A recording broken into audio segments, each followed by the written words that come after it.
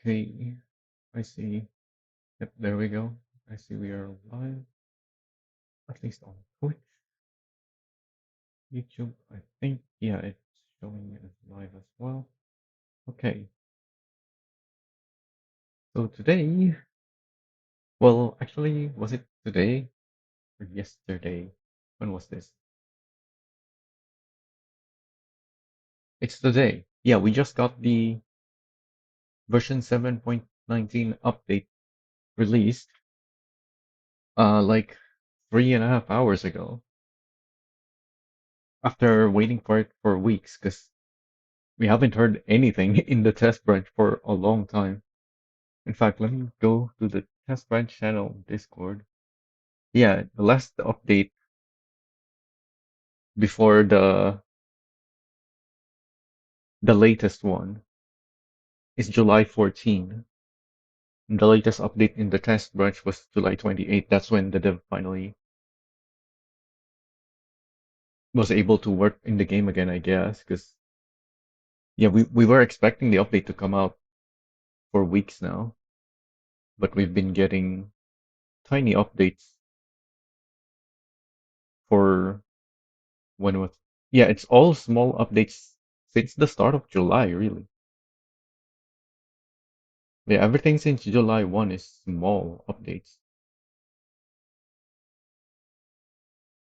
So after almost the whole month of July, this the 7.19 update is finally released to the test branch.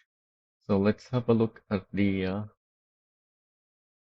update notes here and give ourselves a refresher because it's been so long.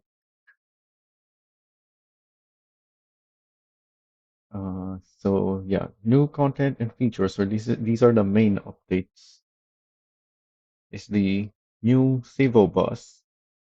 A new low-floor city bus Civo is now available at the bus dealer. Civo can kneel its right side for easier boarding, as in it lowers the suspension on that side. It also comes with a reversing camera.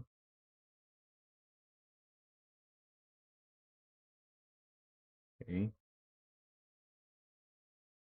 We should probably go check those out because I do have the game open. This is not the main menu.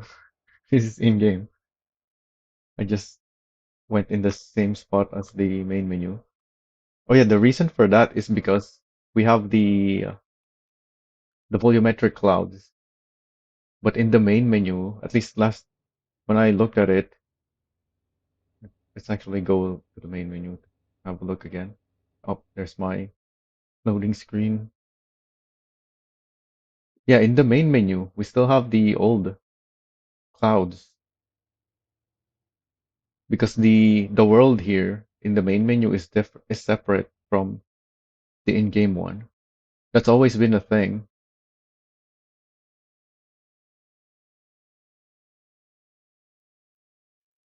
In some versions, it's much more noticeable, like the we used to have trees here in the middle dividers,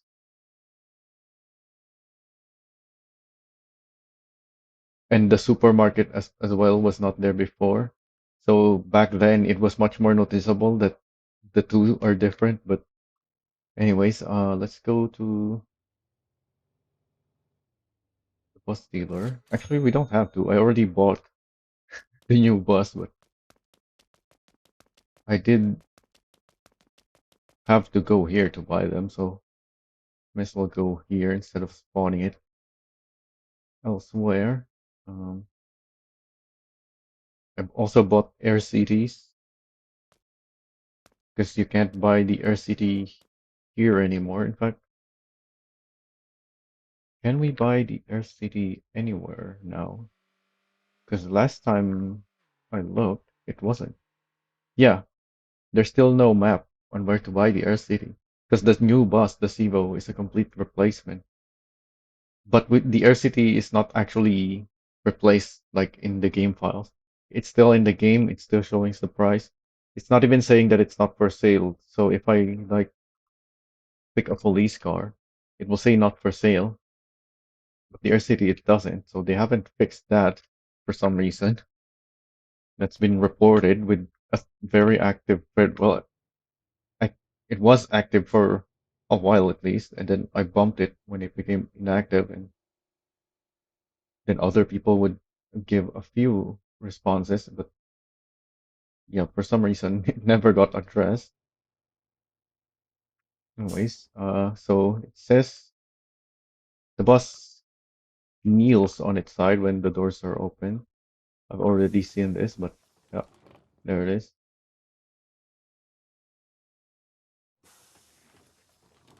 Lowers quite a bit. And yeah, that means you can walk in. Because I think normally this height is too high. Let me actually check my E-band because I tuned my E-band specifically to be the correct height for walking in and out. Yeah, I can walk in and out of this. Same thing here. But that's because I lowered it. This is not the event's stock height. Then I guess I'll place it here so we can compare.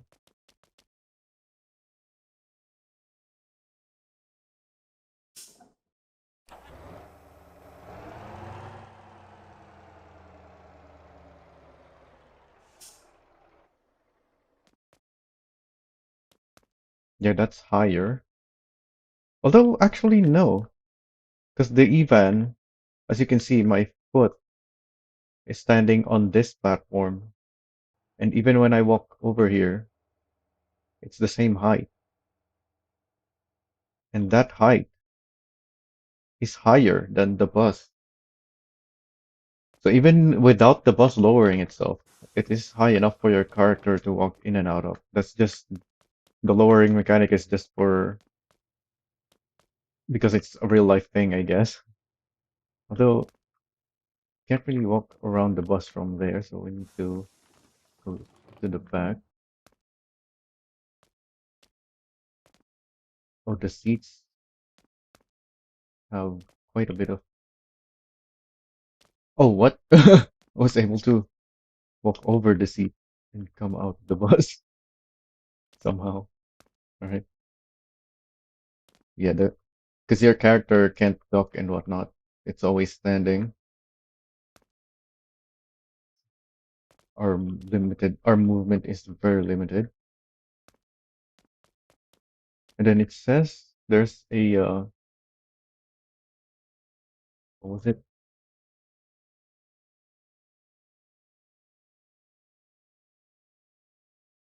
A reversing camera. Is what it says. I see a mirror, although you can't really see much from that mirror. Yeah, and I can't hop onto the seat by interacting directly onto the seat. I have to interact with the door, I guess. Yeah, it's just the door that has the interaction. Even standing in front of the door doesn't give it. It has to be the door itself.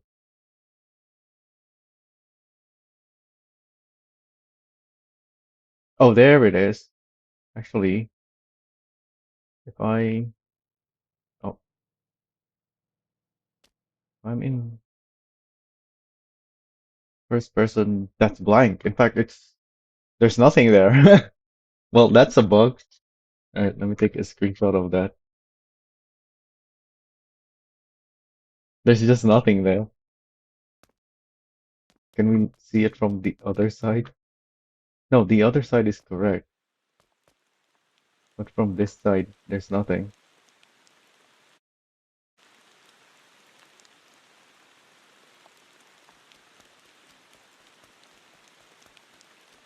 So it's raining, so we have this rain cloud, which it looks like it's still dropping my FPS. So I'm down to 30 if I can see the sky, but if I don't, it goes back up to 60. Yeah. Wait, there's no interaction there. I'm trying to hop onto the seat again. So we finally have this.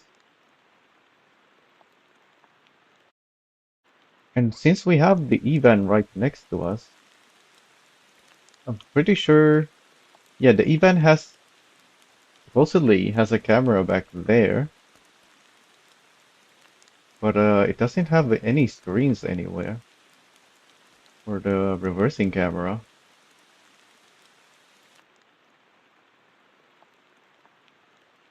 Oh, this tablet is not here in when you're not in the driver. In fact, if I hop on the passenger seat, oh, wait, the passenger seat doesn't work anymore? There's a passenger seat there. Yeah, there's nothing here. So I guess that should be what happens with the bus, really. This whole thing should disappear, not just the display itself.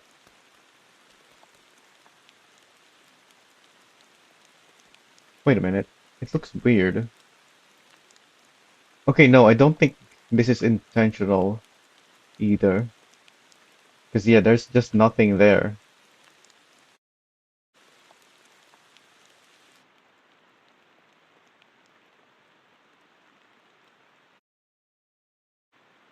Anyways, that's the Evan. We're here for the Civo bus.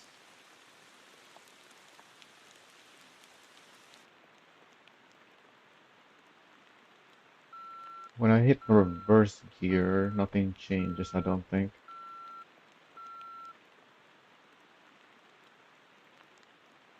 Also, you don't have control on the doors on buses as like the driver. It's only when you're at a bus stop that you can control the doors. Oh, I saw some weird thing going on there on the mirror. It's like for a moment it wasn't rendering or something.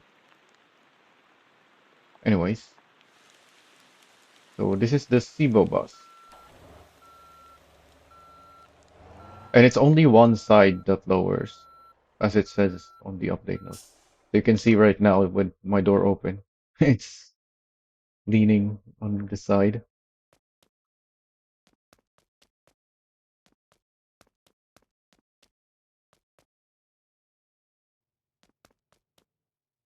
Oh yeah, speaking of the Civo bus being a replacement, I guess I should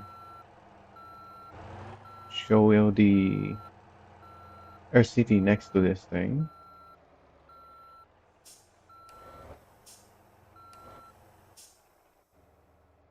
A very long bus.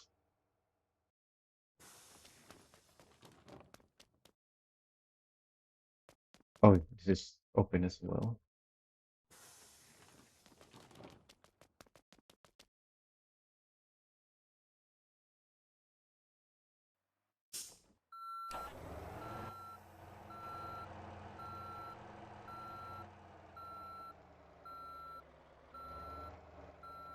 So both of these vehicles are based on the same bus, but not the exact same bus. And also this RCT is the incorrect scale, so it's bigger overall, but it's shorter. And the reason it's shorter is because unlike the Civo, this is the double door variant. It doesn't have a door in the back.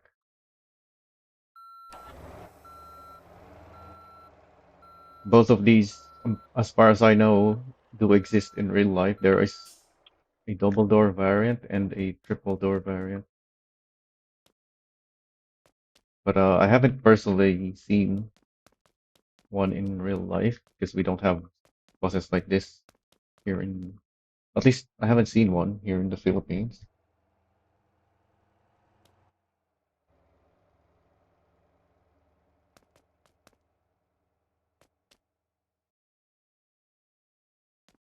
Yeah, overall, very similar. Much more details, obviously, on the Civo bus.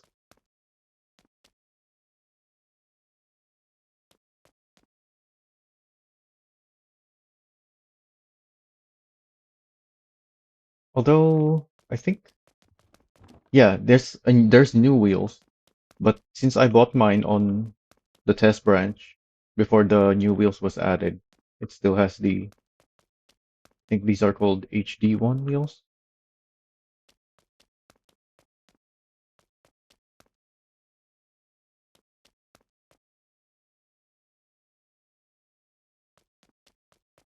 You cannot walk on the inside of the RCT bus,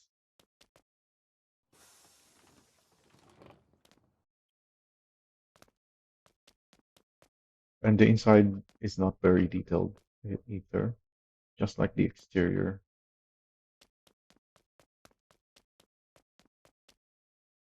Anything up the top, not really much.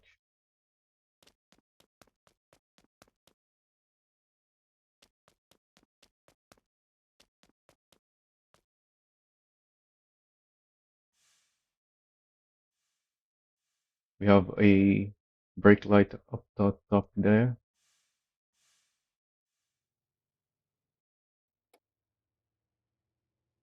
and then the turn signal is there as it should. Because a lot of the asset pack vehicles just use all of the lights as the turn signals. Yeah, if you turn on the headlights, they all turn on, but then when you use the turn signal, everything gets bright. Actually, no, this one does not turn on. So this is just maybe incorrectly set. Because yeah, these are just supposed to be lights, not turn signal. This is the only one that should be a turn signal. I don't know what's up with that. But yeah, that bus is essentially phased out now because it's not an in-house model. Oh, the side of the light is not a part of the light. Yeah, even this side.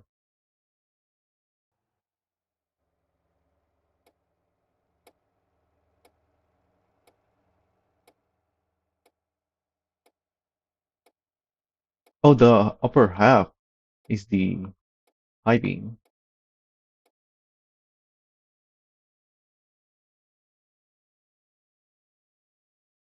Very nice model.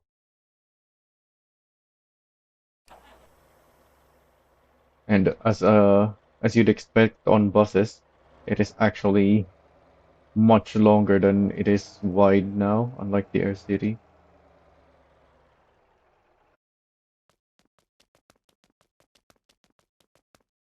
The Air City is quite boxy because of how wide it is, even though it's shorter than the Civo. But I do like both of them personally,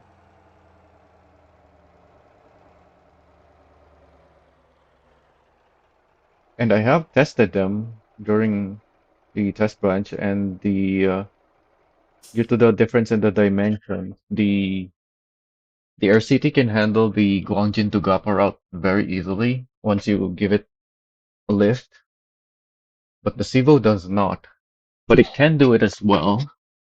It's just not as simple as maxing out the height, because if you just do that, you end up with clearance issues.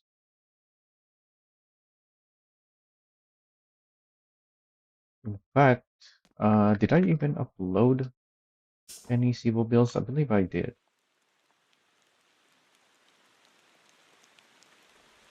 Yeah, I gave it +4 height overall, but I think on my Discord, did I write that information somewhere?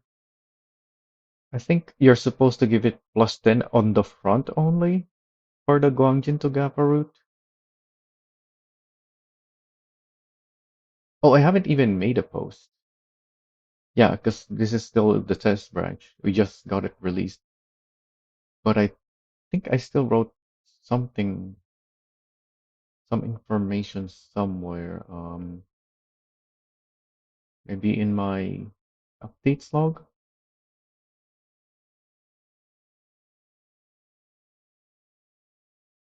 Yeah, Civo General Use Setup 224.719. Can do Gongjin Japa route with plus 10 on the rear,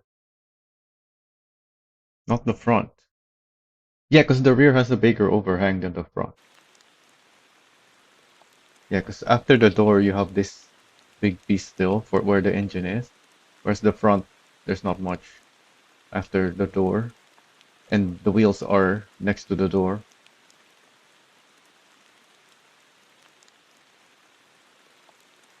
All right, let's continue with the patch notes. The next thing, Longhorn Semi 4x2, and it looks like they are also showing the roundabout here, the new roundabout at Gaza.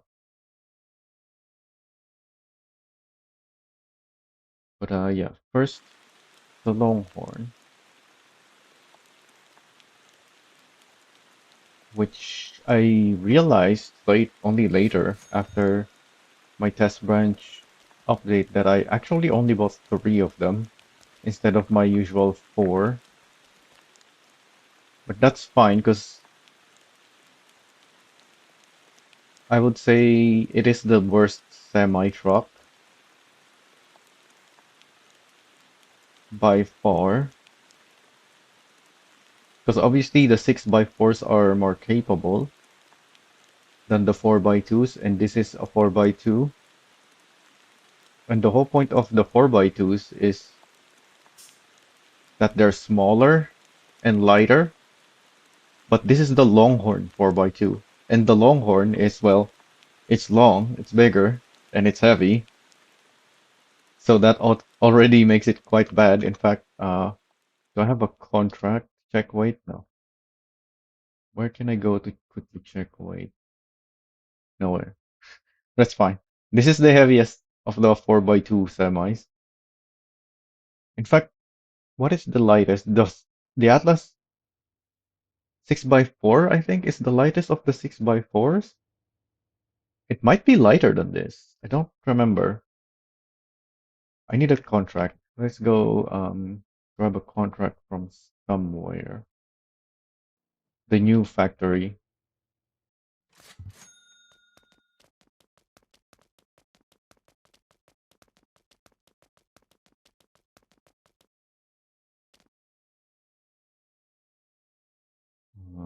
Contract. So this is what I use to check vehicle weight. This online contract.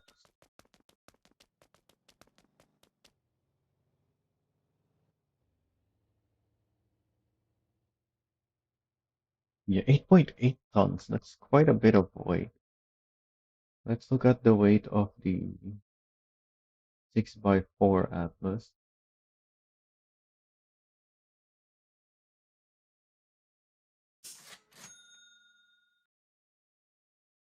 Yeah, this is only 8 tons. So this is lighter than the 4x2 Longhorn. And this has a sleeper. Yeah, you can sleep on in this cab. And then other than that, making this semi truck worse than the others is the fifth wheel position. As you can see, this wheel is on over here, and the fifth wheel is only slightly forward that. And that is bad for semi trucks because that's gonna make it harder to pull heavy weights, heavy trailers. Like if you look at this Atlas 4x2, you can see the wheel is much further back than the fifth wheel. And then obviously on a 6x4, it's even further back. Same thing with the 6x2. And then on the Titan, it actually looks like it's really far back. Here's another 4x2, the CUDA. It's like double the distance between the fifth wheel and the rear axle compared to the Longhorn. Golema, a big truck, so it also has a decent distance between fifth wheel and rear axle. The Longhorn 6x4, not as much as the Golema, but still plenty of distance. And then yeah, you look at this and wait, this is the default position. It's almost directly above. I think yeah, I adjusted this to see how far forward you can make it because we do have adjustable fifth wheels in this game. Oh, it's not as far forward that it goes. Okay. And it looks like they may have changed how far it goes. I don't remember this being able to move this far forward, but that's not bad anymore. That's okay. It's still worse than the other semis, because all the semis have the adjusting fifth wheel feature. But that's not bad anymore. The default is horrible. Like it's directly above. That's what 2 centimeters difference. The Lobo has a big difference, although it's only a 4x2, and it's just a unique truck, so you can't really make a comparison. The FL1, not as much as the other 6x4s, but still more than the 4x2s. And then the SRT. Although you need to keep in mind that the various trucks have different adjustments on the fifth wheel. The the semi truck with the most forward adjustment is the Atlas trucks. They all have I think 40 centimeter forward adjustment, if I'm remembering correctly. And then vehicles like the Longhorn, I think, only has 10 centimeters adjustment. I don't know about the 4x2. I haven't measured the 4x2 because it's new. But yeah, I remember it not having much adjustment when I first had a look. So I dismissed the truck as a very bad one, but it looks like it's been changed. You can actually move the fifth wheel a decent amount now. And that's not too bad anymore. But it is still a heavy semi for a 4x2, which can have its advantages, but you don't use a 4x2 for the weight really. So it's still not good. And it's still the worst of the semi trucks. Although in many aspects, the Jimusi Semi is probably still gonna be worse, being that it has a medium duty engine, but that's a unique semi truck anyway. You don't use that in for the same purpose as all the heavy duty semi trucks. And it is the cheapest one. In fact, what's the price tag on this? 240,000. Much cheaper than the 6x4, 160,000 difference. What about the Atlas? This is only a 40,000 difference. Why is it 160,000 difference on the Longhorns? Oh, because this is a day cab. You're not just losing one axle, you're losing a big portion of the cabin. It doesn't have a sleeper. The exhaust is much shorter. And also, it still has aero parts like the 6x4, but adjusted for this. Yeah, it's got these, I will say, not good looking roof piece. I wouldn't put that on my Longhorn. That looks horrible in my opinion. Still have the standard pieces that the other Longhorn also has. And then you have this. Actually, maybe that piece wouldn't look too bad with this. No, because the main issue I have with this is how steep it is. Yeah, it looks better, but it still looks horrible. Because it's just way too steep. The whole point of pieces like this is better aerodynamics, but if you have it like that, sure, it's compared to the trailer, that is much better, but still, why is it like this? Like you have this triangle shape here.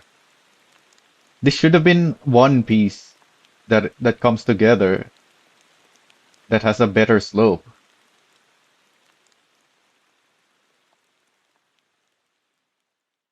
Yeah, this should not be in the roof category. This should be included with the spoiler as an integrated piece with this. That's what I think they should have done, but for some reason they went with this, and it looks horrible if you ask me. -3% drag, 8% trailer drag. What about the spoilers? Well, the spoilers have a decent amount of effect as well. Like 2 and 3% on the trailer a, is gonna be very noticeable on the high speeds. Like when you're going over the bridge, or if you're just driving around with a lightweight trailer.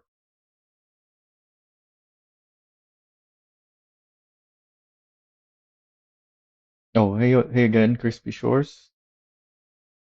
I'm good today. Although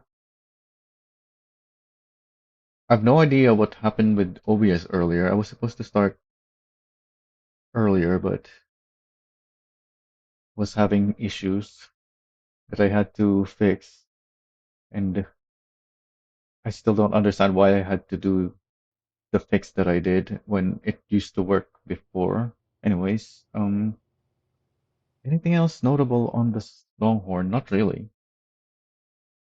You lose the sleeper function, and you get a worse semi overall. It's much cheaper at least, but how does it even compare to the other semis? It's much cheaper than the other Longhorn, but that's because the other Longhorn is very expensive. That's not because the truck itself is cheap. Like it's still very expensive. Also, I never noticed how expensive the logo is. This tiny truck is 200,000.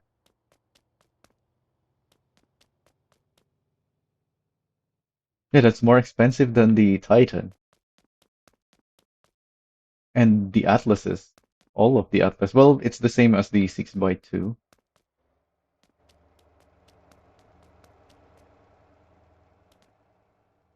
Oh yeah, this is not even similar to what the Daycab has.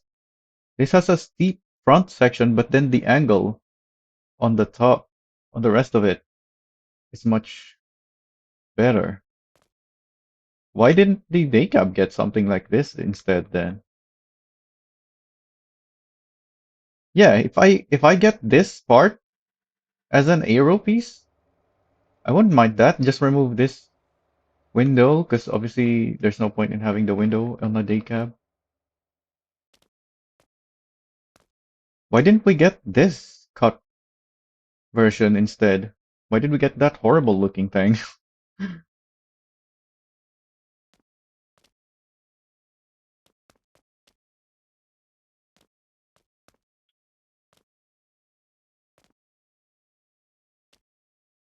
Anything else for the Longhorn that should be noted? It doesn't have these round things in the back. What even are those for? Are those even lights? I don't think I've ever noticed them light up when I'm using mine, but you usually have a trailer behind it, so I guess you wouldn't really even see it.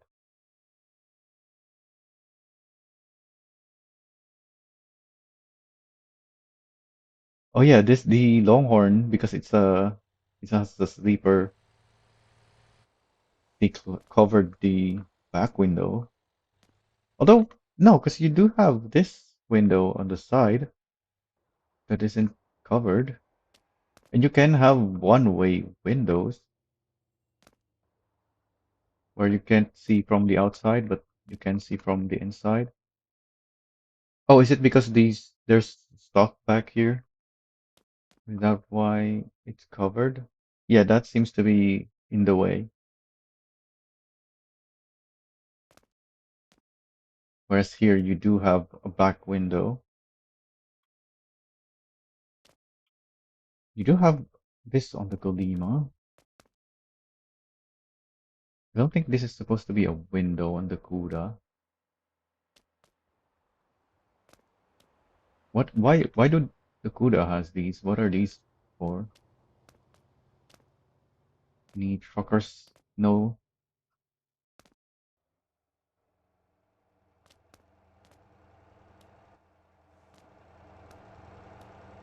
The Atlas has a window as well. All of them though.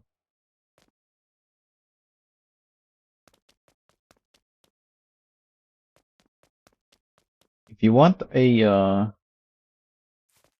good 4x2, the SRT is really good. It just starts with a weak engine, so you're probably gonna want to upgrade it. Although if you're using a 4x2, you probably don't really need a strong engine. The Atlas is 4x2 is also very good. In fact, you don't even need to upgrade the suspension on it on the Atlas. Although it costs 130, which is almost the same as the SRT. Only 10,000 more. Except the issue with the Atlas is their level requirements. Oh, this only requires 10. It's just the 6x4 that has a high level. Yes, 75. This is 150. So yeah, there's a big gap on the level requirements. But yeah, the 4x2 only requires level 10 and it is really good. Don't even need to upgrade the suspension. Unless you're running heavy stuff with it for some reason instead of using the 6x4.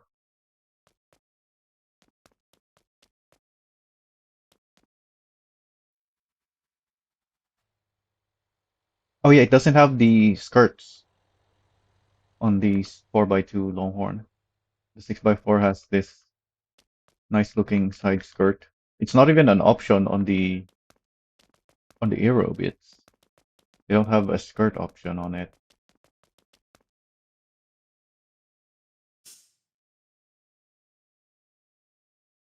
There is a side skirt, but it's really the fender. I wouldn't call this a side skirt. This is a fender, a portion of the fender at least. Yeah, they didn't give us the skirt for some reason. Although the downside with the 6x4 Longhorn having that skirt is that the utility boxes are kind of hidden inside. So in certain situations, it's not easy to access. But you can get this big box. Why is this much bigger? Was this always this big? They have the same capacity.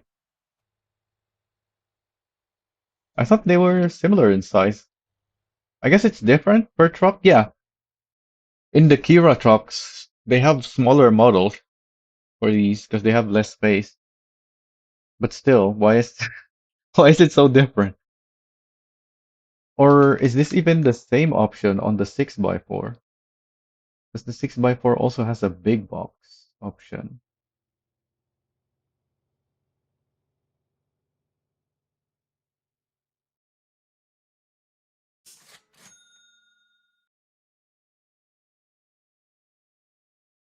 Okay, it is bigger than the other utility box, but it's not as big as the 4x2.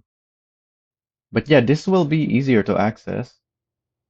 But I put a fuel tank on mine. Yeah, fuel tank on both sides. Although on my newer one, because the Longhorn already has a big fuel tank, on one of my new designs, this thing, yeah, it doesn't have, both of these don't have the extra fuel tank. They have the storage, because that's kind of part of the design idea of these. I'm swapping it. But this one, which is also new, still has the fuel tanks.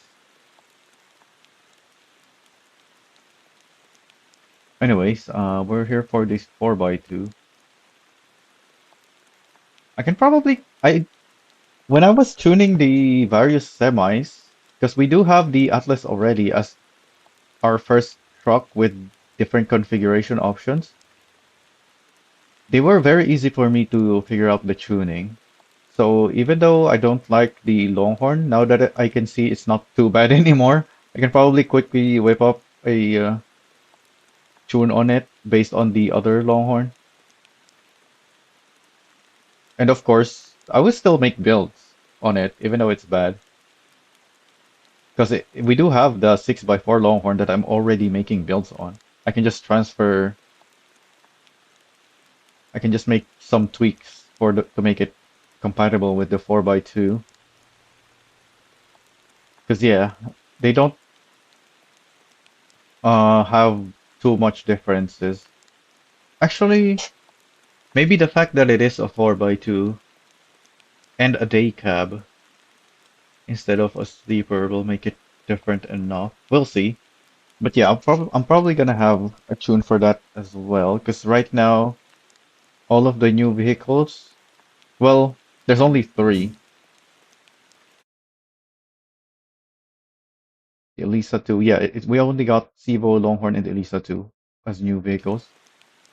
I already uploaded builds for the Civo and the Elisa, but because the Longhorn is so bad, I didn't even bother. But yeah, now that I'm thinking about it, we do have the other Longhorn that I can base my setup on and quickly migrate it and make it compatible, just like the other Longhorn. So yeah, I'm still gonna make builds on this, even though it's pretty bad. I'm gonna have to check my old live stream as well, because I was sure this didn't move very far forward. In fact, yeah, I think the reason I had this like somewhere here before is because that was as far forward as I could make it. I checked how far forward I could make it, and it only moved a little bit. But yeah, I guess at some point they updated it and made it move forward a bit more. Anyways, that's it for the Longhorn. There's not really much to look at it because we've had a Longhorn Semi already. This is just a cut up version of it, really.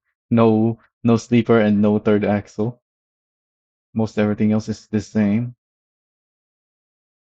So let's move on to the next vehicle, the Elisa 2, because we already have an Elisa in the game, which is a Crown Vic, but it is an asset pack model, and this is an in-house model. So just like with the Civo and Air City, we cannot buy the old Elisa anymore. Yeah, it does not say it's not for sale, but it doesn't tell you where to buy it either because you cannot buy it anymore. Although I'm sure servers like ASEAN will put these vehicles up for sale. They do have like the police cars for sale there. They have the fire truck, the ambulance, stuff like that. In fact, I already bought those. This is what they didn't have before though, because they don't run the game in the test branch. Hopefully they will update the server soon and put this up for sale, because I do want to check some things on this. So I want to buy it in order to check it. Anyways, the Elisa. It has an openable trunk, which I still hate. I like the fact that we can open and close the trunk, but I hate that it's a cargo space instead of inventory space. Like the whole point of people asking for us to have functional trunks is to use them as inventory space. But for some reason, the dev decided that cars with openable trunks, or even the ones with like the Stagon and the Stella, they don't have openable trunks, but they do have cargo space as on their trunk that is usable.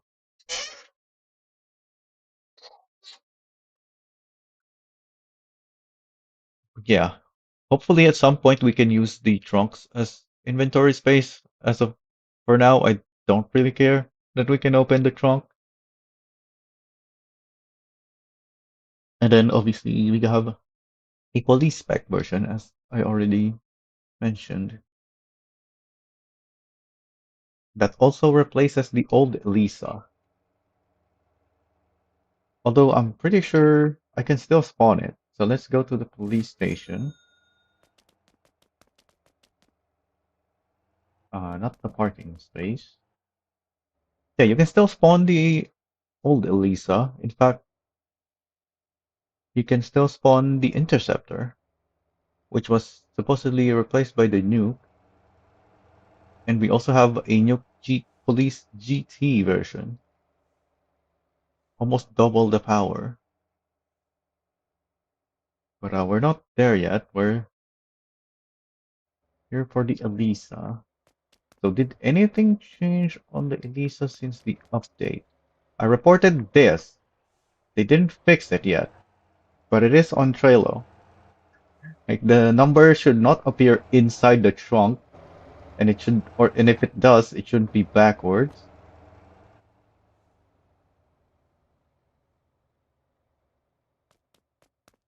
In fact, I've made my own. Did I put something on the trunk on mine? I don't think so, because I ran out of slots on the decals, I think.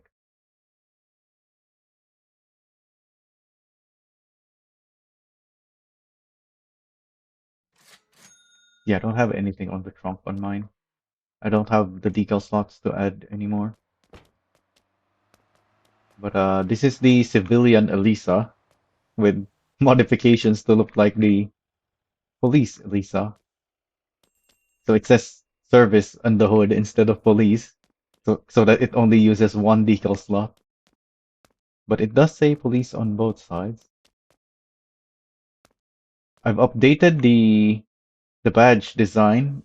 When I live streamed how I made this design to copy that. And on during that live stream, I had a different way of making this, but I've since improved it. I also adjusted the colors to be a nearly perfect match of what the Nuke has, because I also made the Nuke livery since.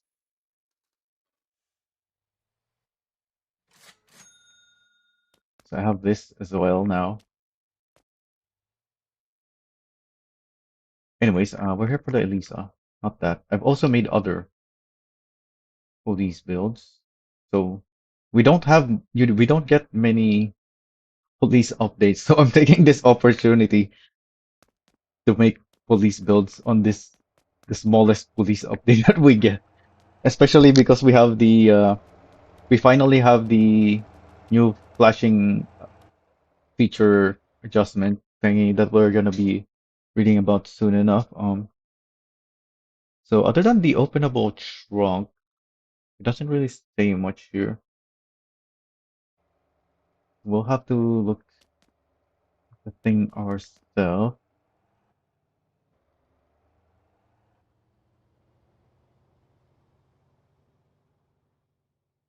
Oh,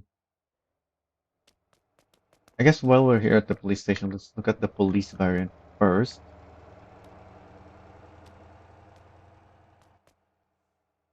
The Nuke police doesn't have a bull bar. Do they even put bull bars on old police cars? I don't know. The old cars, I guess, in general, have massive bumpers already, so they probably don't need bull bars. Hey, Glue, Bowman. Oh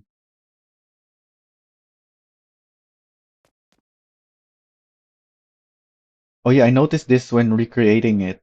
The they just put a straight line now, whereas on the Elisa police, it's not just a straight line, it's a line that matches the shape. So it's wrapping around this bit on the side.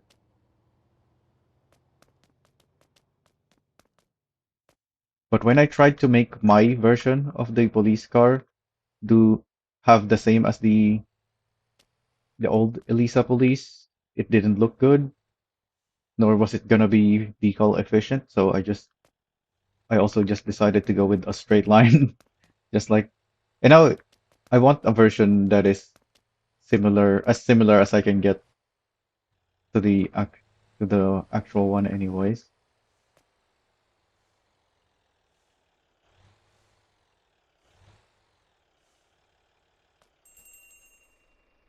How was the lights on this?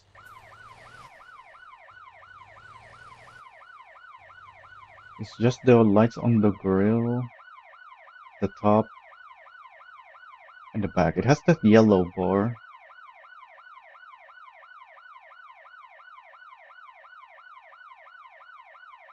Weird question. Can you rate a photo that I took? Well, if you can figure out how to send me a photo, why not?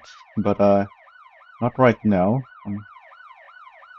Oh yeah, we can look at the interiors as well. Did we look at the interior of the Longhorn? We didn't. But it's the same as the 6x4 anyways, just without the bed. Oh yeah, the police variant has this divider thingy. What do you call this? Oh yeah, wait, it doesn't disappear. Huh. So it works like the bull bar in that it's a part of the vehicle. This light doesn't disappear either. Hmm. I can see the siren lights as well. They don't disappear in this view. Interesting. Is that the case on the other vehicles? No. That that might not be intended.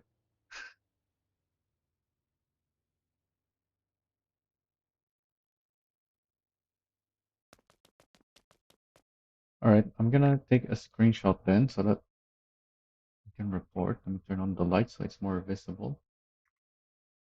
How do I guess that works. Yeah, those lights in the back as well. Are the bull bars supposed to disappear? We can compare it with the Muhan, which also has a bull bar.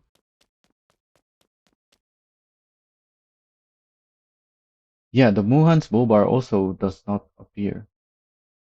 The winches, though, being a functional item. Well, the bull bar does have a function, but the winch is different. It's just different.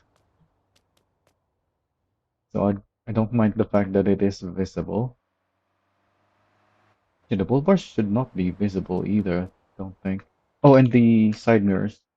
I mean, well, not the mirrors, the lights. Good thing we're getting some daylight now. These things are becoming more visible. In fact, let me take another screenshot of this and that. Oh, what are we looking at? Oh yeah, this thing also has the brake light on top,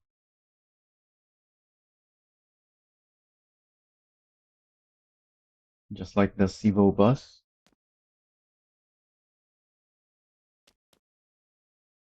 And then they have the high beam there with the side lights, or what do you even call these? Spotlights?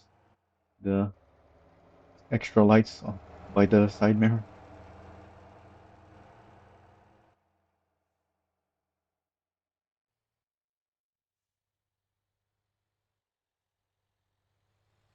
And then there's your reversing light. And then these brake lights also function as turn signal, but that's fine because we have the other brake light.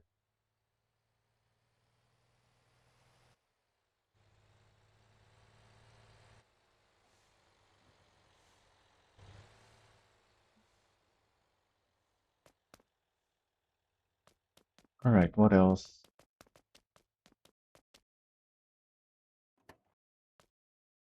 The inside.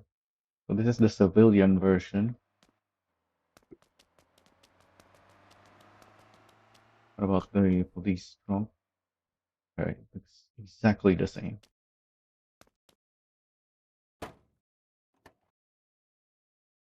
Some weird graphical effect going on when you just open the door. Oh yeah, I'm also making mine like a GT version because obviously the Elisa Police is basically just a stock Elisa with maybe a stronger engine. But mine is a tuned version. I also lowered it.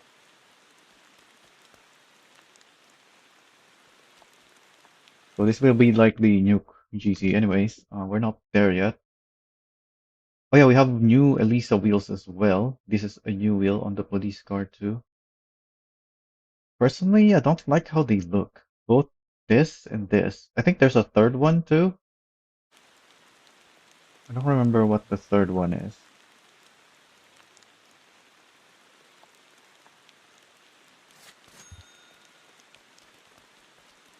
Yeah, there's the various police cars builds that I'm working on.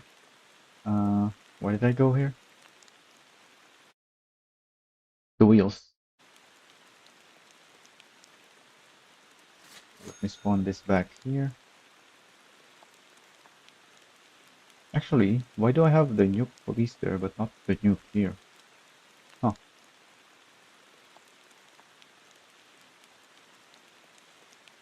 wheel. Lisa number one, number two, and GT. Yeah, we have this GT wheel.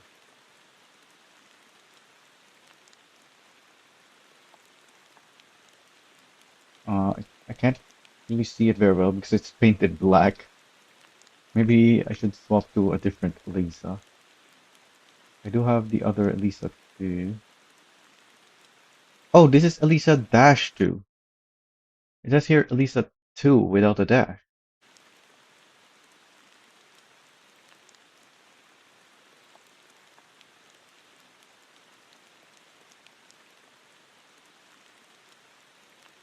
Oh, good thing this has a non-paintable wheel because that means we can see the stock color. So this just comes in white. The trophy wheels are all white. The Evan is gray. This is paintable as well. The Ravens are white. So is the Dinky. The Tavan GT is red. This is not paintable. Yeah, none of these are paintable. So this is also white. And so is this. Okay, they're just all white. All the new ones for the Elisa too. But yeah, I don't like how this looks. I don't think it looks bad on the police car because it's black. You can't really see it very well. So it's not too bad on that. But yeah, when you change the color to a color that you can actually see the shape, like white, I really don't like it anymore. This wheel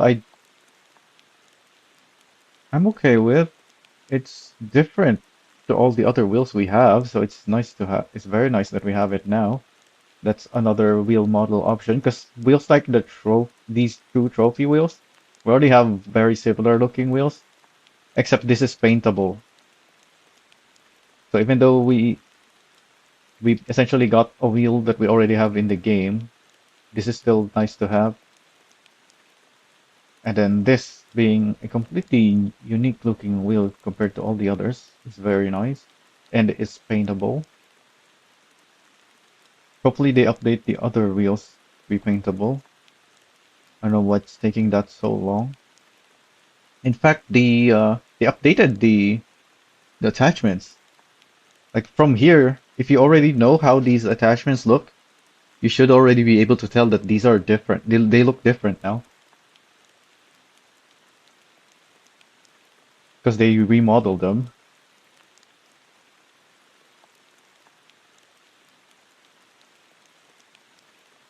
This wheel also looks really good, and it is a unique looking wheel too, and of course it's paintable, so that's very nice. I don't think they fixed the spoiler wing thing that I reported. Yeah, at the moment you can have two wings. The wing option number one and the spoiler option number three, which is also a wing. This was added to Trello because I've made a report of it. Because this is a wing. I don't know why it's in the spoiler category. So you can have two wings on this car. But they haven't fixed that. And you can have this bumper, which I think is based on the one of the taxi movies. Not really. That's the only reference I know that has a bumper like this on a Crown Vic. But maybe it is on other stuff. I don't know. And then the police version of the bumper, the plastic bumper. Although for some reason it's triple the price, even though it's supposed to be cheaper. Like that's the whole point of using plastic on the police car. Although, wait a minute. The police car, does the police car have? Yeah, it does have the plastic bumpers. Oh yeah, while we're here, let's check the other customizations. You can have this bumper. Okay, the fact that we have these menus on both the left and right side meant I couldn't get a side angle that doesn't get blocked. So we have to look at from the front. Oh, this is basically the same, except it doesn't have that side bit. And then this is just a black version. And this. I don't like this. This looks horrible, in my opinion.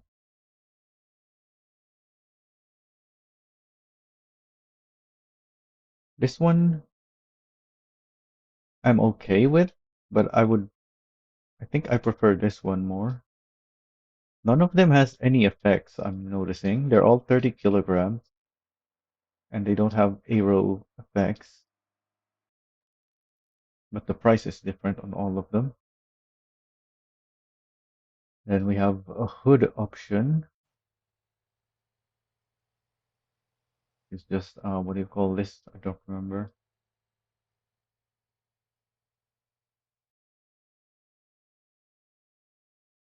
Why do cars even have like, is that like for an engine swap or maybe a supercharger? So you need more space on inside your engine bay?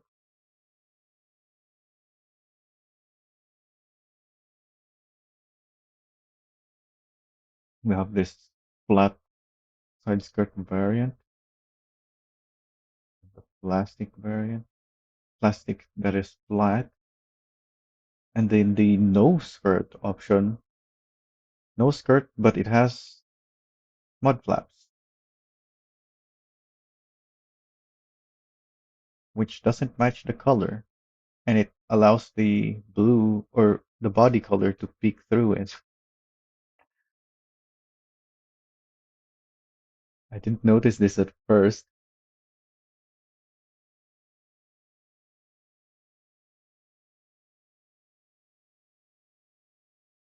Oh, hey, Zywo. Yeah, but what are they called? I don't remember what they're called.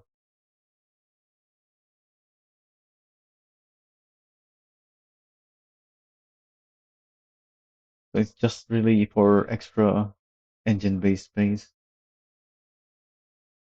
Because in the game, we don't have names on these things. It's just all numbers.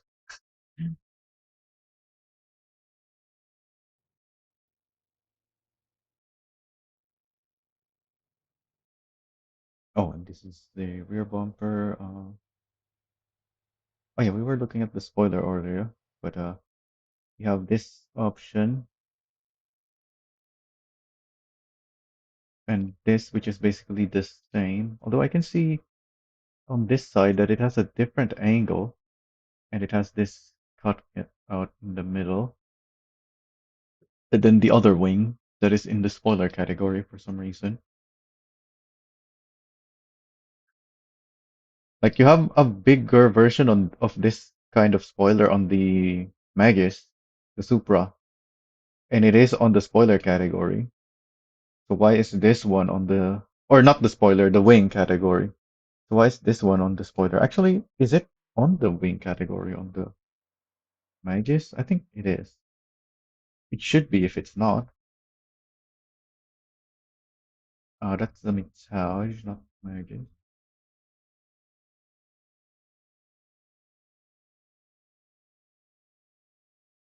Yeah, it's a wing. Essentially this thing, but bigger or smaller. This is just a bigger version of that. Anyways, we've got a lot more updates to go through. Let's move on. That's really all there is for the Elisa, I believe. Uh, The only things notable, at least. Okay, this is perfect. This is the Nuke Police GT. I see they didn't update it still. I also reported the fact that this thing is missing the rear bumper piece. If you're gonna give it the front bumper and the skirt, why not give it the rear bumper option as well? That just looks wrong. Like it already looks bad in my opinion for a police car to have all those body options. In my opinion, it should look like the stock Nuke, except maybe with a spoiler and a different wheel, possibly. I don't know. But the body kit on the Nuke Police just looks horrible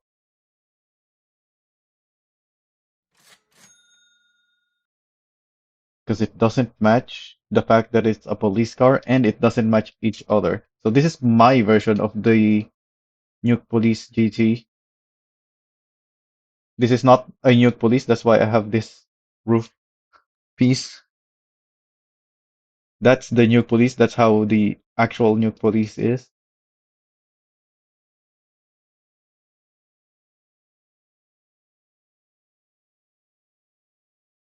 Although that one is not the GT variant. And they gave it this thing, which just looks horrible in my opinion. Like you shouldn't put a bumper like this on a police car. That's not the kind of thing I expect a police car to have. What is this? Oh, the front spoiler. The front spoiler, this is good because it gives it better stats. Although, yeah, this is overall downforce.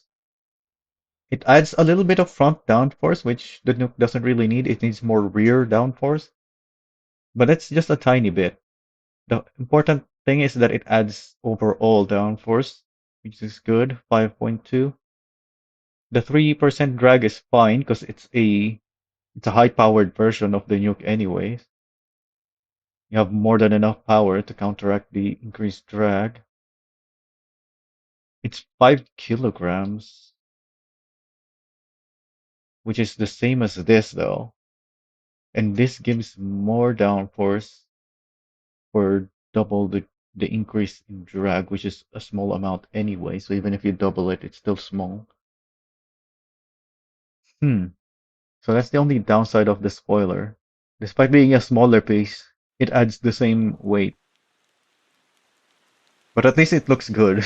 It doesn't look like it doesn't belong. And then you have this massive skirt. And then they forgot to put the rear bumper piece on the Like you can see there's nothing back there. I reported this.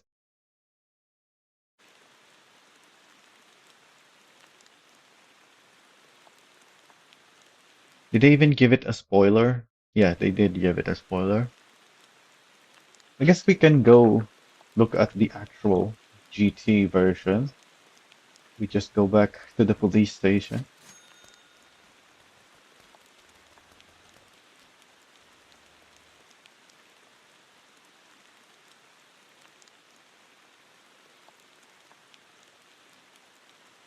There it is.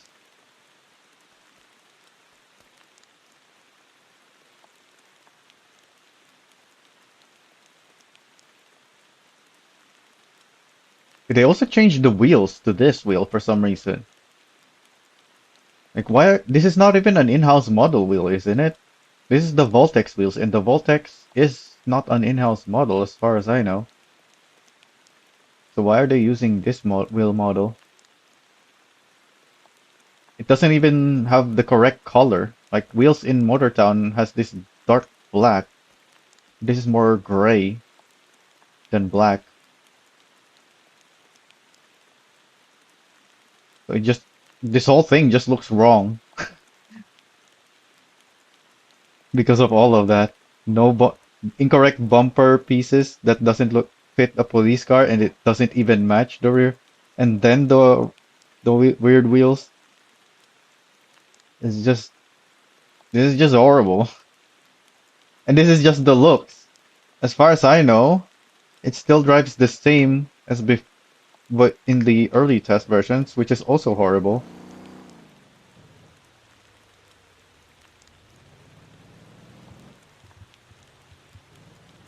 Yeah, it's got this horrible suspension tuning that makes it bounce around because the springs are very stiff. It's 500%, but the dampers are only 300%.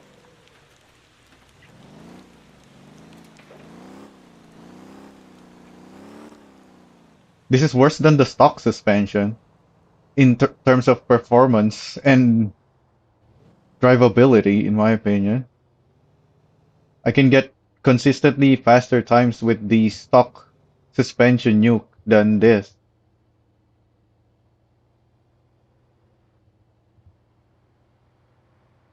Oh yeah, that's one other thing. The window tint.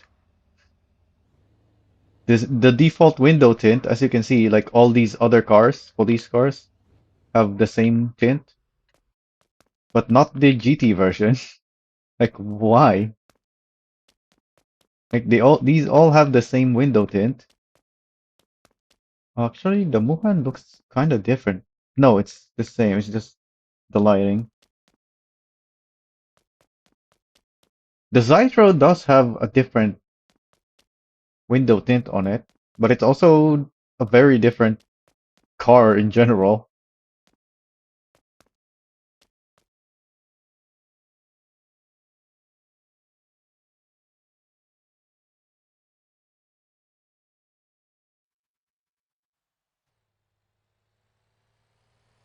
Should make a feedback on it. Well, I already put all of my concerns on my feedback post.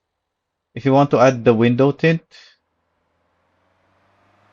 it would be better to, if you're gonna make a feedback on the window tint, it would be better to add it there rather than making a separate post, I think, to get even more attention to that post as well. Even though it's already on Trello, though. That's the thing. So yeah, actually, no. You should make a separate feedback post on yours so that it gets added. I don't know. I don't know how they process the feedback post and the stuff on Trello. But yeah, mine was already on Trello, so I don't know. And they didn't address it. They just released this update without addressing that. So yeah, maybe it would be better to make a separate feedback post. I don't know.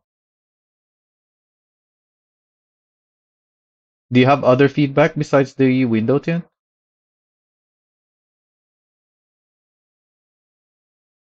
The wheels. Yeah, I pointed out the wheels as well, I think, on my feedback post. Did I? Let me check actually. I might have forgotten the wheels.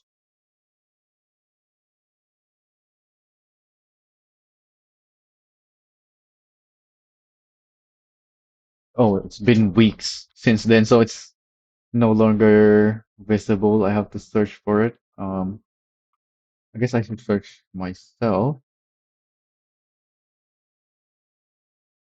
and then Nuke. What? No result. What? Bug report from me. Nuke. There we go.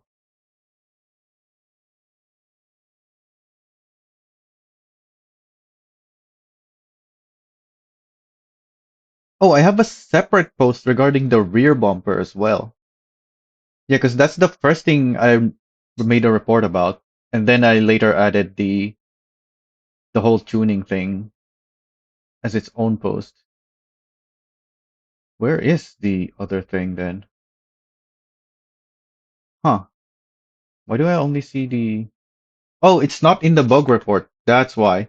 Yeah, because this is the bumper is a bug, whereas the other is feedback.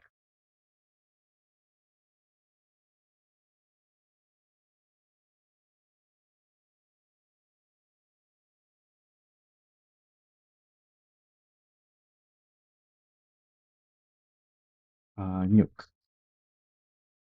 There it is. Nuke Police GT. Did I mention the wheels? No, I did not. So Civo, yeah, if your idea is to make it look like a law enforcement car, you should add the wheels as well, because I don't think anyone has pointed that out either. Not even me. My main concern was the fact that the rear bumper doesn't match the rest and the horrible tuning, not the aesthetics like window tint and wheels.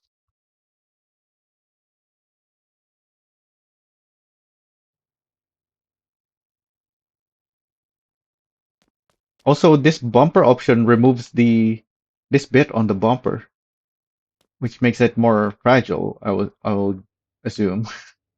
This is an old car though, so I would guess that doesn't actually do much. But still, it's an old car, so it doesn't have a bull bar. It's an old police car. So that's the least it can have. But on this thing, it doesn't even have that. And why did they even decide on making a Nuke GT on the update that adds the Elisa? Why didn't they just make an Elisa GT instead?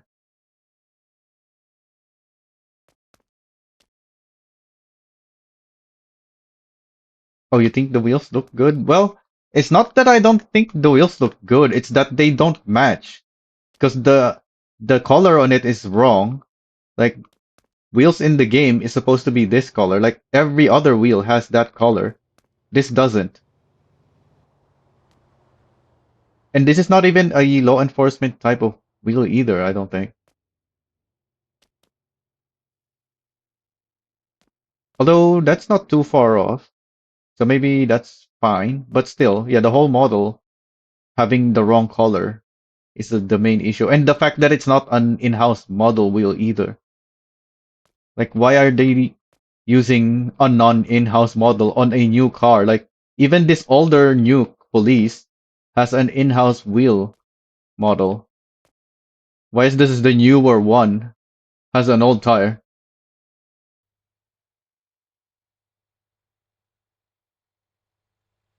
No, it shouldn't. We shouldn't be letting it pass because this is a new car. Like, that's the whole point of us giving feedback like that. That's not the kind of thing you should be letting it pass.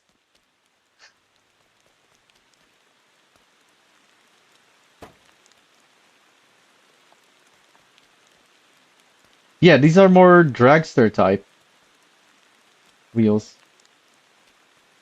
This is not a law enforcement type of wheel.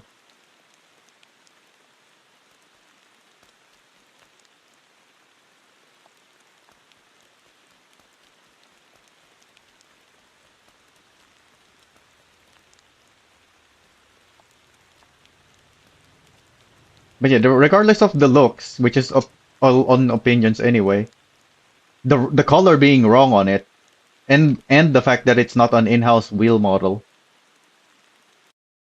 is what's the worst thing about it.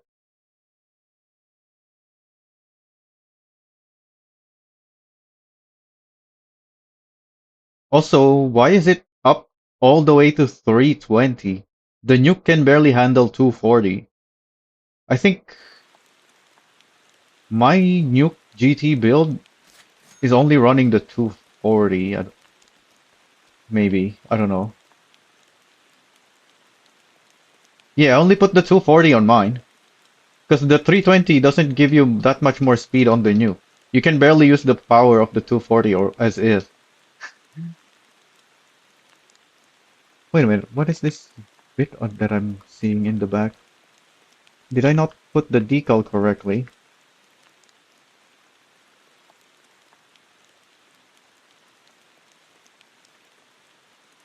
I did. Okay, quickly fix that. Um, why is nothing happening?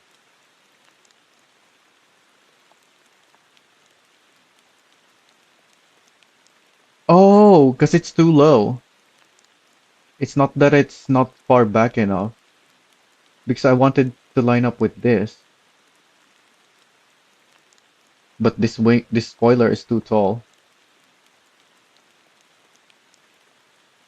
That's fine though, because am I zooming in? What is going on with my camera? Zoom in. This is the problem with with my broken scroll wheel.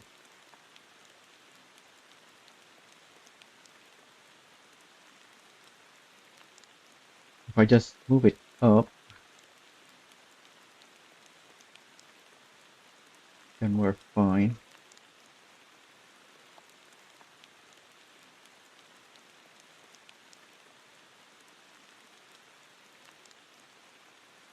Ah, no, I can't get it to exactly where I want without it still having a tiny bit.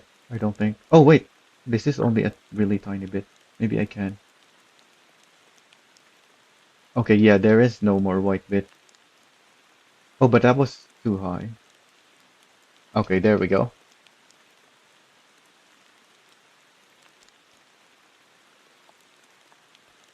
Anyways, so yeah, we have this thing, Nuke Police GT. This is possibly the second worst thing on this update after the Longhorn 4x2.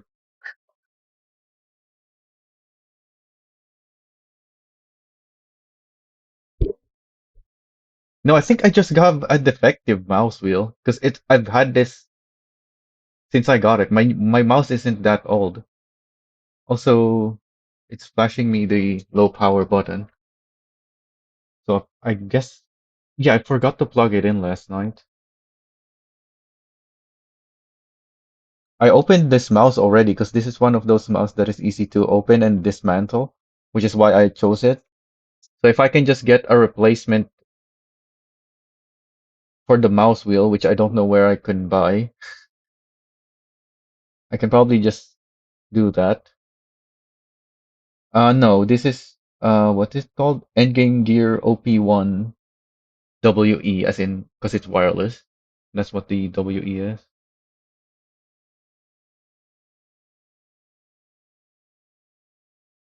I got this because my mouse was super old and I needed a wireless mouse for my to go with my laptop anyway. And yeah, I didn't realize the mouse wheel was defective. I thought I was just like yeah, I don't know. I don't remember anymore when I got this at first why I didn't immediately notice that the mouse wheel is straight up defective. You can now buy coffee and donuts at the cafe to improve your stamina run speed. Buff is shown on the vendor.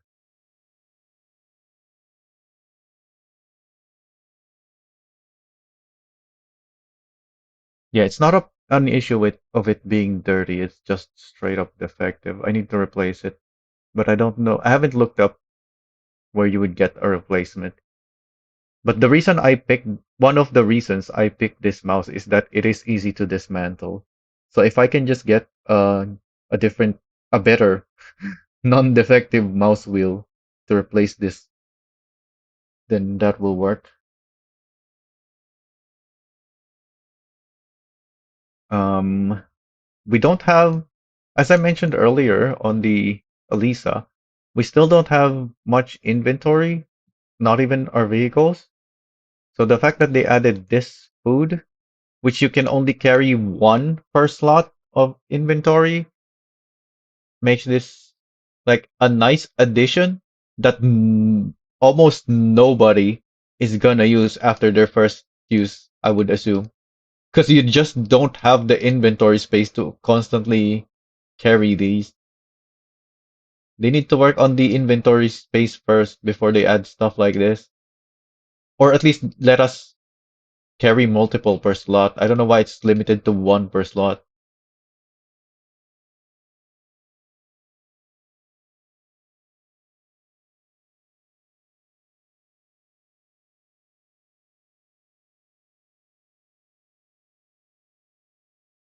Well, I don't use those platforms, Armageddon. I'm in the Philippines. We have other apps for that, and I don't know which ones I should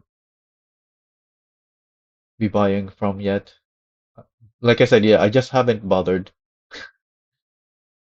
Because there's not many uses for the scrolling anyway.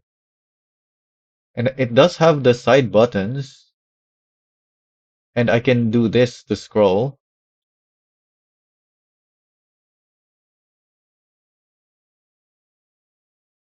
Oh, and here's the light flatter flash pattern offset feature now. So attachments now have a flash pattern offset option in the light menu. Offsetting a light shifts its on or off timing, so lights flash out of phase with each other. So our lights are not gonna flash all at the same time now. We can actually change them now. On In fact, we have a pretty good adjustment here. They gave us how many is this? 4 by 4. We have 16 bit strings. So a bit string is the zeros or ones. So 0 is the light is off, 1 is on. So that's plenty of slots to make so many patterns. And we have a separate, other than the bit string, we have a flash interval pattern as well, or flash interval setting. And the fact that we can combine them, the different lights to have different bit strings and interval means you can make some really nice patterns on your lights now.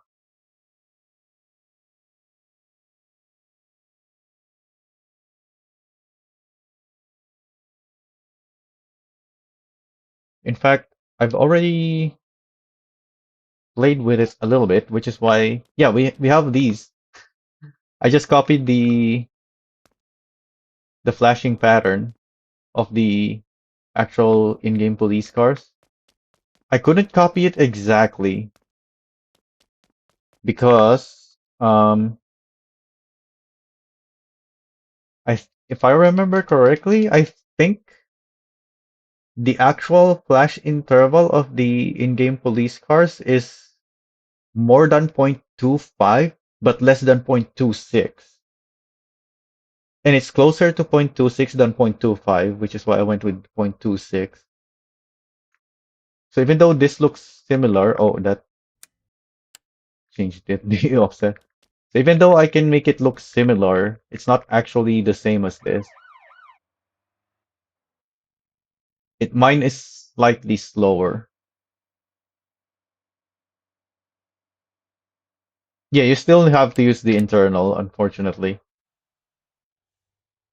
because we still don't have a siren option non on most of our vehicles.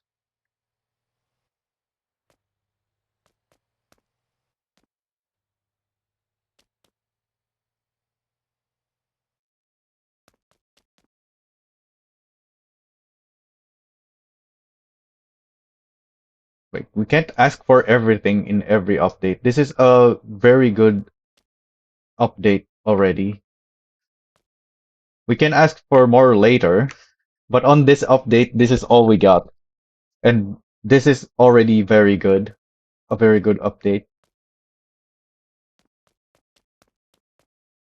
So these are civilian cars that I made to look like the police cars, and these are the police cars at the front, the actual ones. No, they didn't add anything. It's still the same options.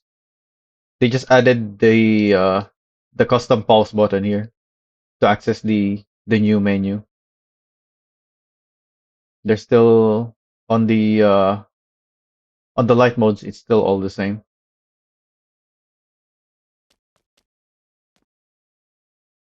That's why in the patch notes, it's just saying the offset. It doesn't say here that there's a new option. There isn't. But yeah, this is really good. A 16 slot bit string with a flash interval setting. This is very, very nice.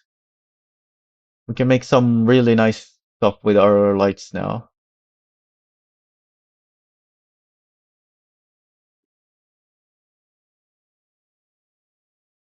What else? Have I done anything else with the light flash pattern? I did make this um thing in 7.18. You can't make this in 7.19 anymore. Um, it needs two things: as a tractor and the trailer, because it's a trailer. You can't operate the lights on the trailer without a tractor. Uh, which one would it be? It's probably in my recently used. Wait, why do I have two? Oh, because yeah, this is with the circular lights, and this is with the light flash pattern. So this is what we can use the new feature on.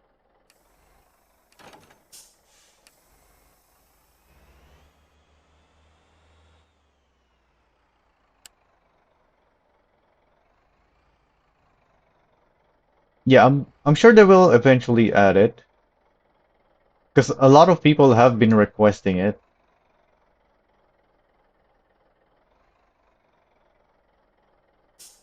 So I turned on the interior light on my Golema, which means I think if I disconnect this, it will keep its interior light on.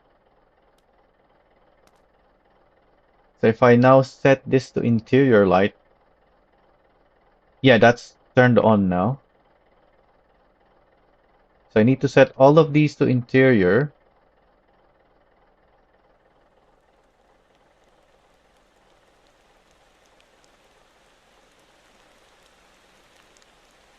And then give them a pattern.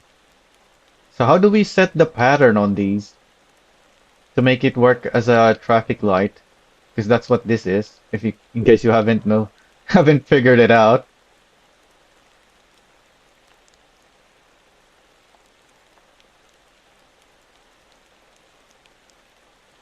Like, what is the bit string and the interval that we need? I know it's the custom pulse button, Zaninho. We already know that. That's obvious. But we need to figure out, like, how do we make it work as a traffic light? How do we set the bit string and the interval? We probably want a long interval. No, because you have the yellow flashing between the green and red, so it can't be too long. Probably like 0.5.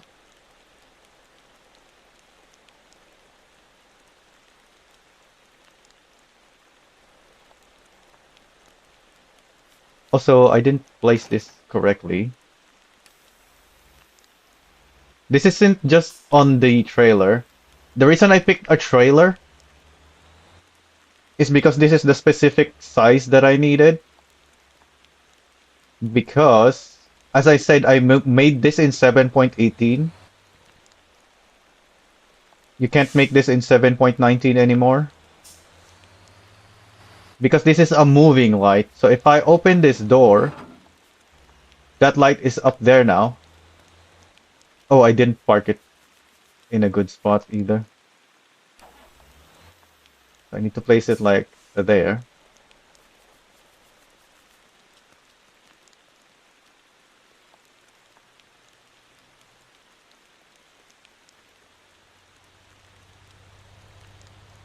Also, this volumetric cloud is killing my FPS. Let me turn that off. This is one of also one of the bad updates as well. They they added volumetric clouds, but they didn't even bother optimizing.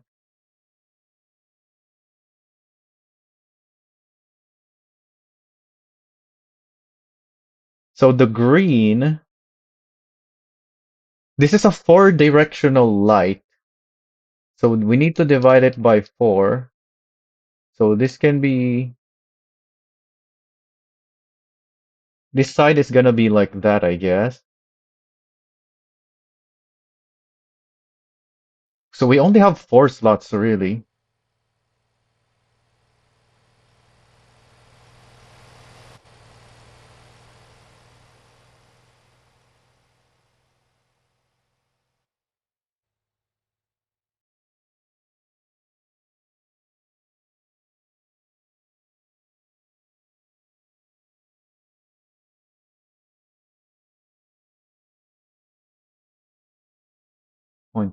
0.5. I feel like 0.5 is gonna be too too short.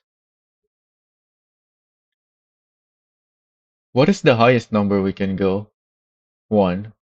I think we'll need to be one. And I think this will still be too short. Also, this is the yellow light, so it should probably be more like that.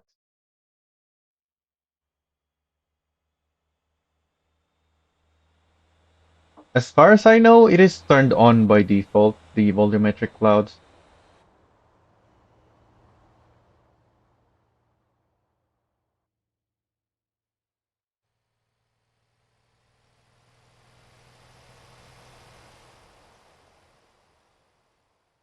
But what I know is based on the test branch, and we are on release, which we've already found that they've changed a bunch of things on the release that is not listed in the patch notes. So maybe I wouldn't know because I started in the test branch.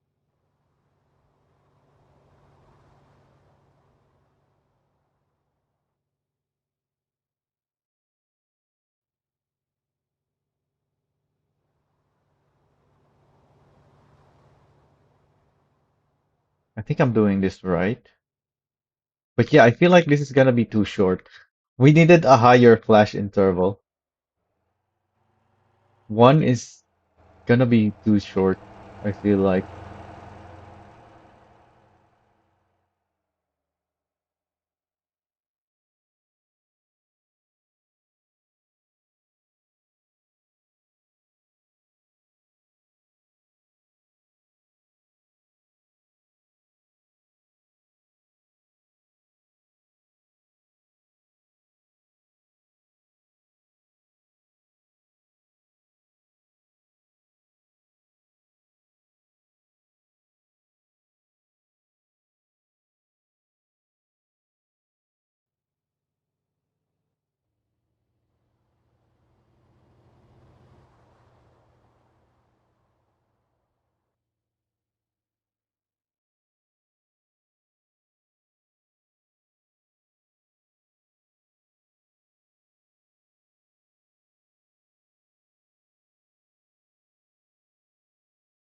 Okay, we're on the last part now. That's like that. Set the interval to one, and then it's all zero except the last one.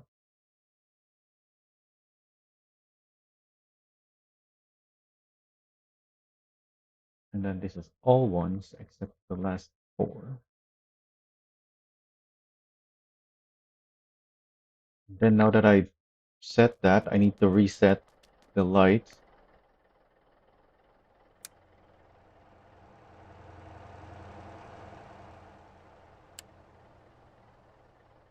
Why am I seeing a yellow and red at the same time?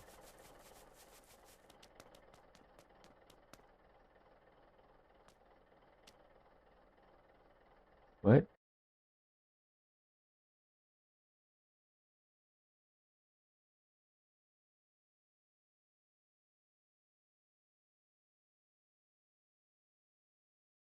Oh, I just straight up didn't set this correctly.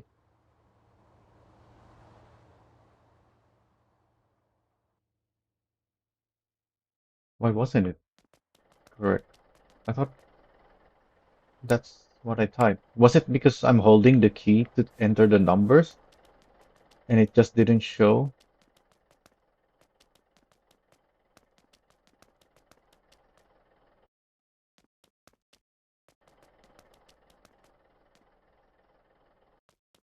Oh, it had the yellow light on that side.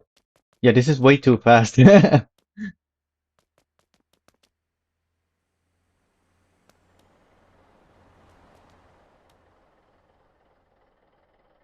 What? Why is this wrong again?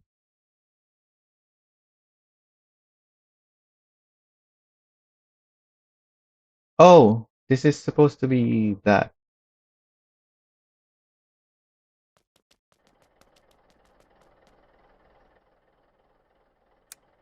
Oh yeah, they did change that for Intel integrated graphics to be off.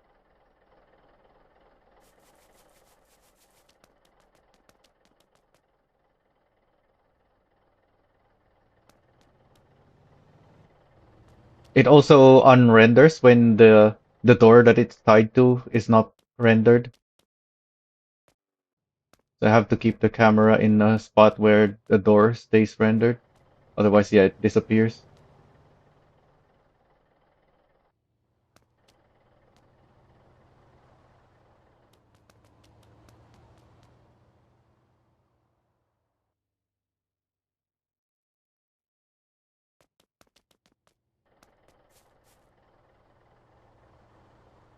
It looks to be working correctly, but yeah, it's way too fast.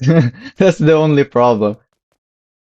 You barely have time to go through the intersection and it's already giving you the red again.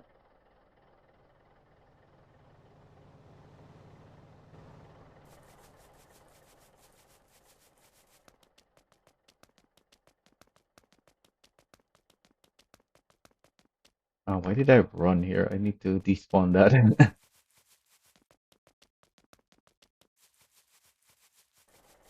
Yeah, these are just random idea stuff that I thought I'd make, because why not?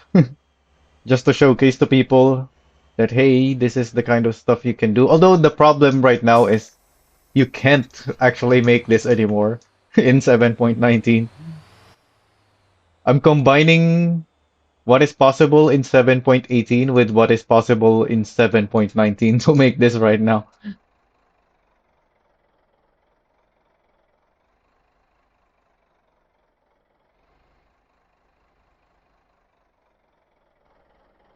Speaking of dragsters, uh, Phoenix requested to me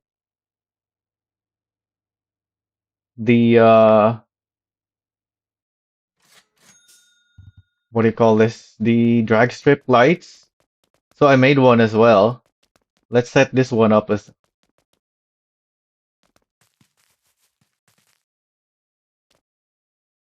so I have this.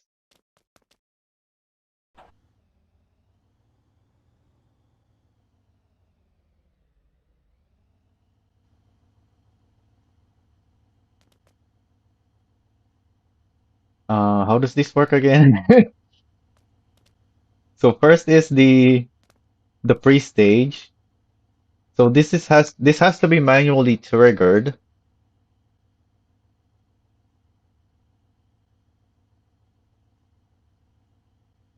which I guess the interior light is. You're using the Escort Toyota with hiding lights? I have that in the workshop. Which one is that? The yellow and red one? Because I haven't uploaded the logistics builds Voltex yet, which I have started work on it.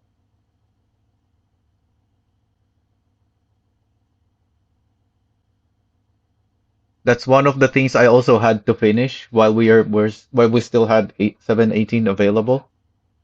But I do have the 7.18 version of the game save in my drive. So maybe if we need to go back to 7.18 to make more, I can just open that. Because I tried setting on Steam for the game version to run the test branch and then renaming the folders. And then Steam still launches the version 7.18, even though I have the 7.19 test branch selected on Steam. So I'm guessing it'll just work. I don't know. I haven't tried since the update just came out.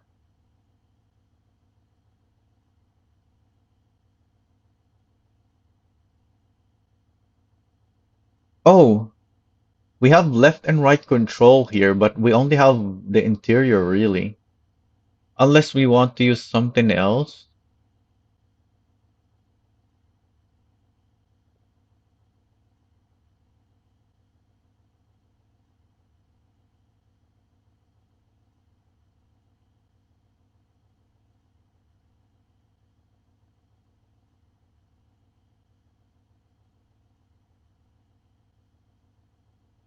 Ah, so you made it into an escort truck. That makes more sense, yeah. You just downloaded the lights.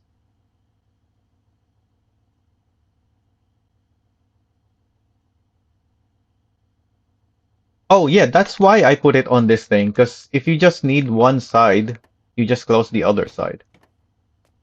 So yeah, these will have the same controls. Why am I going to the front?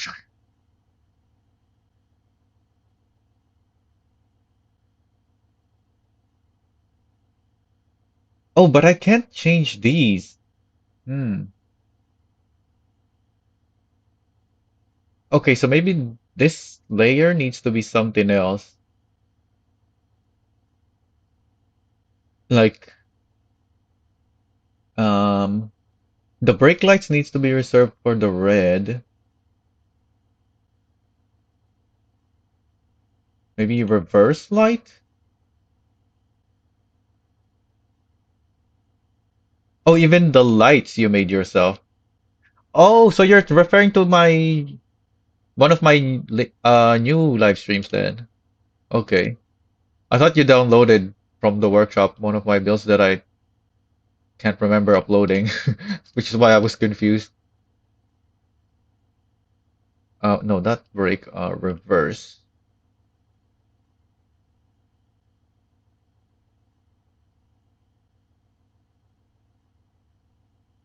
Then these can be interior,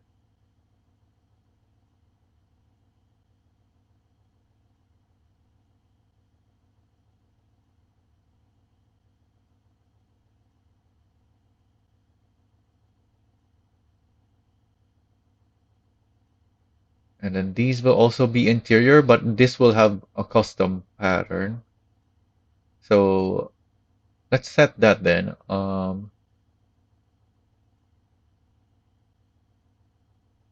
We have these four, no, five lights included in the pattern. These are all set to interior. Oh, but the green light should be separate, I think. Yeah, because if someone guns it before the green lights up, then you shouldn't light the green up, you should light the red up. So this is only four then, which makes it easier for us to use the patterns. Wait, do those lights even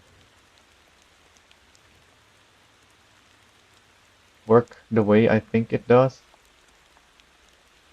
Oh, it's giving me the red light. Okay.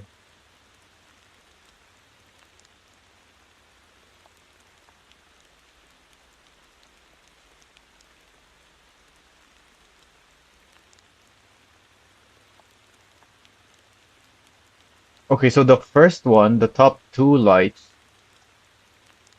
it takes a while after those light up, and then the next three has the pattern,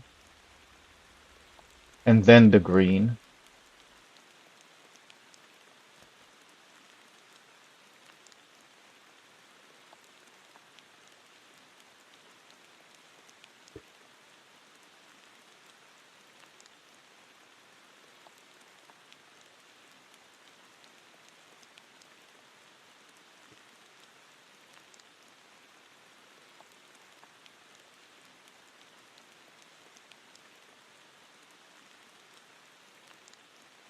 Oh, this is interior.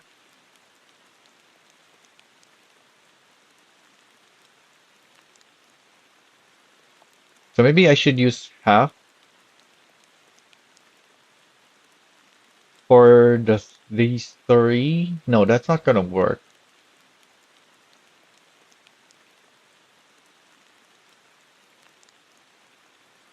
Because I want these to light up first, and then followed by the three. So I need something divisible by three, which means I can just do it like that. Maybe that'll work.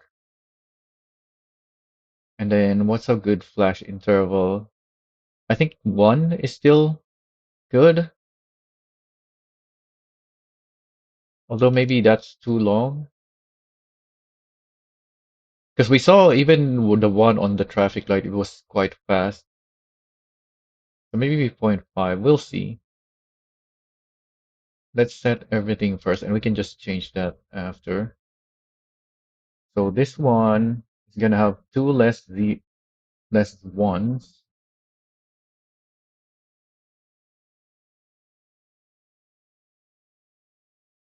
Oh, did I set that one to interior?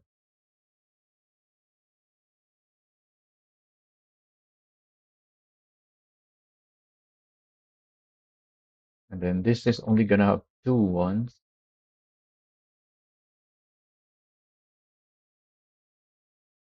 Oh, you've been looking at Pinterest trucks for inspiration?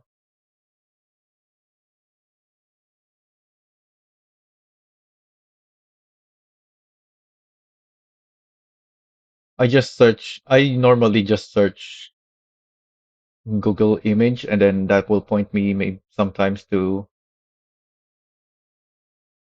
what is it?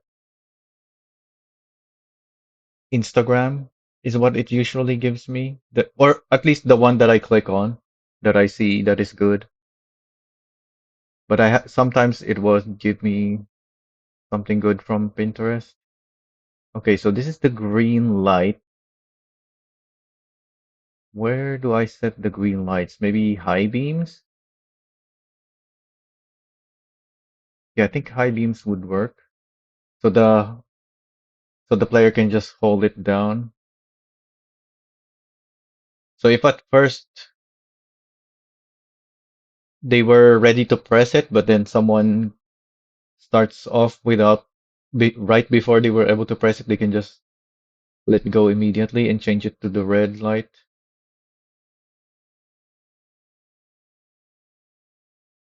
So this one should be brake. All right.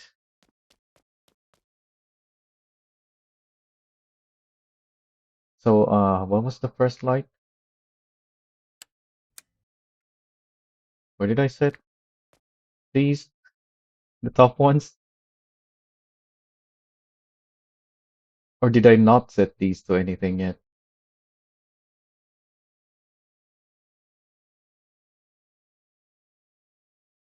Reverse, I think, is what I set it to. Yeah, there we go. Then if I press G, Don't mind the lights on the right side. Yeah, that seems good.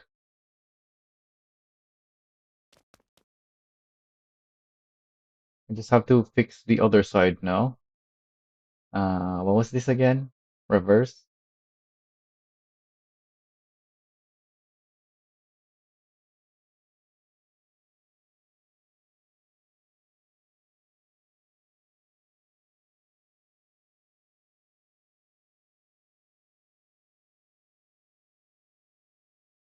0.5 might be too long.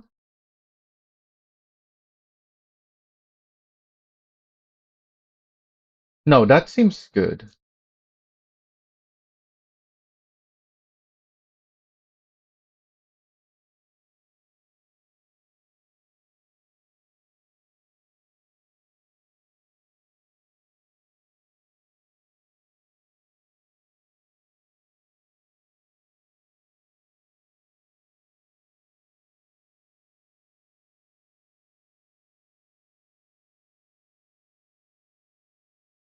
Then this is hiding. Oh, I need to set the light to be like that. Otherwise, it's still gonna be flashing. This breaks.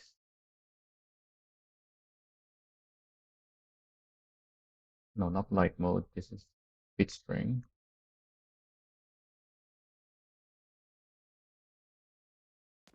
Okay,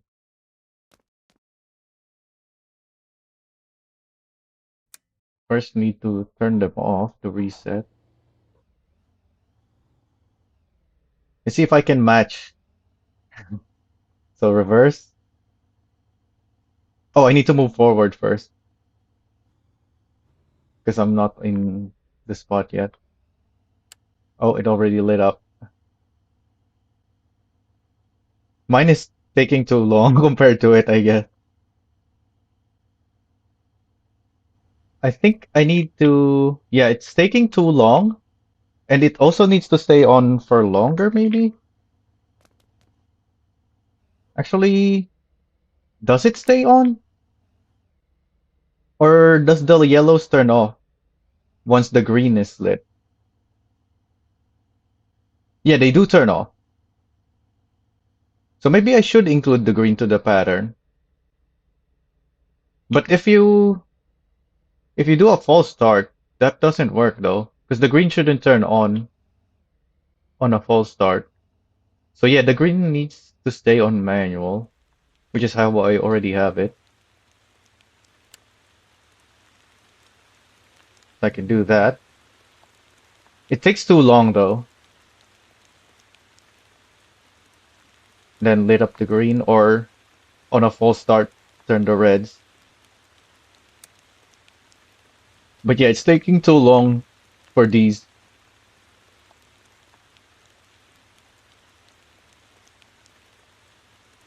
So maybe I should add more ones.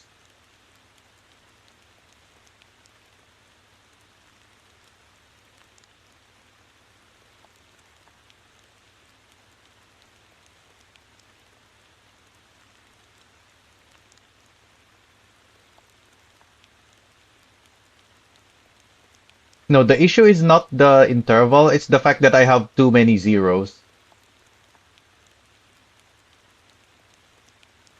It's already decently fast on this when these start lighting up. The problem is it's take forever for them to start lighting up.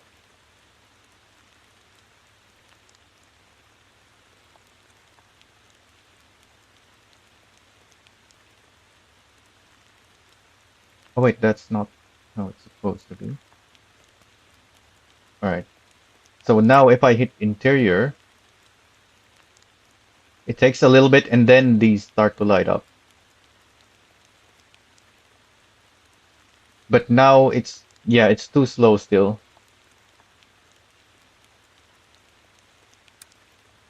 And it also resets immediately. So I think the solution is not to add the ones. It's to move the ones in the middle. So like the 5 zeros should be on the back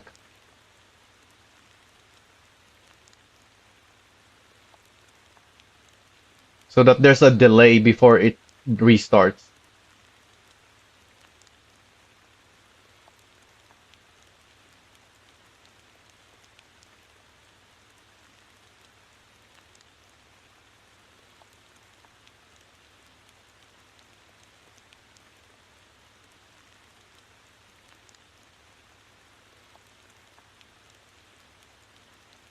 Right? What do you think? Do you think I'm doing this correctly? If you have other ways of doing it, then yeah, you can say it, but I think the issue was that. So let's try this again. So we start with nothing, hit reverse, turn that on. Oh, why is that lit up right away? Why was that? What was that about?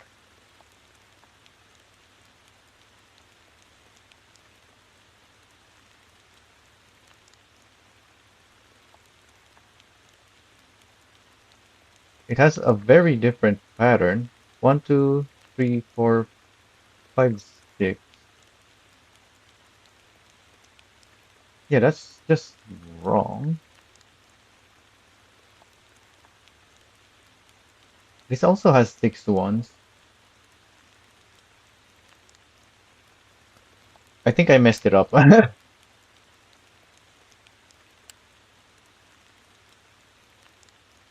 Yeah, it's just wrong now.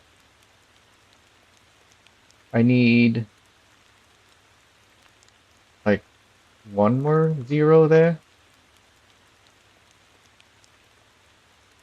Because this now has 4 ones. This has 5. That needs to be 4.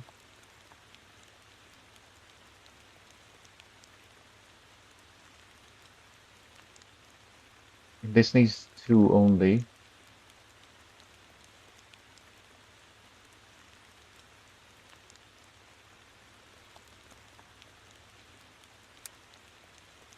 Okay.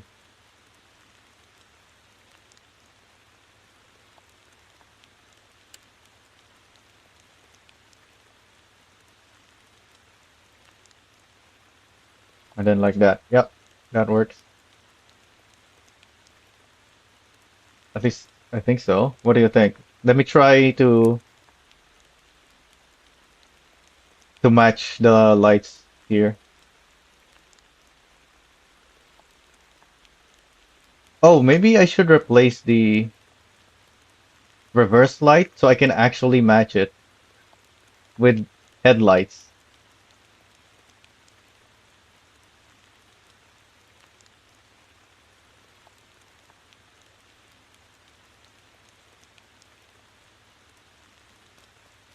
All right. So I'm here. I need to turn on the headlights. Then that turns that on.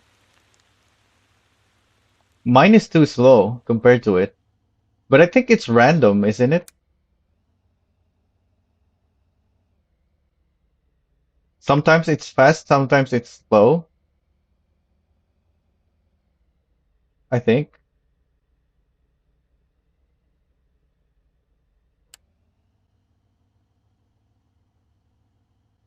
Yeah, this time it's about the same as mine. It was just faster earlier. No, no, there's randomness to it. That's how drag strips work. Otherwise, you can just time your. It's not gonna be based on your reaction.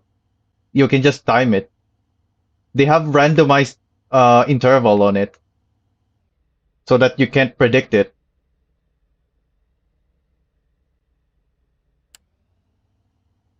But I can't do randomized on interval on mine. Yeah, so you can see that was very similar this time. But sometimes it's gonna be slower, sometimes it might be faster. We have to find like an average. So far, mine has been slower in both cases.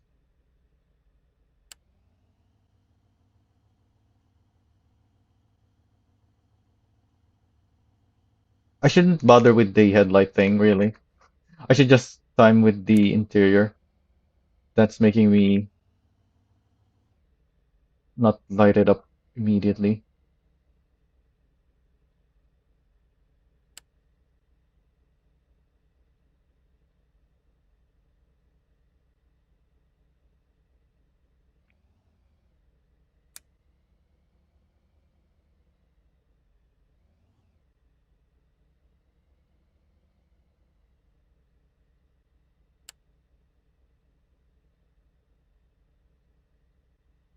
Yeah, mine is always a bit slower, but sometimes it's much faster than mine.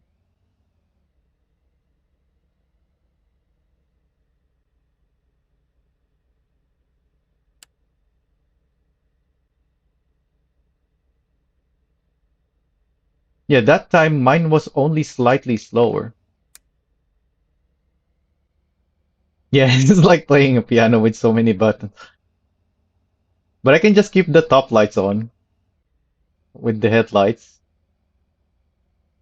It's easier when you're just doing the lights yourself, but I'm trying to match it, and that's what's making it harder. I have it to point 0.5 right now. If I set it to point 0.3, that's like almost double the speed. So I'm thinking point 0.4 or maybe even point 0.5 or 4.5 rather. Let me try point 0.4.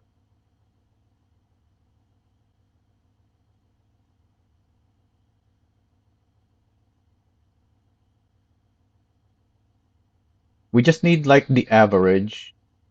This one does not need the interval setting.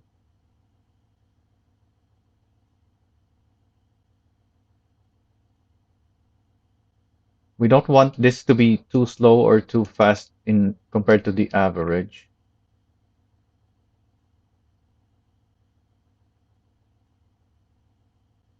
So now that I lowered it, it's gonna be faster. So sometimes my light should be faster than it, and sometimes my light should be slower. Let's see.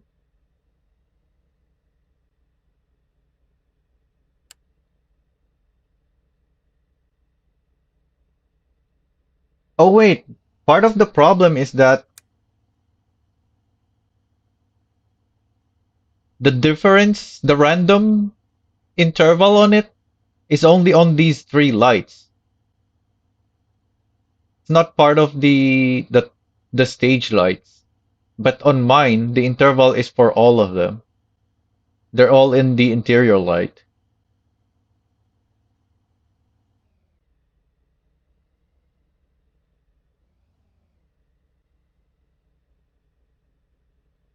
But yeah, that time my light turned up sooner. Yeah, my lights are faster now.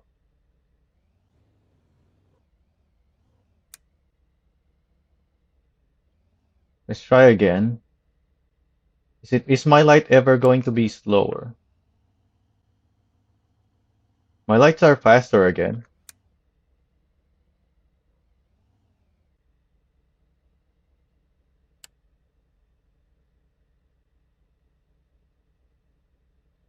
Okay, it's still faster. So maybe it is like 0.45.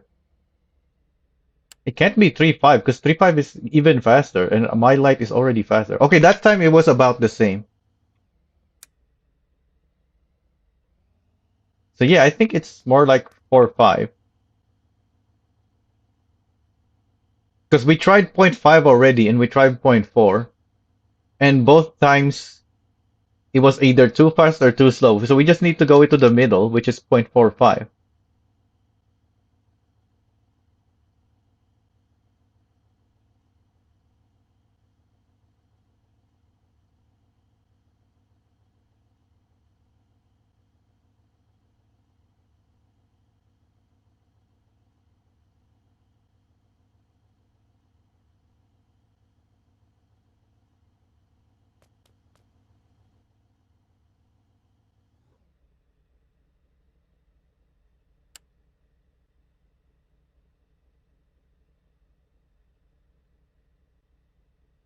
Okay, the top light of mine lit up first, but then my bottom lights, the rest of the lights were slower.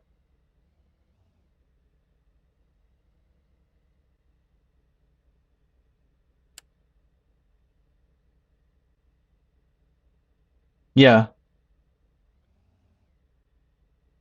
I need to have the other lights um start to light up later.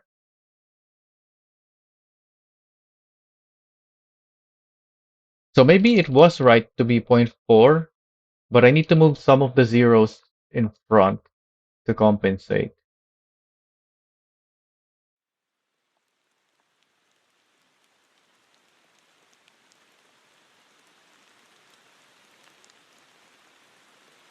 Wait, what? Why is there a missing number now?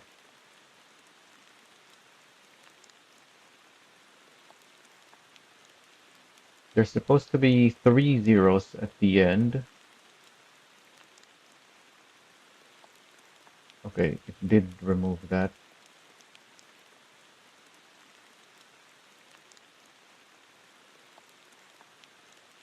Yeah, that's 3 zeros.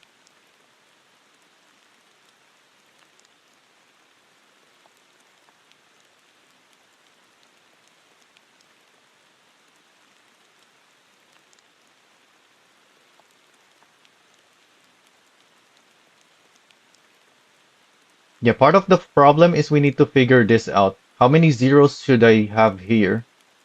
It might be 0.35 or even zero point 0.3, but we still haven't have to figure this out, which is making it look off at the moment.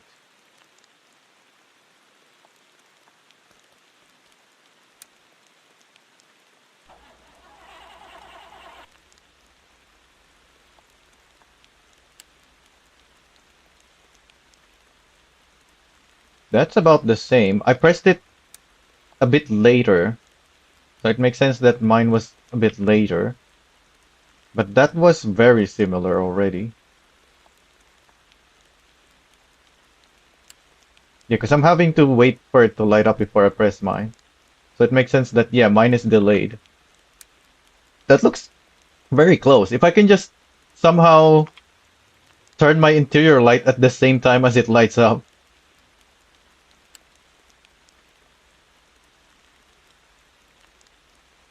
Okay, it is faster. At least that time. It could be just the randomness. Let's try again. Oh, that was not it.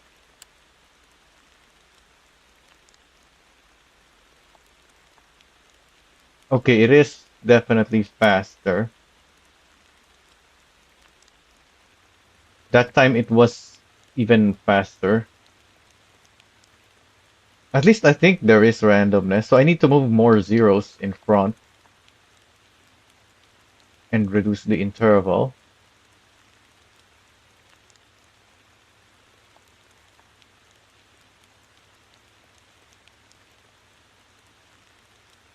So I only have 1 zero in the back, which means it's gonna restart very fast, unfortunately.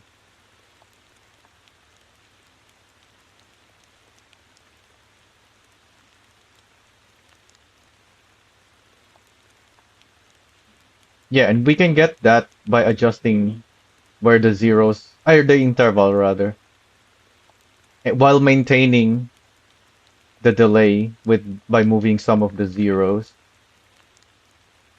Because point 0.4 or 0.05 from point 0.4 is what? 0.05 divided by point 0.4 is about 10%. So yeah, by moving some of the zeros forward, I think that's enough of a compensation.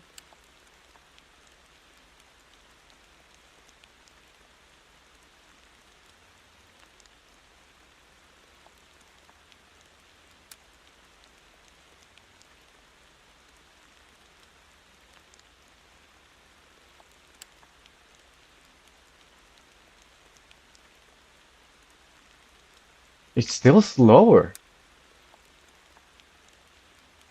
So you might be right with the point 3, but point 3 seems too fast to me.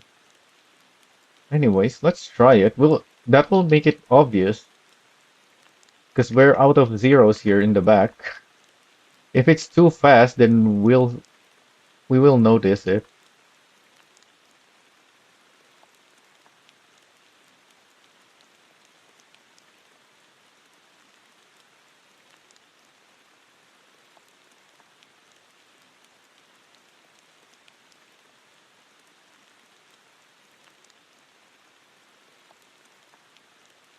We can also just completely change the bit string so that we can adjust the interval differently.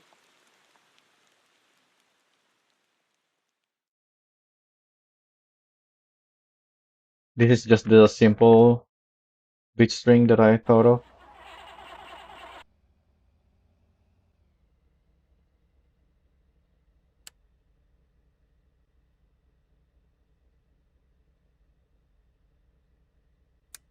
Hmm.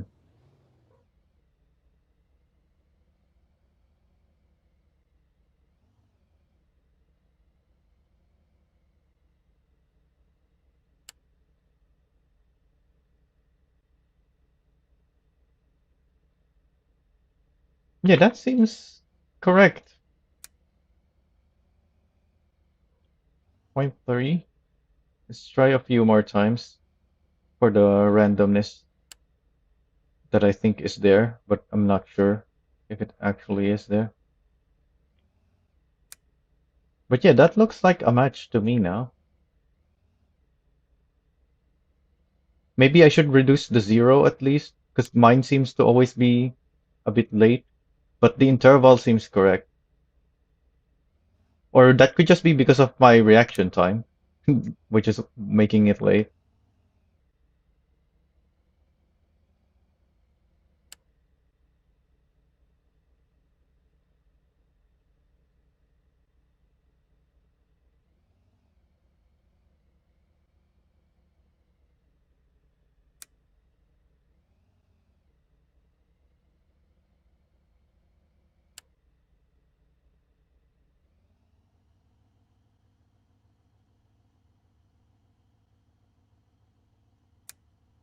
Yeah, I think that's good now.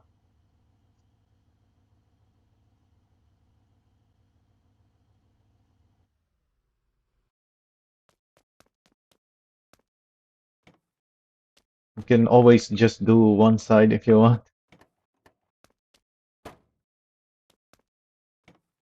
If there's only one player. Just like, yeah, oh yeah, at the moment, it's just me. It's just one side. Let's close that side. So we actually match it.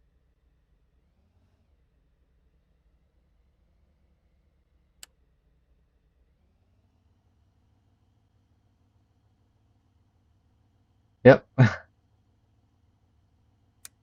Illegal drag races at the bridge. Yeah.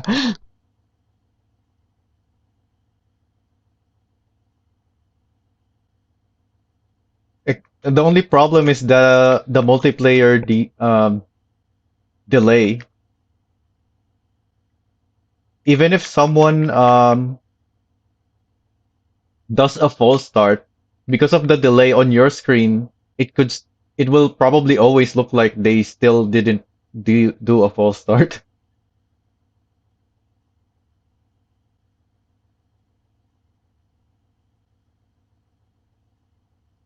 And we have the race event if you just want a countdown anyway, so that people can't do a false start.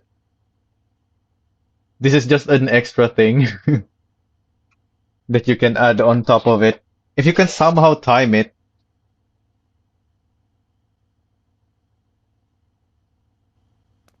we can count the time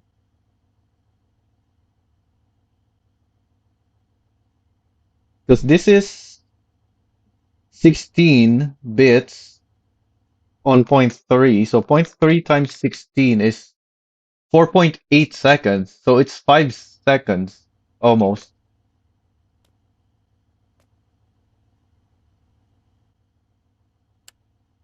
How much time do you get from the race event? Is it 3 seconds?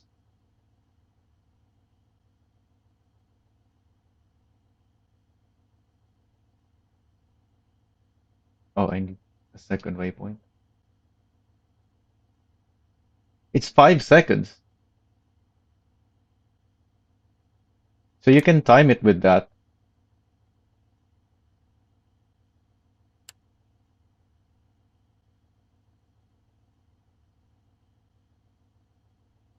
Wait, what? That's longer than 5 seconds. At least longer than my interval, which should have been 5 seconds. Is it not seconds? The interval?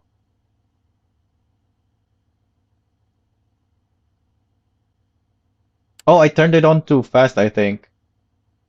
I didn't wait for number five. Okay, yeah, there we go. I pressed the interior immediately because I thought the number five would pop up right away, but it didn't.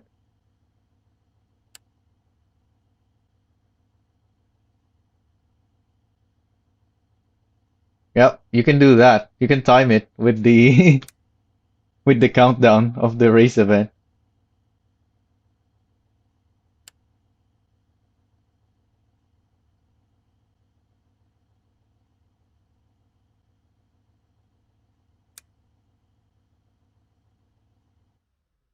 All right.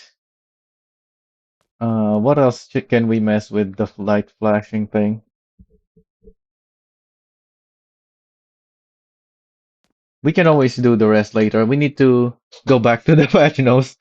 So that's the light flash pattern offset. I have one more in my mind right now that I can think of that I could use this new feature on.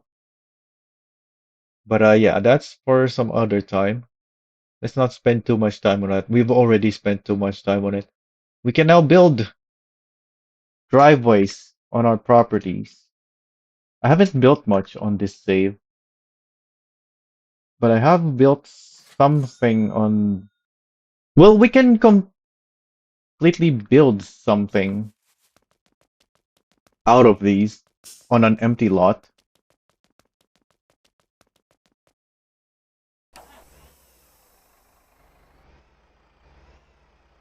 Maybe just pull these trailers up. Otherwise, the SRT might not be able to handle it. Pu- I pushed it back so that my company bus can drive around.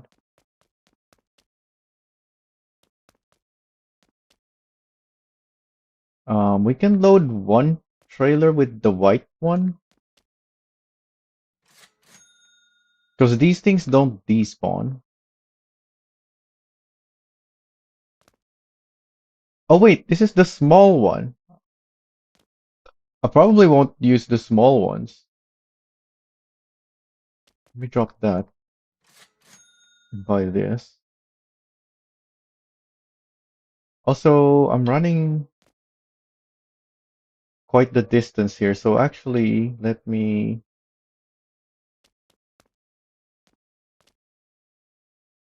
park this separately, and that will also mean that I'm not blocking the road. Oh, speaking of company stuff, oh, I have the policy already. Okay, that's good. But that means I can buy the other policies like the bus, and I guess, yeah, the vehicle weight as well. Sure, why not? I think I can maintain those now since the policy limit is 2,000 instead of one.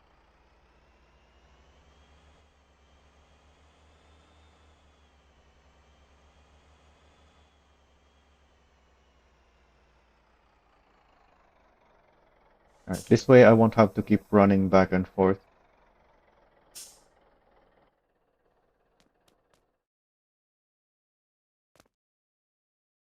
Where do I place this?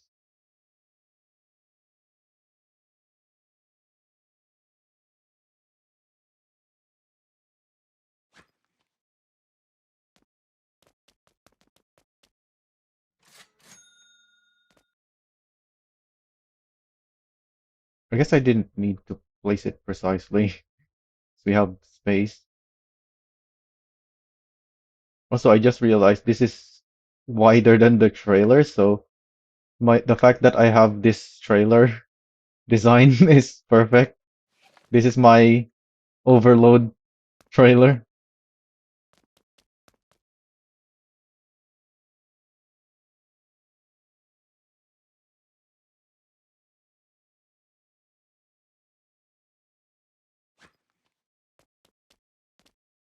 Oh, oh, the fact that I stepped on that rotated my camera. I was avoiding the camera rotation so that it maintains the lineup,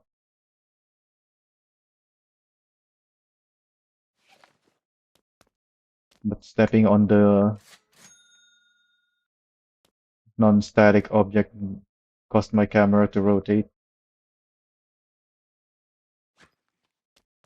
These are flabbers.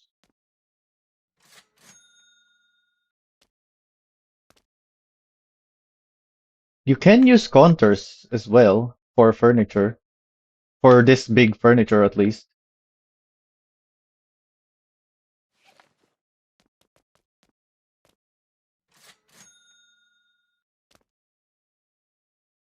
because you can strap furniture on any cargo space. Although I think dump trucks are still bugged, so don't use dump trucks maybe? I don't know if they're still bugged. They used to be bugged. I don't know if they still are. I don't remember reading a fix for it, so they probably are still bugged.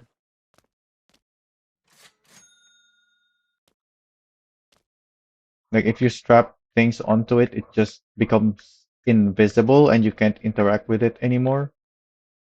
So maybe it's not even just invisible, it's just straight up gone. Except you can see the strap still. So maybe it's not gone. I don't know. It's bugged. Last I checked anyway.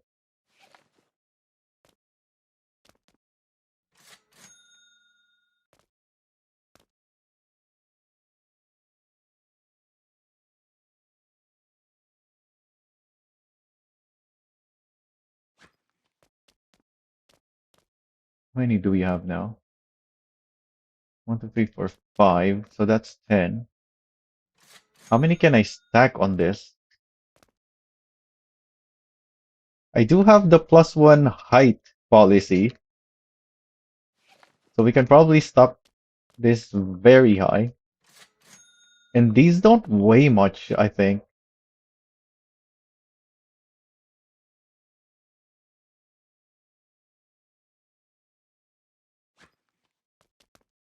We can check the weight later. Right now, I want to maintain my camera.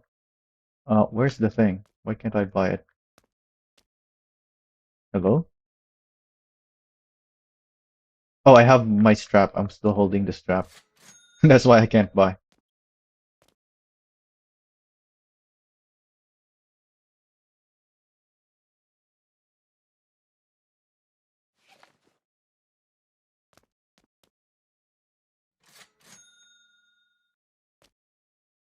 I don't think the weight is the factor there with whether or not you can carry them by hand.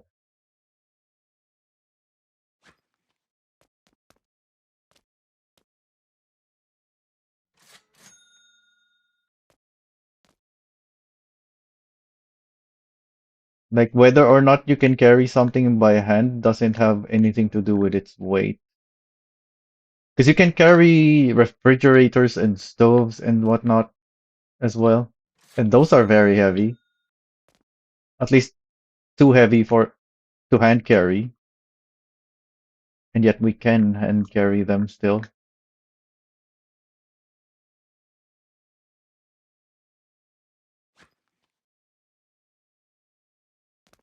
Alright, rather than loading two at a time so that I don't lose track of how high this is already, let me count again.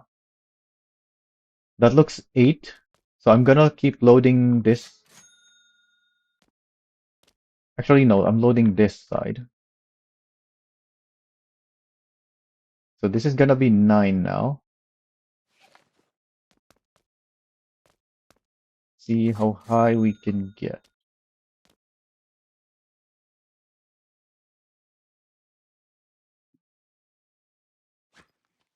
10.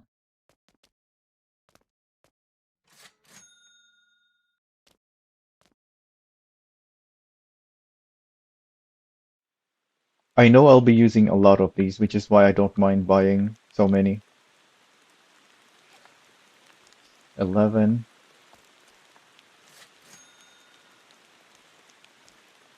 And which is why I have 2 other trailers waiting here.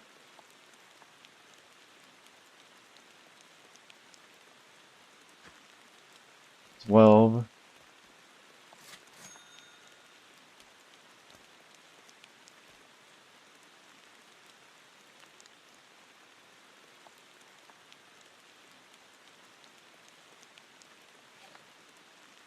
13.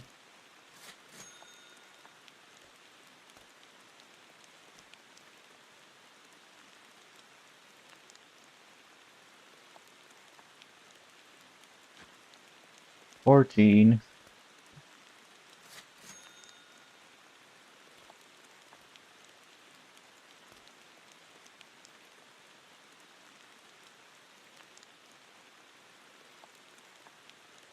Come on, scrap it.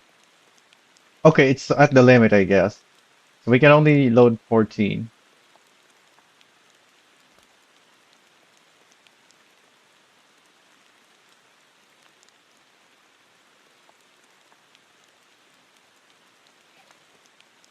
At least on this trailer.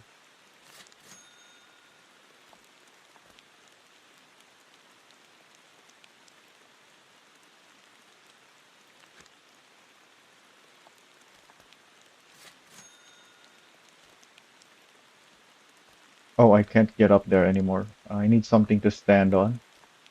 Let me put this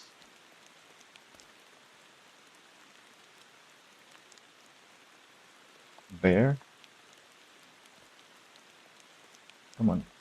Angle. I need you at an angle.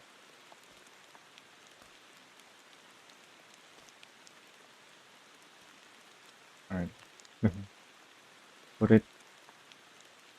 Oh, that went underneath. I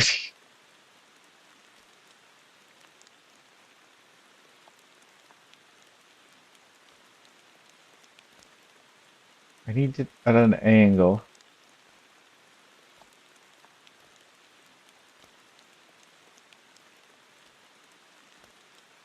Now, lowering the suspension doesn't affect the strapping height. It's not a vehicle height limit. It's a cargo space height limit.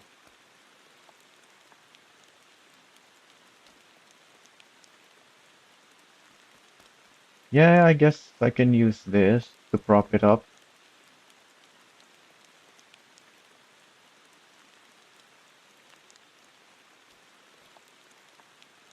I would rather not use multiple things though, because Motortown physics. Okay, that works, I think. Yep, I can get up here now.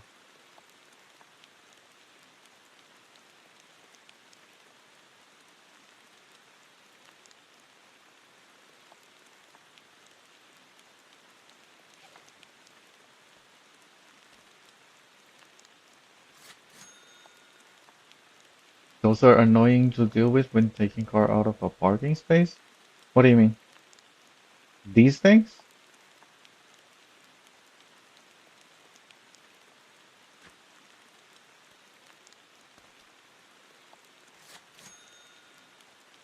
But isn't the point of these to have grip instead of driving on grass?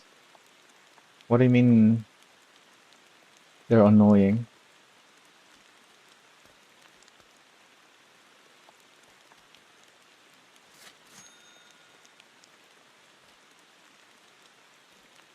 You can just barely make it up here.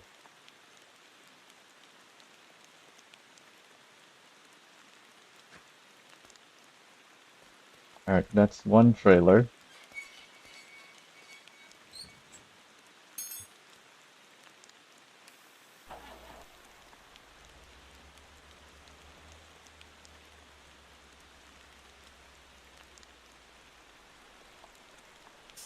Oh, you mean the menus? Yeah.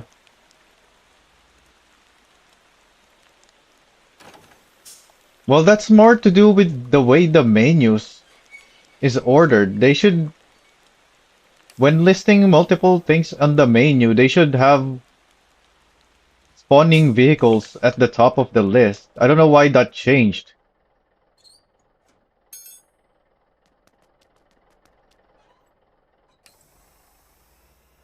It used to be the first item on the when you have multiple things on the list, but for some reason it's not anymore.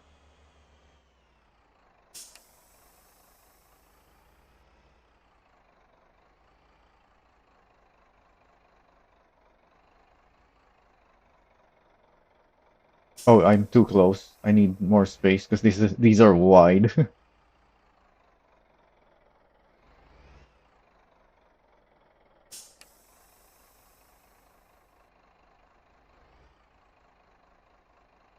Well, that didn't do anything.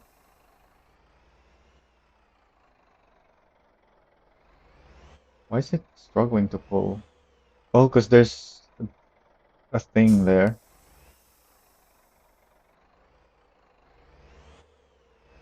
Wait, what? I can't even reverse now?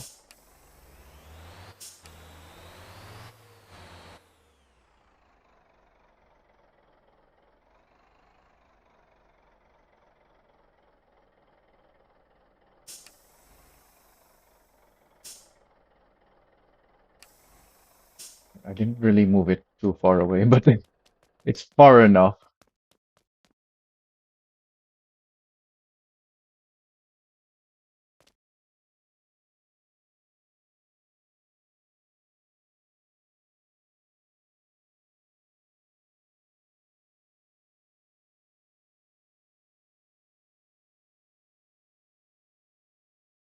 Oh, you have to go Armageddon? Alright. See you then. If you want to stay, I guess, in touch or whatever, you can join the Discord. I have links for my stuff. Oh, wait, why am I buying this again?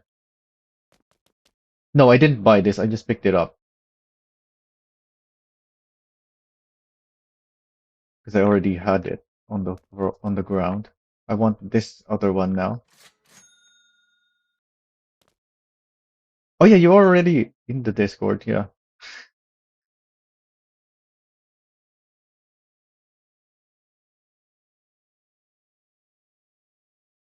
you just have a different name. Yeah, based on what you were saying, I recognize that. Yeah, just different name on YouTube. Why do I have two buy options?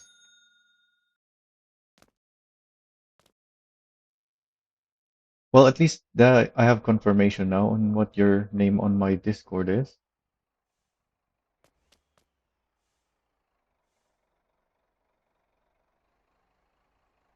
I'm probably gonna forget though, because I'm terrible with remembering names.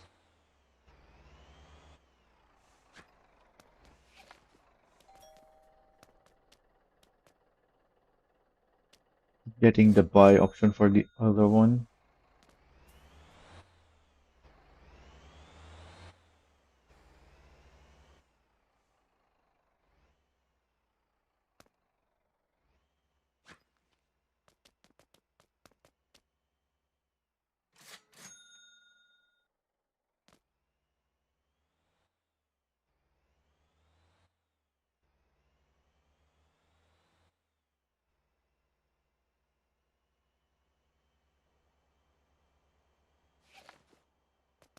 Hide the UI to make it easier to see, because it's dark now.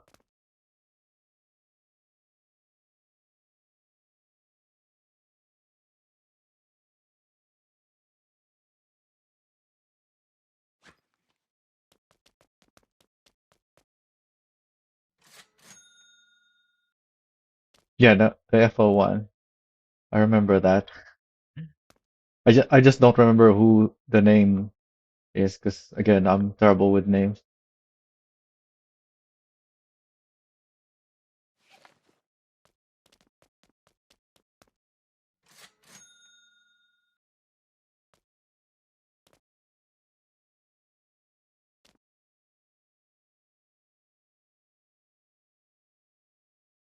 Why do I always end up too far on the right?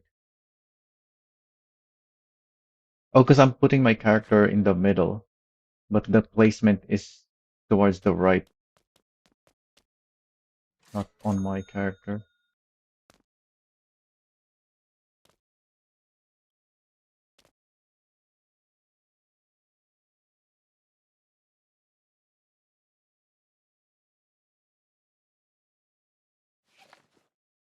Oh, it means air in English.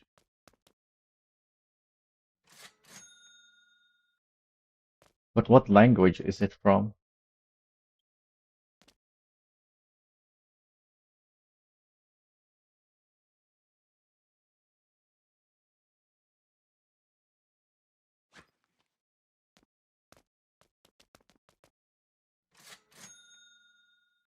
I'm getting stuck on this thing. I should use the other thing to as a way for my character to just walk over this thing, pick it up, put it. No, that's not gonna work. There we go. And now I can just walk over that.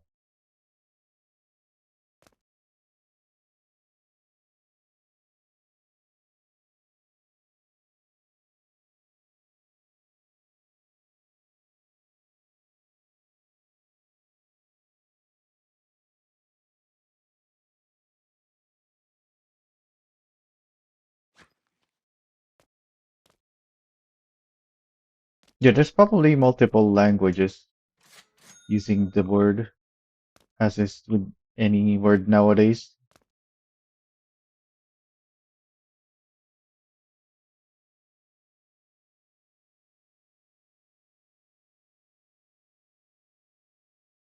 Like every language has adopted the words from every other language at this point.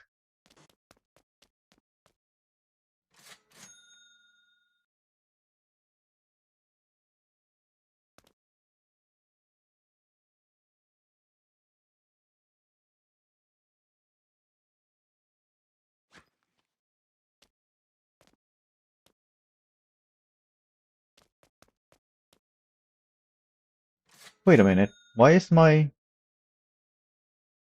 are these not getting hidden when I turn the UI off?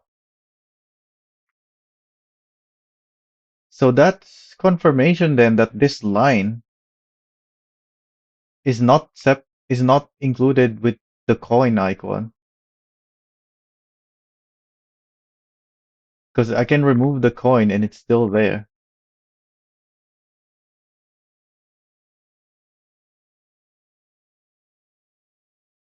Because I saw someone the report that as a bug, saying that the coin icon includes it, but it doesn't. It's just there on the UI for some reason.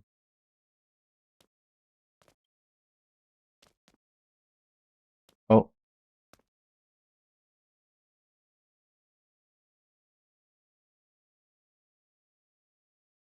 I need to not be jumping over these. Also, I need more height on this thing.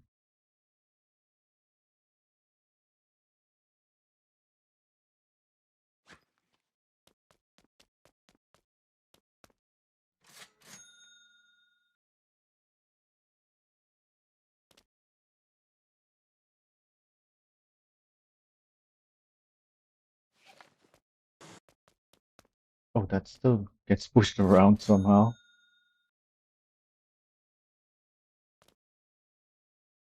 Yeah, it keeps rotating my camera whenever the object I'm standing on is moving around. And it's messing with my alignment of these furniture. Do you even call this furniture? In the game, technically, I guess it is considered as furniture, but what do you call these things like this in real life.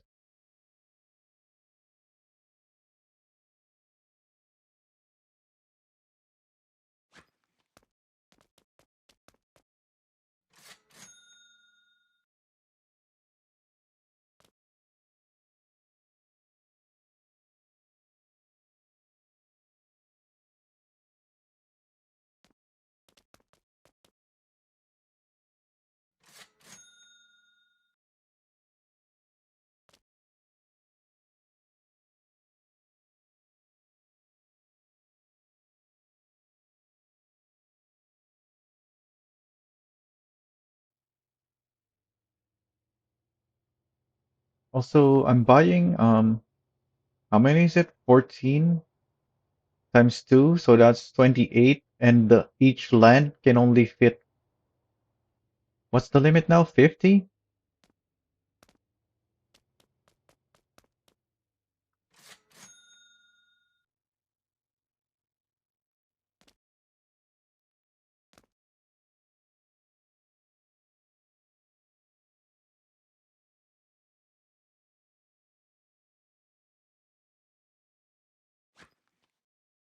So two trailers is gonna be more than 50. Yeah, 28 times 2 is 56. Yeah, 56.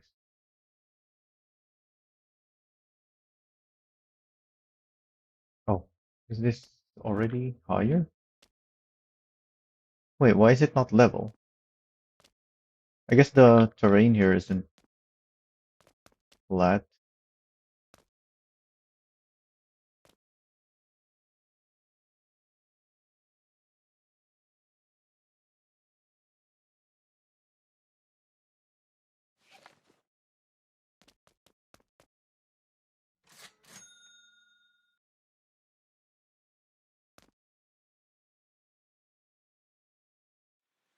I'm probably not gonna use all of these today during this stream. It's just that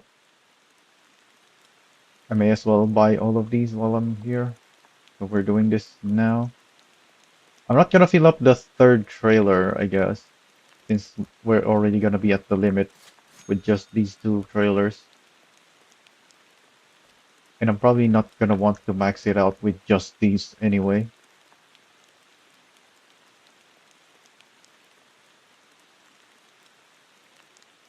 Although I've already seen some very creative stuff made with these by other players. So maybe I might end up using all of these and may even need more on one plot. We'll see.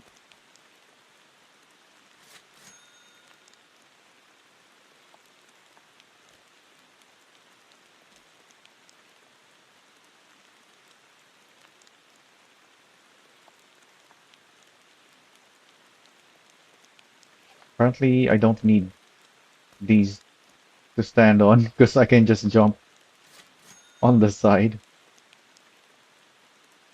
Yeah, on the lower ones. I happen to have the lower ones sticking out. All right, that's that for now. Let me take these.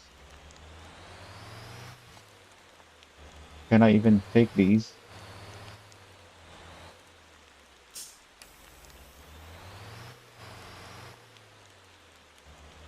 Oh, am I completely stuck? Yeah, I thought having some speed would work, but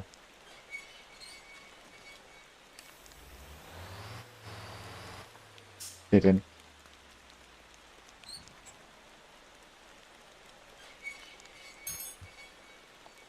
I can probably just take a different truck because this is a 4x2. If I take a 6x4, I can probably pull it out of there.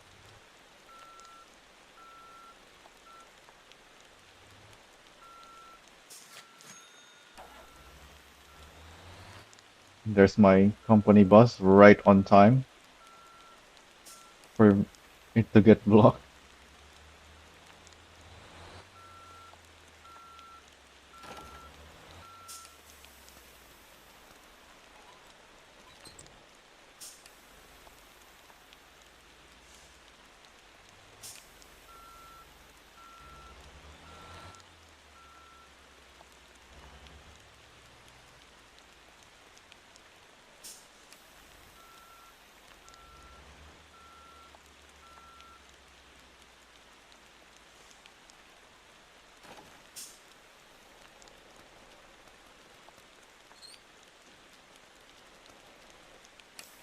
All right, can I pull it out of here? All right, good. We're not gonna take this very far.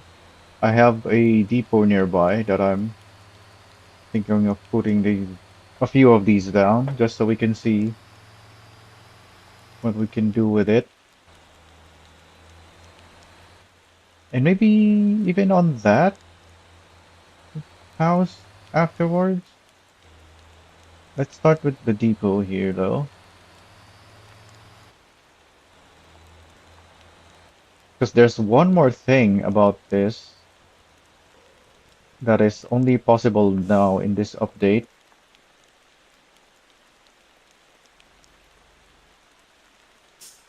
which is the fact that we can now interact with this to manage the building placement. Wait, it's reclaim. Oh, because that's the management. This is what I meant, the adjust placement. I don't know why I clicked on the other one instead of this. No, because yeah, this is manage building. I would expect the placement to be under building management. Why is there even a submenu for this if it's just the reclaim? Yeah, this should have been put inside here because when interacting with this, you get these. But then, yeah, now it's three options. This is even worse now. Not only is summon vehicle not at the top, there's two more items above it now. Adjust placement should have been in here.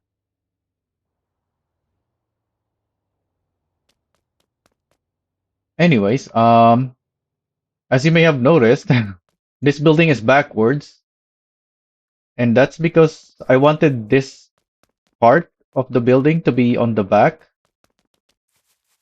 because the other side doesn't have that.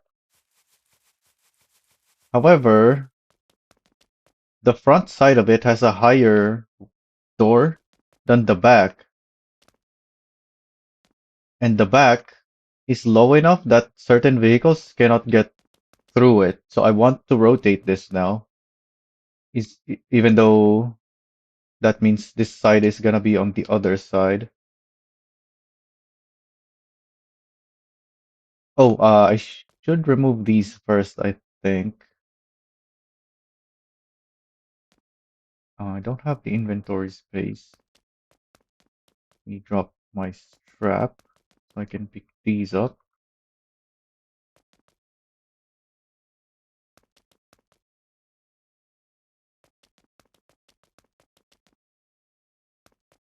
Okay, now I should be able to adjust.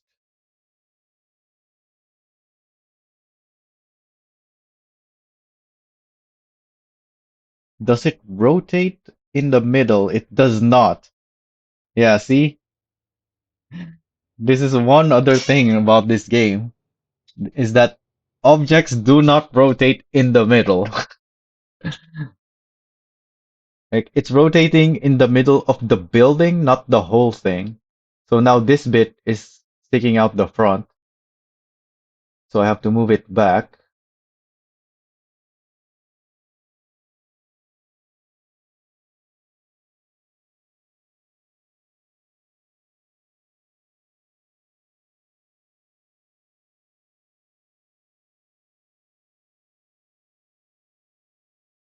Still red. What?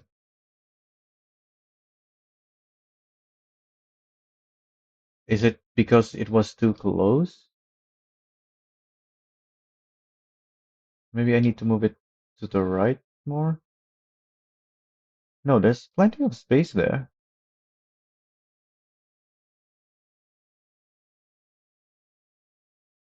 Oh, there we go.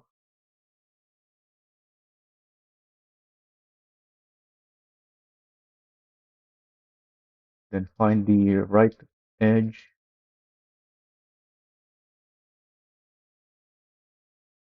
and save. So I didn't need to rebuild this, thankfully. Also, my tiles seem to have disappeared. The LOD on those is very low, apparently.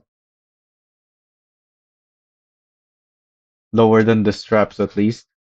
I can still see the straps for it, but not the object that is strapped.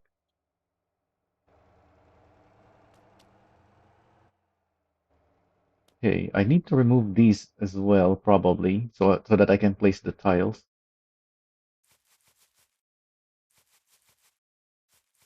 My strap is there. Yeah, so this is what Zaibu means, I guess, with the interaction being annoying. Well, actually, no, we don't have the tiles yet, but this is already annoying, and it's gonna be even worse with the tiles. Oh, wait, what? Oh, because that's a small one. All right, the Golema has storage. Yeah, we can put stuff in here. Not just one though. I need more storage.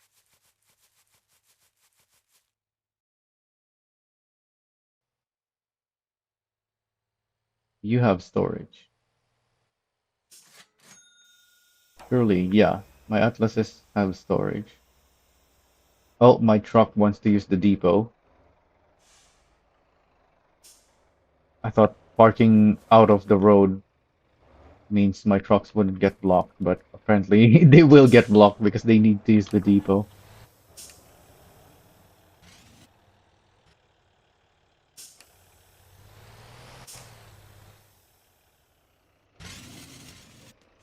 Alright, just stay on the road. You can use the depot from the road.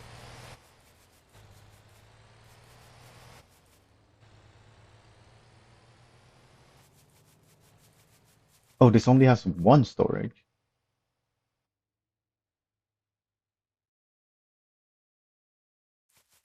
Now I can pick this up and my strap. Put the strap in the correct spot.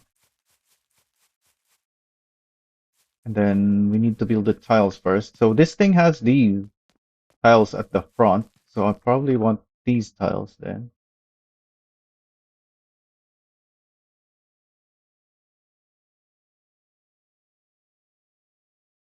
It's not showing as red. Oh, because I'm putting it down, not build. Duh. Wait, what? I can build it here. Okay, how far can I build it?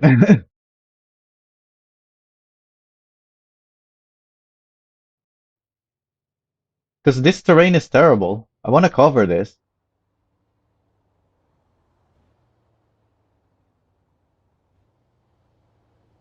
Um, I need to move my truck, I guess. I didn't expect to be able to build it this far.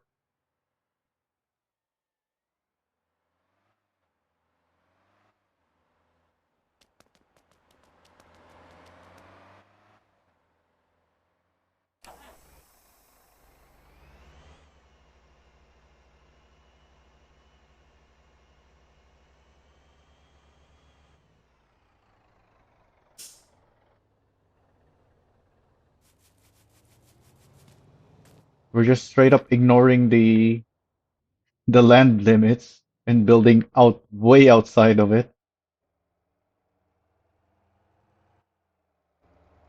Oh, I'm putting it down again instead of building.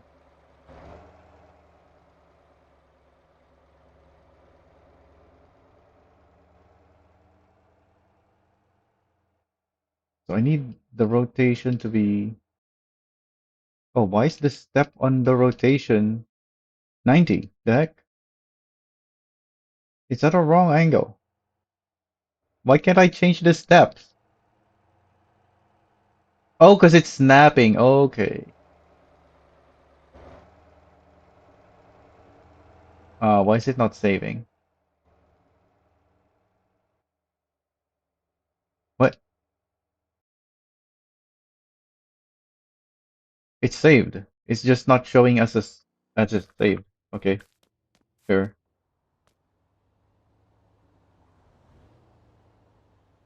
Now I can turn snap mode and it'll snap onto that.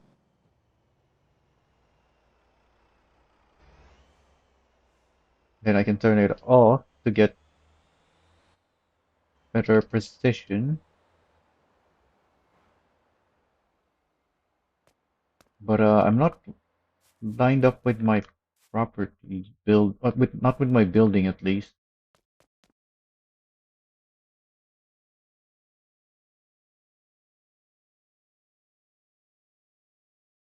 Oh wait, forward. Wait, what? Oh, this the whole thing changes when you're snapping. I thought it would just change like the step movement so that it matches the other thing.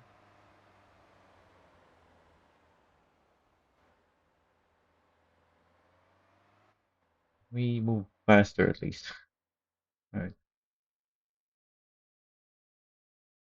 I want to cover that. Then from here I can snap.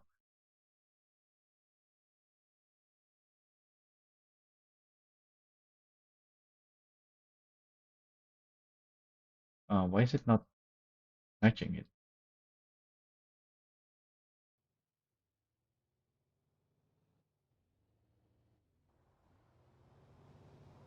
And they can snap to each other. So this one is forward 400. Wait, right 400? Oh, because they have different rotations.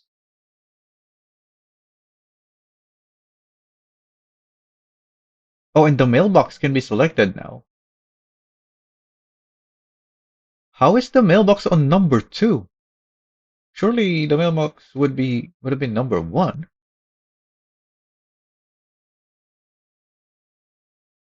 Yeah, now it's forward and back. The up is 7 though, which would mean if it's relative to the other object, that would mean they're on different heights. So I guess the snapping doesn't apply to height?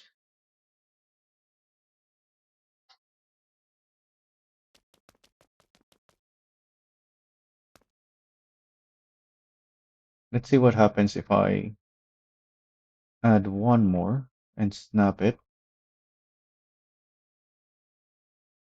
Well, it's already on the same height, so. But yeah, if the snapping num values changes to be relative to the other, it should have been showing us 0 on the height. And why is this one not snapping? Oh, because I'm putting it down again. Oh, this one is snapping, but it's on the wrong height.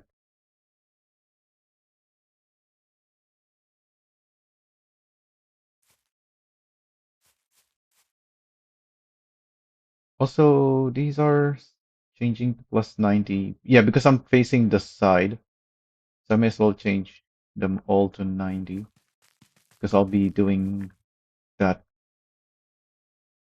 on all of these. Yeah, I keep automatically pressing my Z key for the to drop the item instead of R to build. 'Cause I'm so used to just putting objects down instead of building them. Okay, so we're gonna see if I have the correct height here.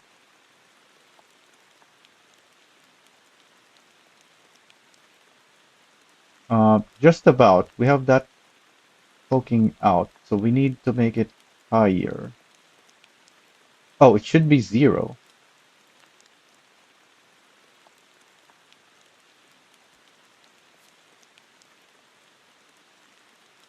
Yeah, why it was on -1 for some reason.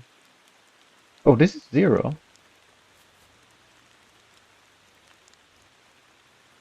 Why was that the only one?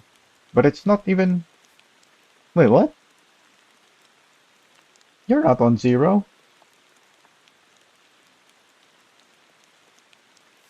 Now you are.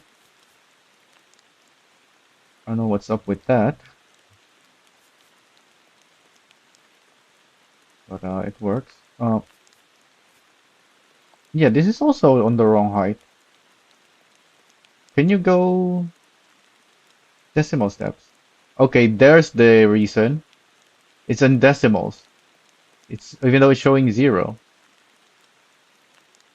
Why doesn't it just always show the decimal, even if you're not on the steps,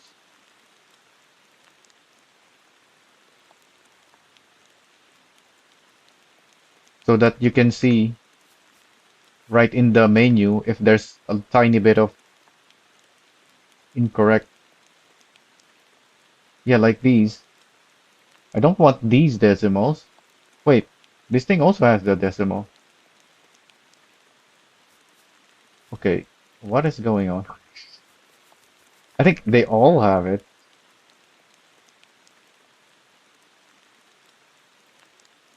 Let's remove the decimals. What about the rotation? Even the rotation has it. What?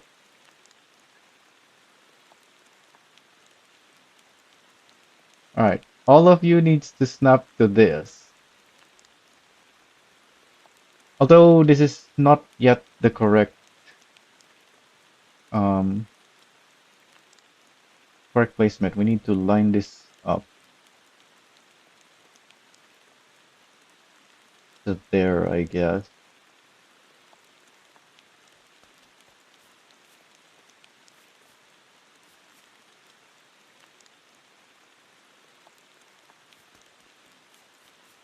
So I'm probably gonna want to remove this for now so that this thing will snap onto that one.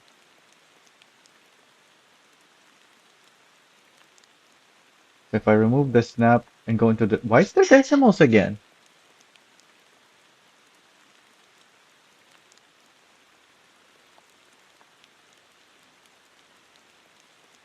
I snap it to an object without decimals. So it shouldn't have decimal numbers.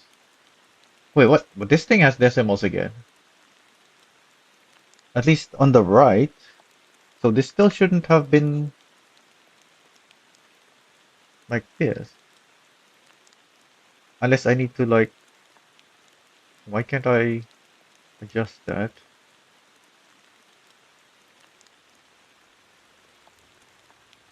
Maybe it's just because of the size of the things?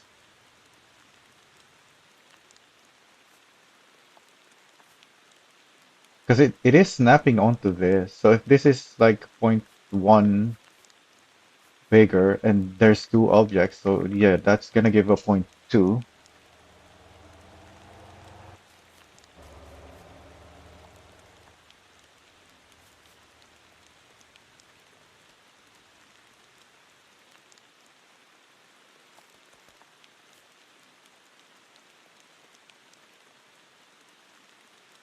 I don't get this snapping though. Like, what is going on here?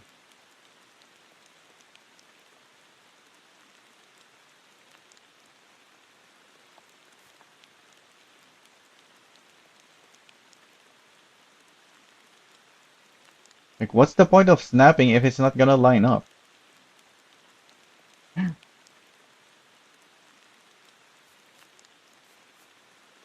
Why do I still have to adjust it if I'm snapping it?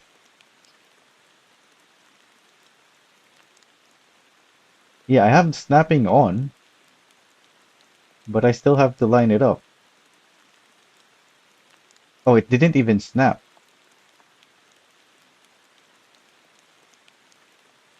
How do I make it snap onto that? Load? What is this? Snap onto something. The thing next to you. There we go.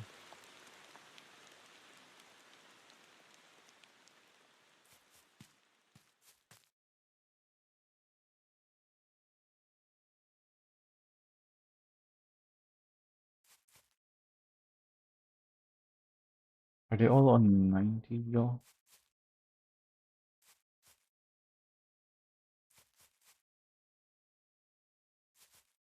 Because they look weird on their connection points.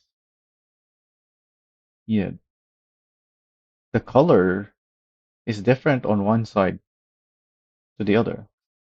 So they look, you can clearly see where one of them ends and the other begins.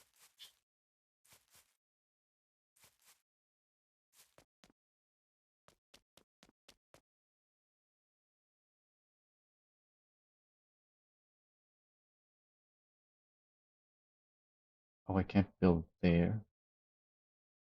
It's too close.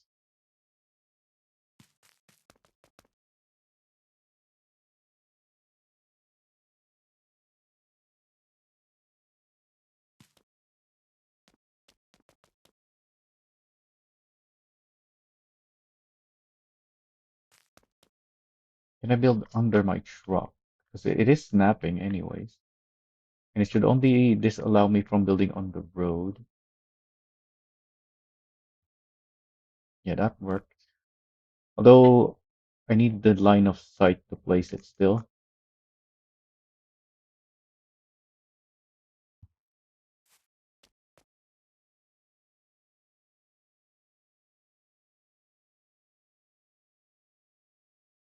Oh, how come I can place this there?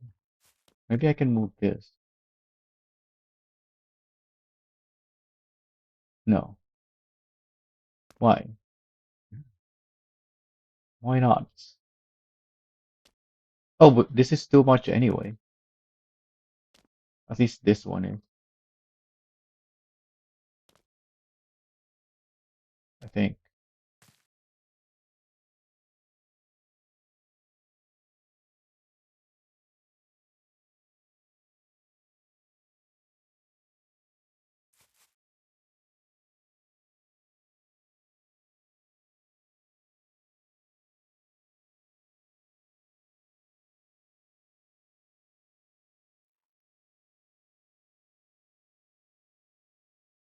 Can I move the mailbox as well?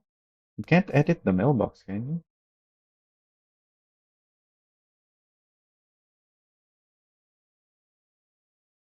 Yeah, you can't edit the mailbox, unfortunately.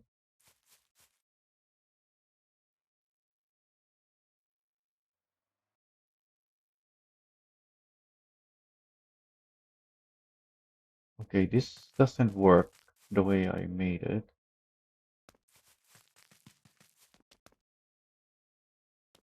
I have to move them all to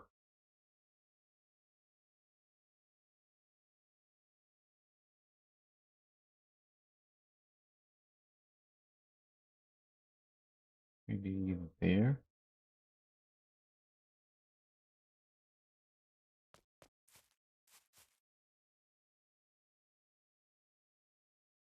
And it doesn't let me choose what object it will snap on.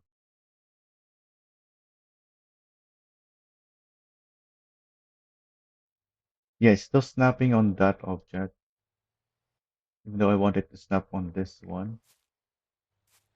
Wait, what? It didn't save.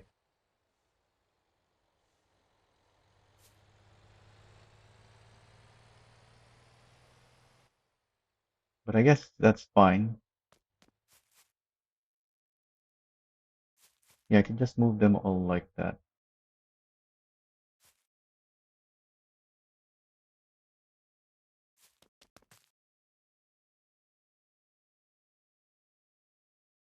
Yeah, it just snaps to whatever it wants to snap to.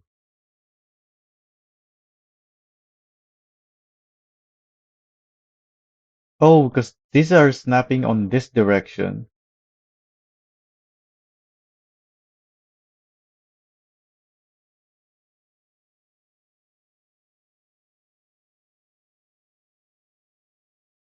Why can't I set it to step 10 when snapping allows 10 steps? What's with all these menu things? Why can't things just work as you'd expect? What's up with this?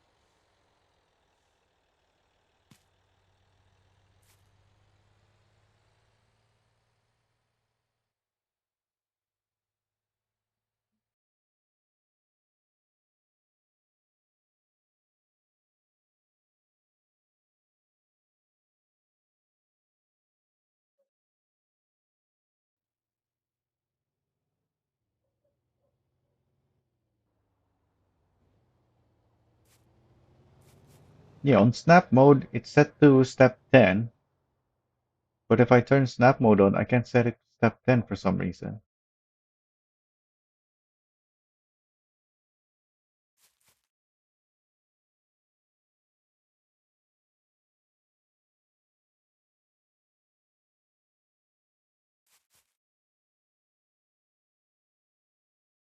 And it even changes it to 1 step instead of keeping the 10 step.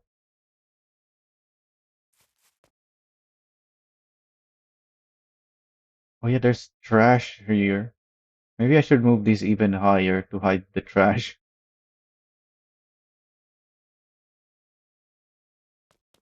Some of them are much higher though. This one looks completely flat now.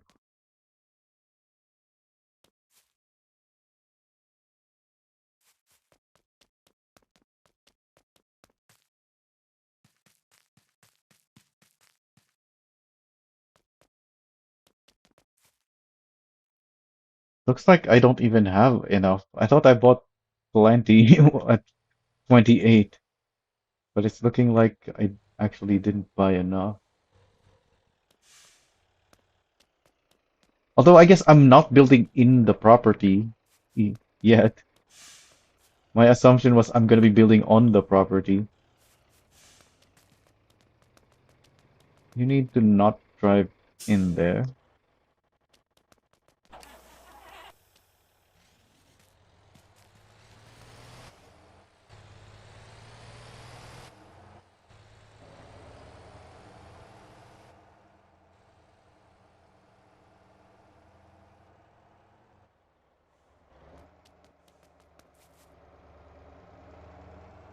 When I decided to build on this, I wasn't expecting to end up building on the front of the property.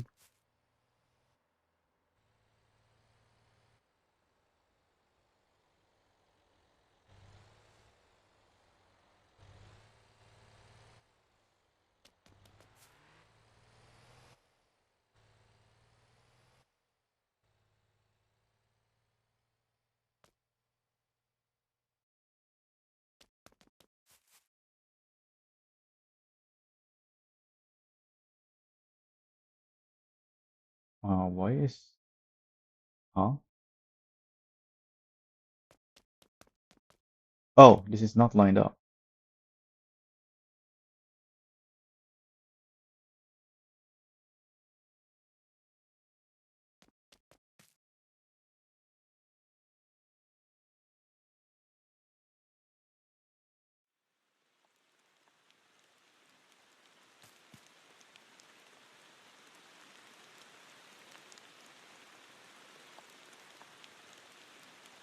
Why are they all giving me different values? They're all lining up, but they're all having different forward values.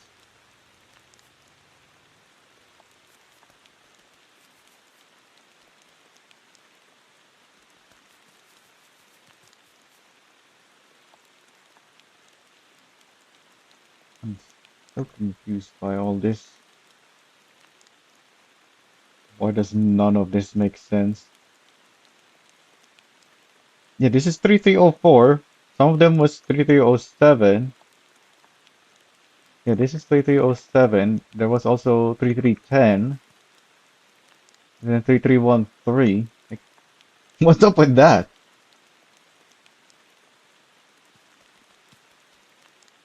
Why are these still not lining up? Oh, because this is not lined up.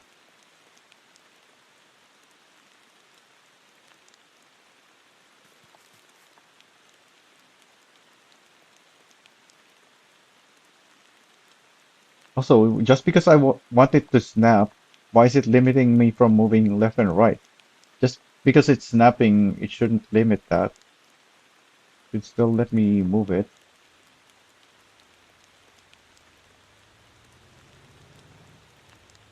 Wait, what? I thought I already moved this.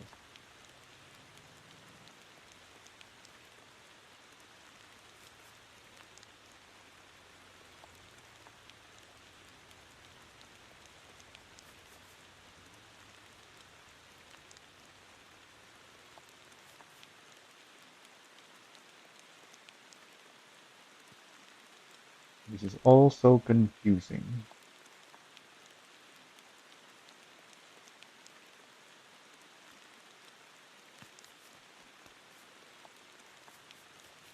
Wait, what? I thought I covered this. Oh yeah, I did cover it at first, and then I decided to move these things. So now it's exposed again.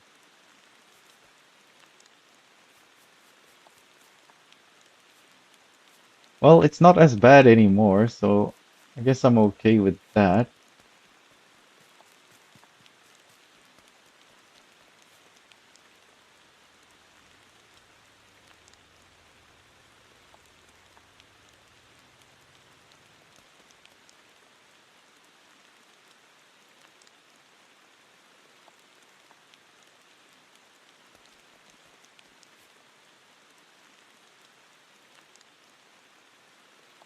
All these things, like all the building features and such, is making me want a more open building in terms of building though, like as in like the allowing building of the entire world, like make your own build your own houses or not houses, build your own towns and whatnot, build your own roads,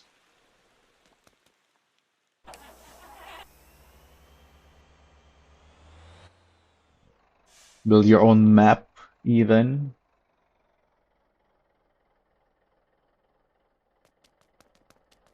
We already have all this building. Why are you still trying to drive in here?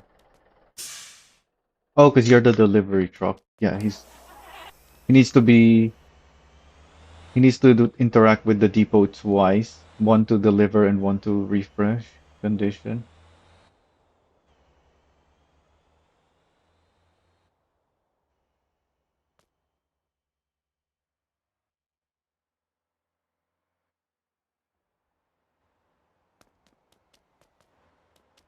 Okay. Yeah, that wasn't enough. Because this is like the same size as the property already. Just the front area of it.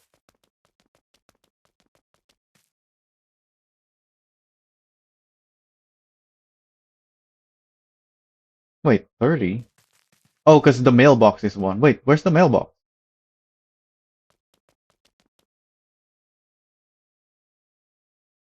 Did the fact that I put this thing down made it... No, the mailbox is there.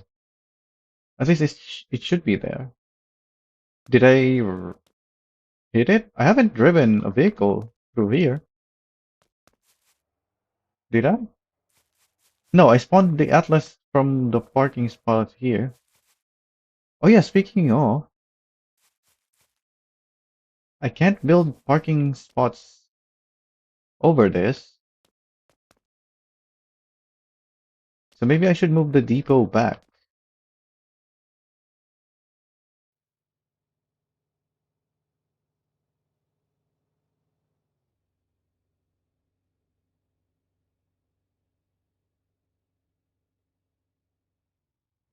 Yeah, so I can spawn vehicles directly onto this with the medium spot. I don't think I can put the big one. Yeah, this is too big.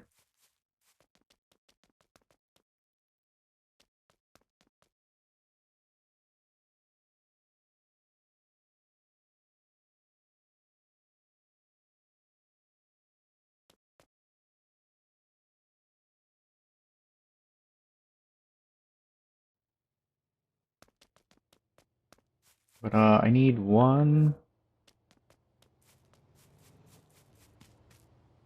This is three, so 5 plus 3 is 8 plus looks like 6 across plus 12, so that's 20. I need 20 more at least.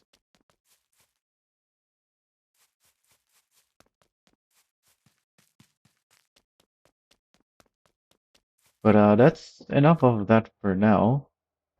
Let's look at the menu itself. What update are we even here? The housing driveways.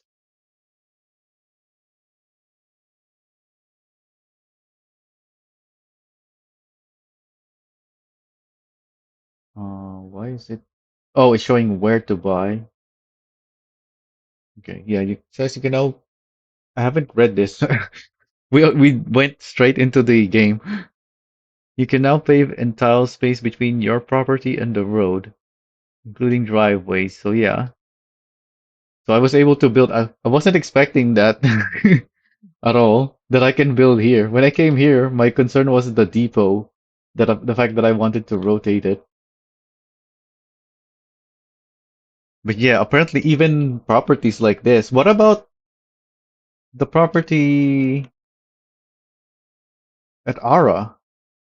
No, because there's a dirt road on it. You probably can't build on the dirt road.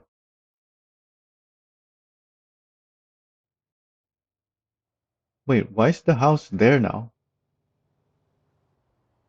What? I thought it was in front of the road.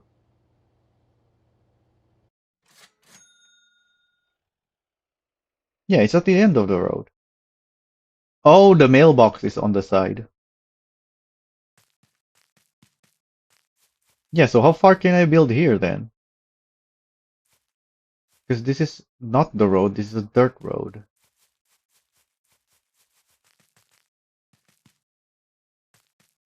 And it's not clear where the dirt road ends and where it starts.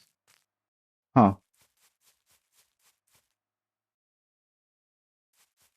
The grip on the dirt road is fine though. It's really the grass that is horrible with, especially with cars, because they have super high.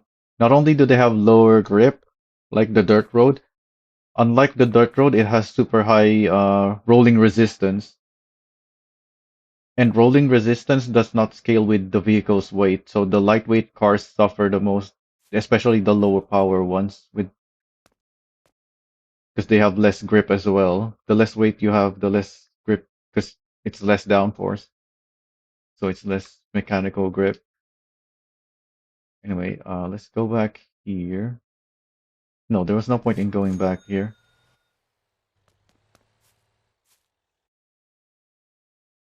Floor tiles, so the placement. Oh, we have this, yeah, the placement menu that we already interacted with.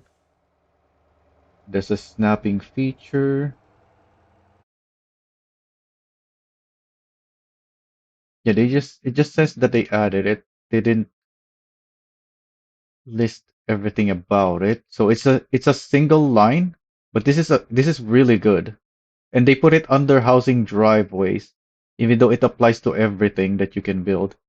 This is one of the biggest updates, but it's just one line underneath the driveways. This is the biggest of the up on part of this portion of the update. The fact that everything has this menu now, and this menu is quite robust. We already used the snapping feature. There's a step adjustment as well.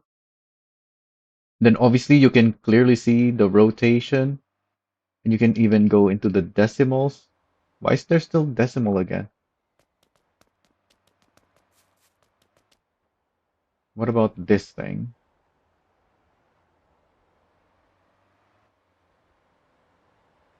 Oh yeah, I can move it even further back using this smaller step, and then maybe even closer to the right. Yep, this is super precise placements. Hopefully we get this with light attachments at some point, and then hopefully decals. We can finally edit the numbers itself in game instead of having to export. Somehow my depot has perfect rotation already. Oh wait, no, because I used the rotation mechanic already to turn it around, so it makes sense that it's already set everything to 0. So why do we still have rotation on these or decimal rotations? You're not supposed to have decimal rotations. Come on. I snapped everything from here and I set this to have 0 on the decimal of rotations. I'm gonna remove this again so that this thing will snap onto that. So if I unsnap it and check the decimals, okay, now it's 0. So I guess I'm rebuilding everything to fix that.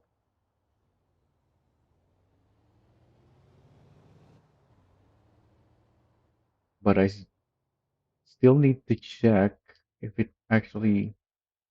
Yeah, okay, finally. Everything will have the correct rotation.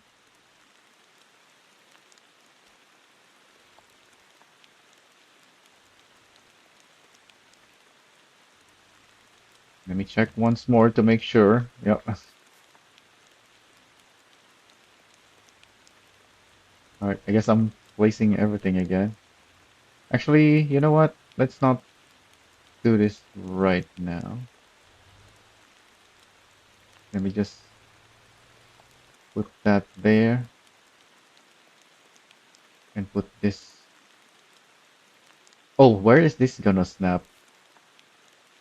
Because this is two different sides. It looks like it snapped here, because otherwise I wouldn't be able to adjust the forward position, which means the rotation.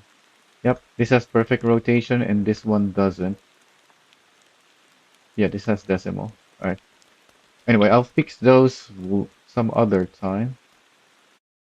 What else do we have in this update? Oh yeah, we haven't done the whole menu. We haven't checked everything in the menu because even though these are floor tiles, we have full rotation.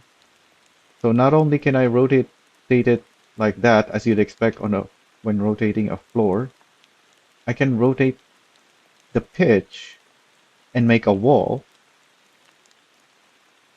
or the roll, spin it around.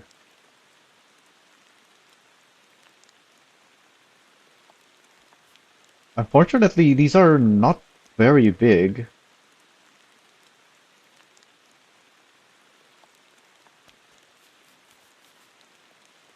Would have been nice if we have bigger, even bigger versions of these. Yeah, I want to build with these, but until they add something bigger, like I don't want to do all of these on all of my properties that I want to have this on. This is too much. I want bigger tiles, otherwise I'm not gonna bother. Like we have the oversized loads already in the game. Why didn't we get oversized floor tiles?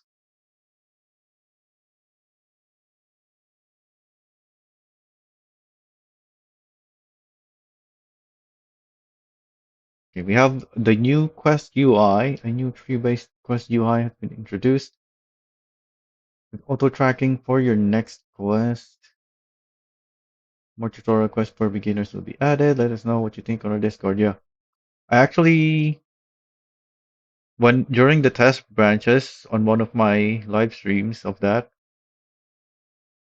I was making an entire tutorial tree that I still haven't finished because there's so many more that they need to add that is in the game but it's not explained.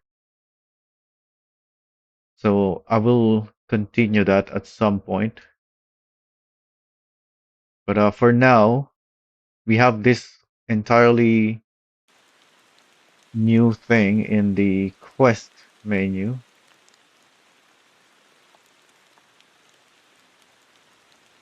For some reason, you can't zoom out very far to see everything.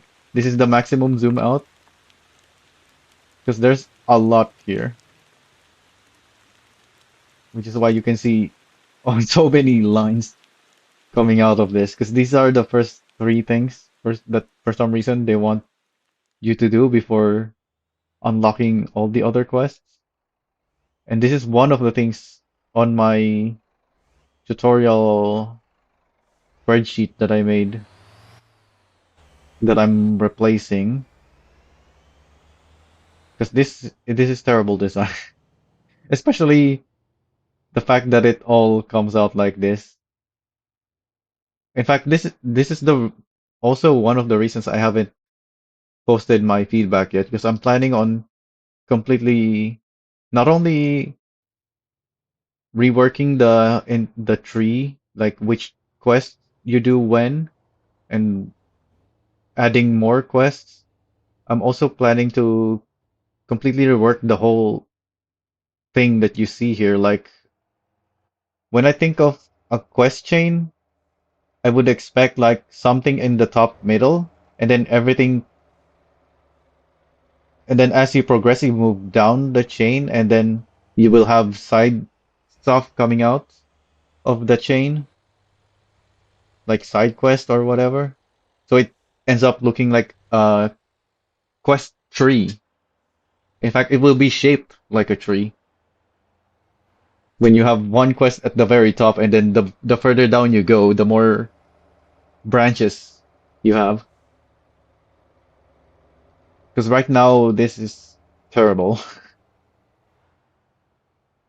and yeah, for some reason the zooming out is limited. Like I can't zoom any further out than this. But yeah, this is much better than before at least, and I think there's a few new quests compared to before, but not much. This is mostly the same quests as before, I think. But yeah, don't need to spend much time on that. Also, I need to get out of here so my company vehicles don't get stuck anymore. But yeah, we'll review this at some point and give our final quest tree feedback once we're done with it. Comfort mood system. Passenger comfort now looks at the whole trip, including hard braking, sharp turns, and collisions. Smooth driving can recover comfort between rough moments, so one bump no longer ruins a long route. The HUD shows both the final comfort score you are building toward and live feedback while you drive. Passenger ratings and tips will continue to be tuned. So there's no explanation here on what the heck we're looking at.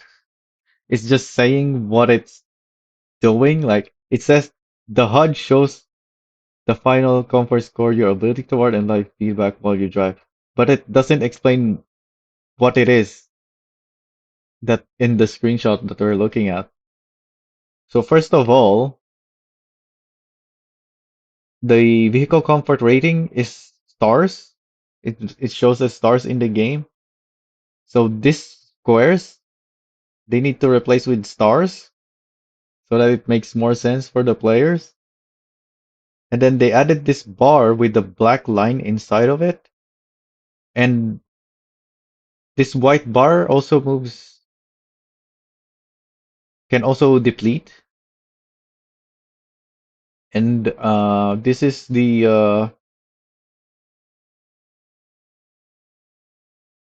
basically your average. So as it says, it looks at the whole trip now. So the longer the trip, the harder it is to move the black line. The black line is your average for the whole trip. And the white line, as far as I know, I'm still not sure about this. As far as I know, the white line is more like the recent average, so it's easier to influence. So if you just started your trip with the comfort passenger, this can move very quickly. But like after like a minute or so, it's because it's a recent average, it's it becomes much harder to move around. But regardless of the white bar, which as far as I can tell has no effect on the comfort stars. Where was I going? But yeah, the white bar has, as far as I know, doesn't actually do anything, so it seems pointless to me because the comfort ratings are now based on, as it said, the whole trip, which is indicated by the tiny black bar that is in this thing. So, for Vic, say on the example here, we have 2 stars. So I think if you divide this bar into 3 sections so that there's 2 points inside of it that is equally spaced, those points will be when you lose your comfort points. So when you only have 2/3 of the white of the bar, or when the black bar is on the 2/3 point, like I said, the white bar doesn't matter. When the black bar is on the 2/3 point, that's when you lose the first comfort. But because it's the black bar is the average of the whole trip, if you can ease off on the G forces before completing the trip, it will move up again and you can regain that comfort.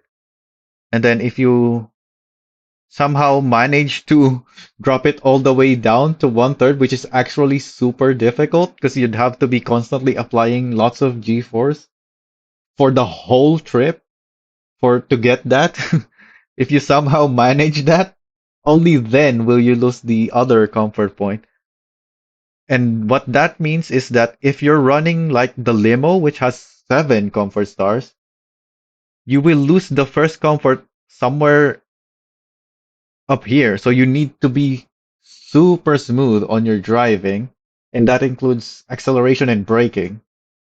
So it's basically impossible to do the 5-star urgent with limo now.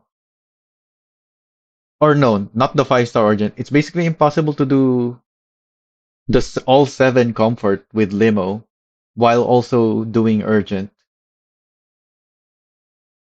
And urgent, 5-star urgent is 30 times 5 is 150% bonus, whereas comfort is 7 times 20% is only 140% bonus. So if you get a comfort urgent with a limo, you will still always want urgent. I guess on everything really, because urgent is always up to 5. So you can always have with an urgent passenger, you can always have 150% bonus if you can get all 5.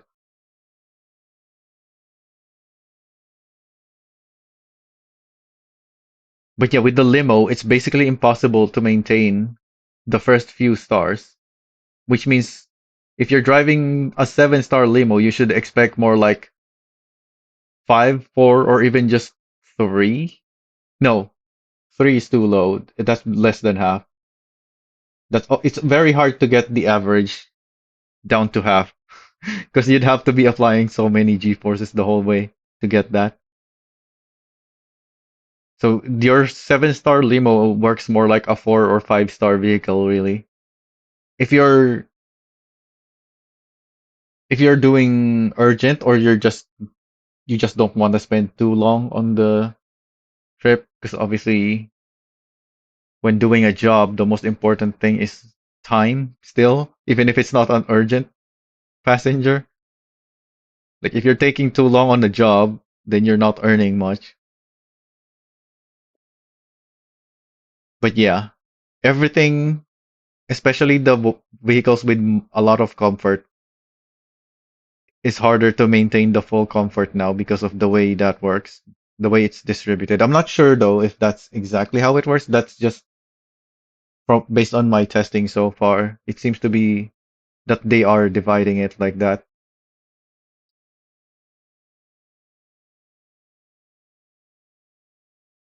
And in fact, if you want to see that, I have done a live stream focused on just the comfort system. So you can check that out if you want to see how that went. Because I'm pretty sure they haven't changed this since I did that test. Hey JDM,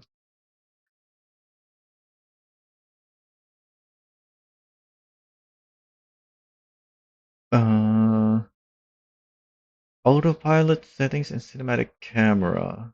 This is something I haven't played around with, but this is good as well.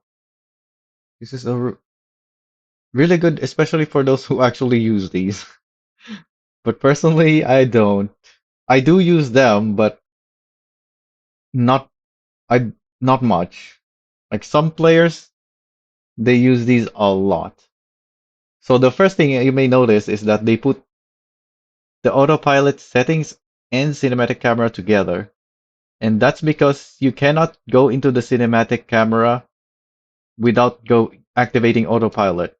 So if you're using cruise control or driving manually, there's no cinematic camera.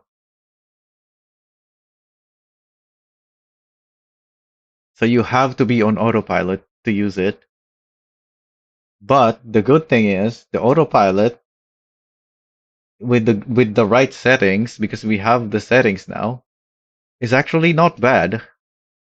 So as it says here, Autopilot now has detailed settings, including a configurable wait duration at bus stops. So just a thing for bus players. I'm not gonna bother with that for now. We'll be making a bus focused stream some other time, maybe.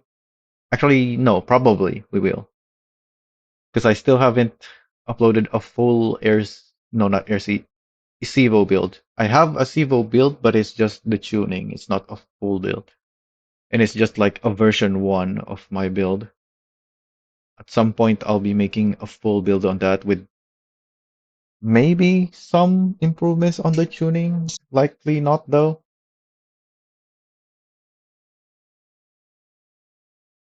Anyways,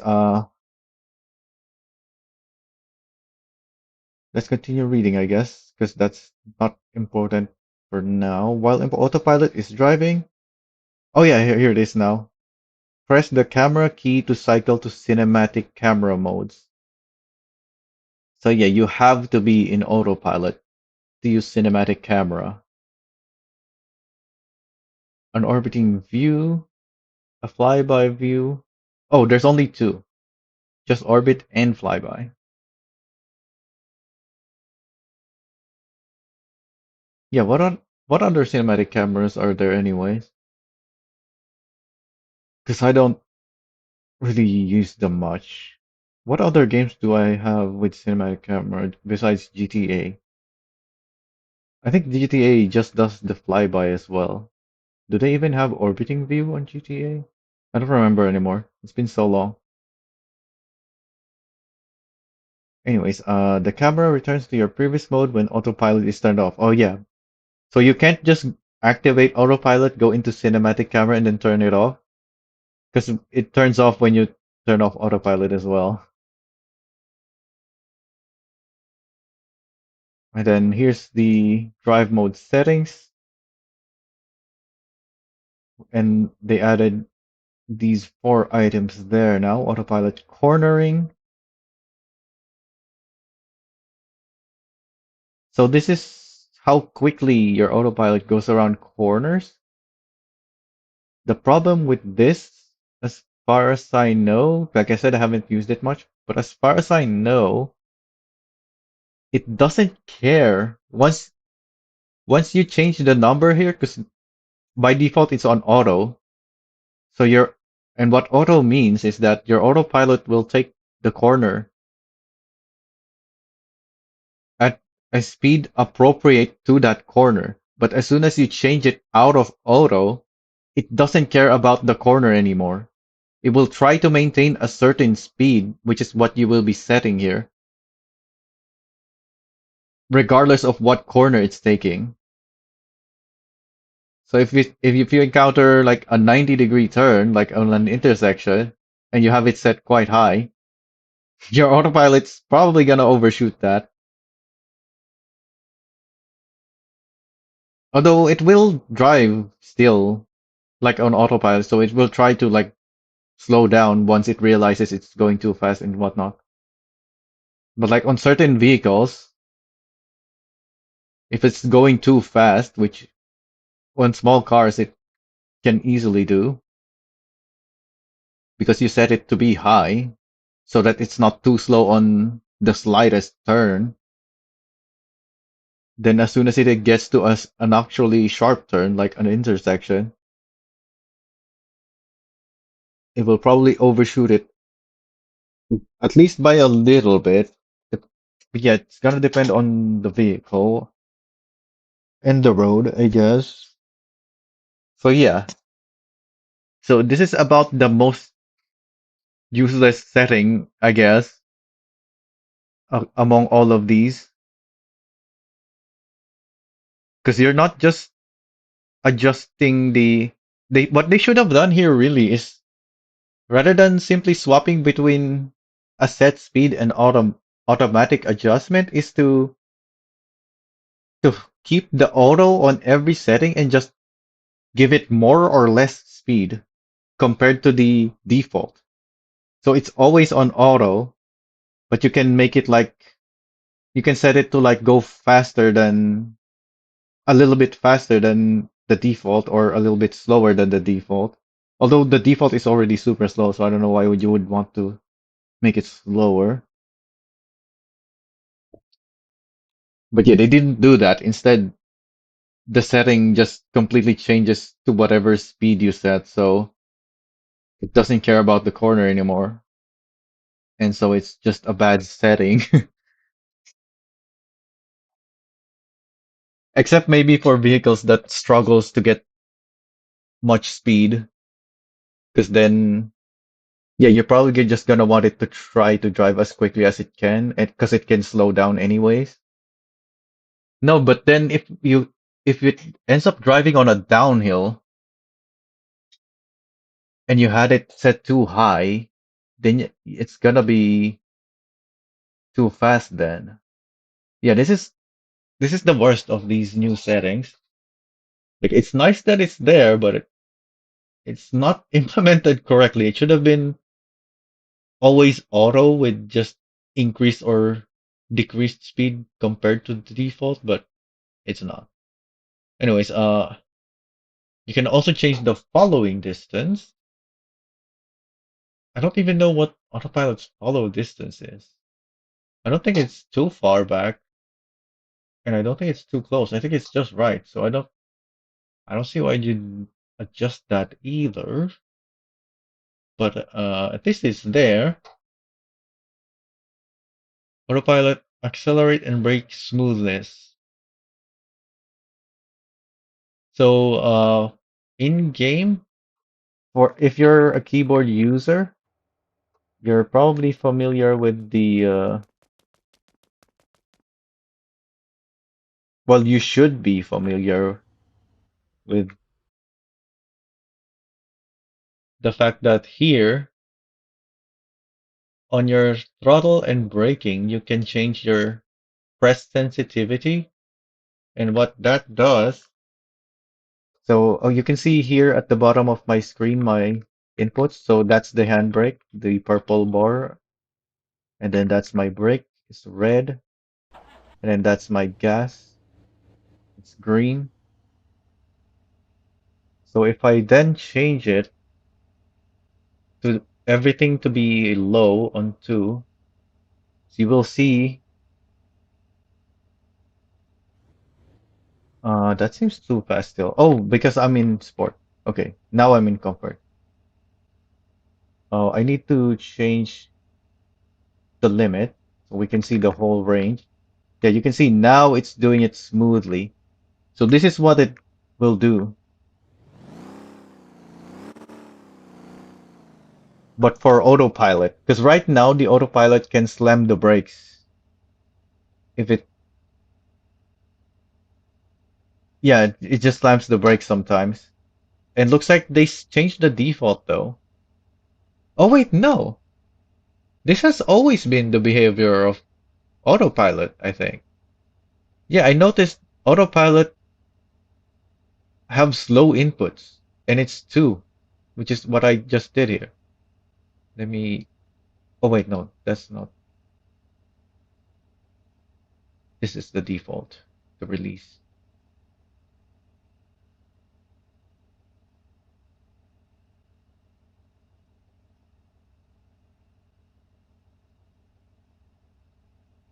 Yeah, this has always been how the autopilot applies acceleration and brake. And when going up steep roads, because it lets off the throttle when changing gears, it needs time to catch up on the revs again because of the fact that it's slow. So you can now increase that to be only double for some reason. Why can we not increase it all the way up to 100 like it does here? Because that's the same thing as we just saw. At least I think it is. But for some reason, I cannot increase it higher than 4. Oh, so yeah, this is it. Oh, it says percentage here though. But yeah, it's not a percentage of compared to auto.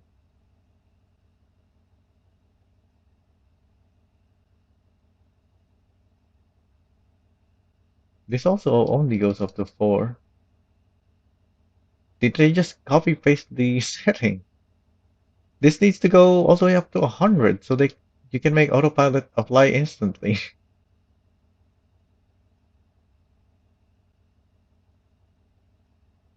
Anyway, the next item is maximum speed. Oh wait, no, this is why is the default no limit?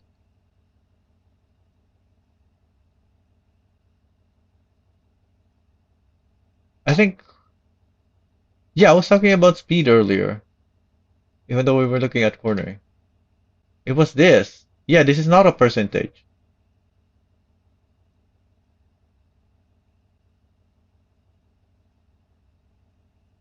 But why is this like no limit? Huh? Shouldn't this be the speed limit, not no limit? Because that's the default.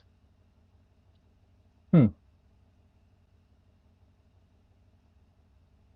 Oh, and then there's the wait time. Wait a minute. Why is this not part of the box?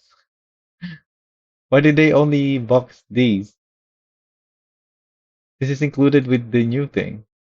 It even says there, the wait duration. Anyways, so yeah, for those who use autopilot, you have more settings now, but yeah, they're not good settings. But It's great that they're actual Ara settings, so you can mess with those now.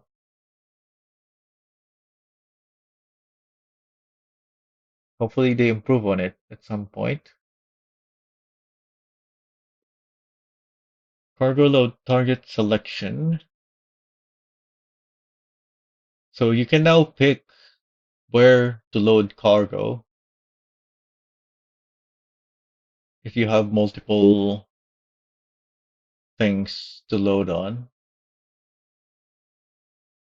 Does it work on multiple cargo spaces, even if it's a single vehicle? I haven't seen anyone make use of that. So we have vehicles like, what vehicle has more than two? Is there any vehicle with more than two? I think they own the max is two, which would be the internal cargo space and roof rack.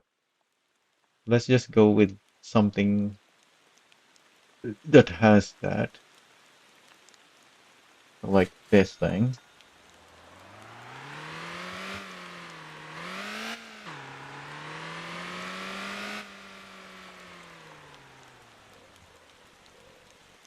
Oh, I think I have off-road tires on this, so the grip was very low in the rain. Uh, so this is set to auto. We'll go, yeah, I can select number one and number two, but it's not changing because this thing does not fit on the other one. Yeah, it still doesn't matter what you select if what you're loading only fits on one of the storage spaces. Is there anything here that can fit on my other cargo space? These are all big. Okay, there we go. The oranges. Wait, what? No, it's not changing. Huh? Oh, it's just not showing.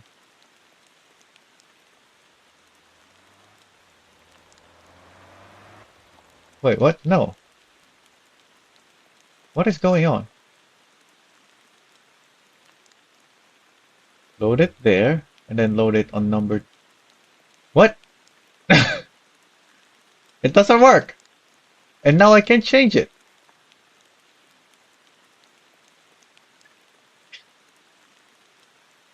What if it's two different cargo?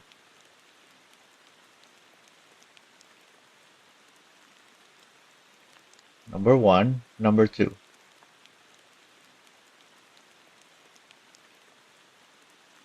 Okay, it works on that if it's two different items. It loaded one on the roof rack and one on the inside.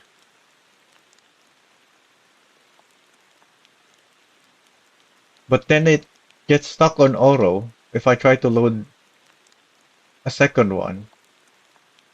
What if it's a third one? It's still on auto. It's still stuck on auto.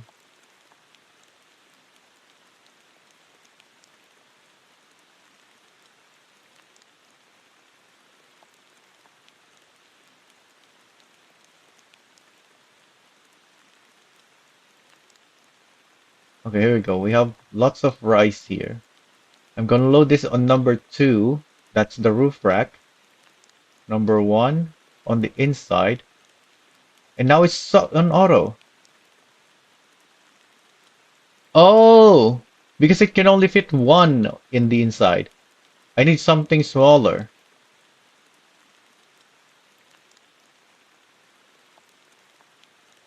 No limit of use road since? What? Am I reading that? Road signs?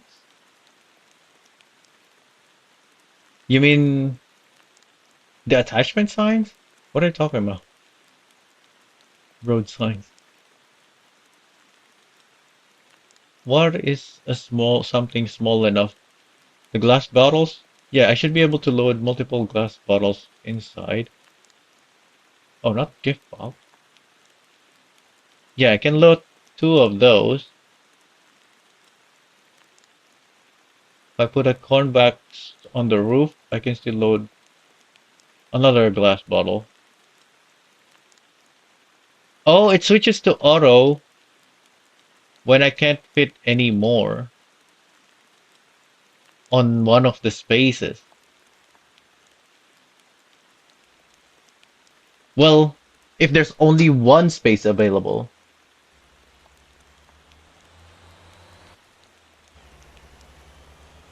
Wait, I can fit one more corn box in there? No,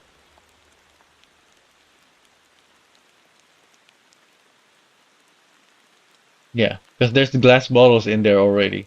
You can't fit a glass bottle and a corn box inside.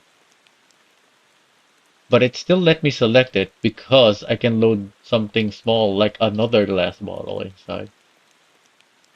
Or I can load the glass bottle on top and maybe look for something else small enough to fit inside, like a bread box. Yeah, okay, it does work. It's just confusing when you're trying to mess with it, I guess.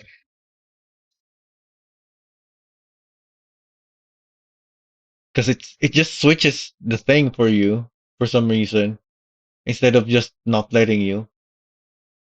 Because yeah, it was giving me the error that I can't fit it anymore.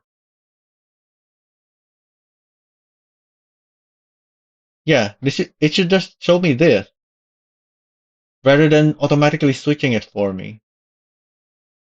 Because by having it automatically switch, it just looks like it's not working properly. In fact, let me take a screenshot of that so I can make feedback post about that. Yeah, that was just so confusing having the game decide for you that you can't select anymore or just change what you set instead of just telling you, hey, it's not possible, even though that's a thing as well.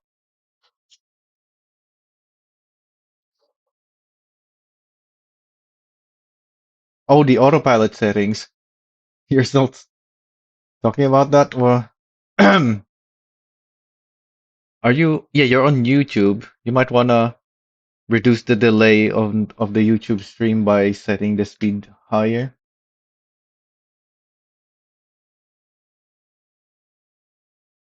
But yeah, you can do that already. Yeah, you can set the speed yourself, except it's not a percentage, unlike the cornering. Actually, I don't know. Maybe if with the right settings, you can make it work properly. Remove the limit and it will, while still cornering at the correct speed. Yeah, I think that was just the issue that I was thinking about. Let's use autopilot. Oh, where is it going? It wants to take a U-turn.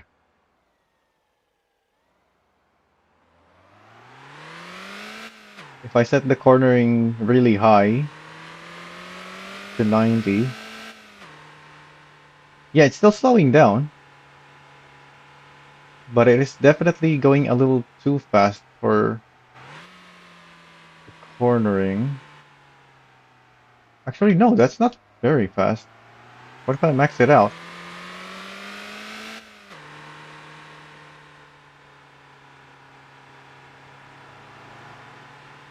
It's still slow. It's faster, but it's still very slow.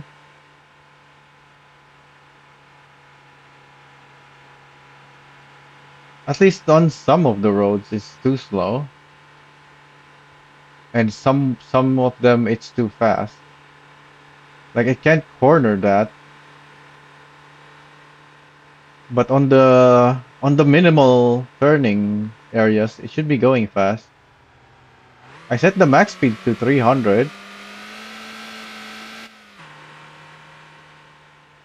Yeah, it's not even in the speed limit.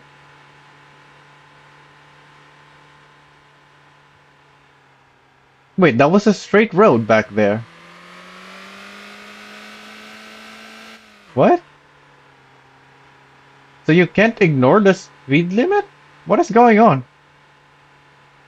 Oh, the max speed is just... Yeah, you can't ignore the speed limit still. The max speed is just if you want to make it go slower than the speed limit. So if I like set it to 45, yeah, it's even slower now.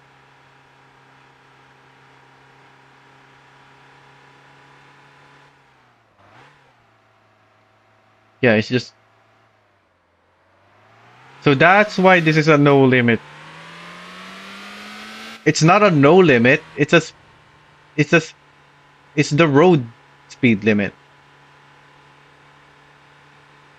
They're not ignoring speed limits.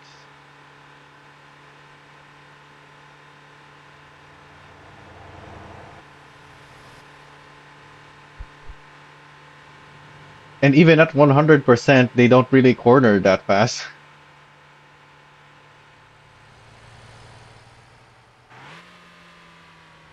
Oh, we're going to the bridge though. Let's see how it does here. Yeah, that turning is not that fast.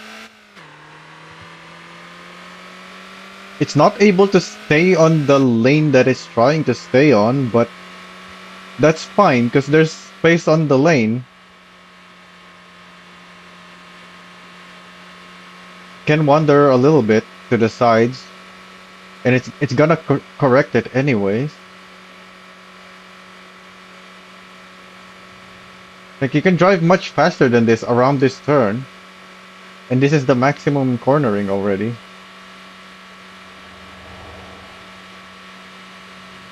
Like I can probably do this at 120 or even higher. Well, not this section here, because that's a sharper turn.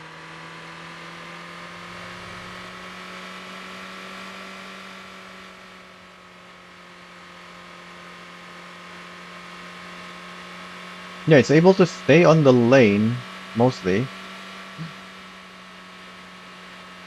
Even at maximum. So, on every vehicle, you should just max the cornering, really. I think. I'll have to play with this some more. But yeah, every time I go to autopilot, I should change this. There isn't a global setting is the issue though. I have so many vehicles. I can't go through all of them and change them one by one. I need a global setting somewhere to change it for all vehicles. Which we don't have.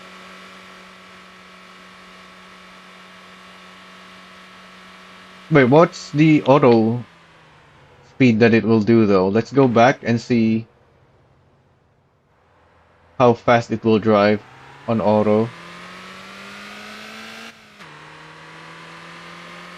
to compare the speeds.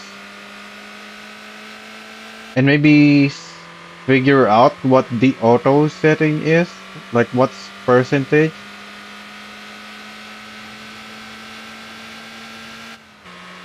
Is equivalent to auto. Yeah, I'm going 140 and it can turn at a decent rate.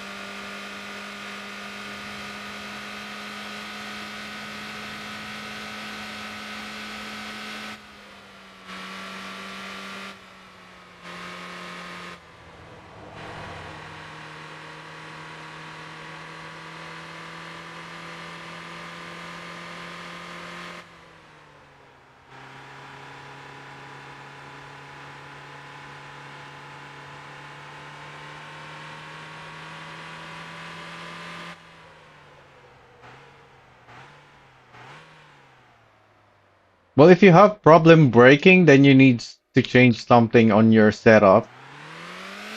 Because your vehicle should not have problem braking. You can upgrade the brake power, you can change the suspension to distribute the weight better, you can adjust the brake balance.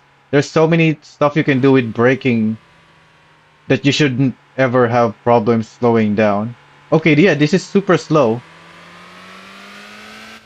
That's like half the speed. So what if I change it to 50? Will it do the same thing? Unless you're towing something, because you can't use the brakes on the vehicle you're towing.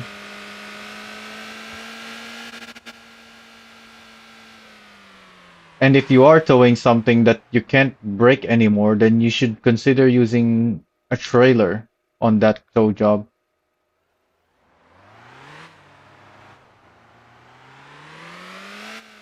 Actually, no, only the dory can use the trailer brakes. The SPT-1. The rest cannot.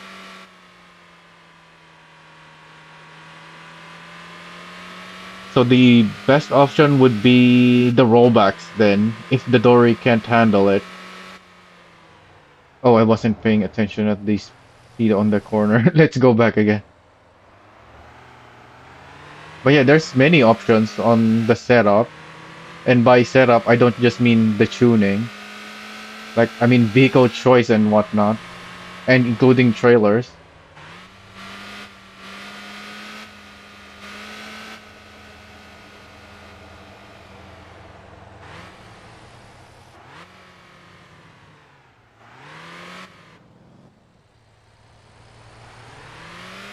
So this is 50%.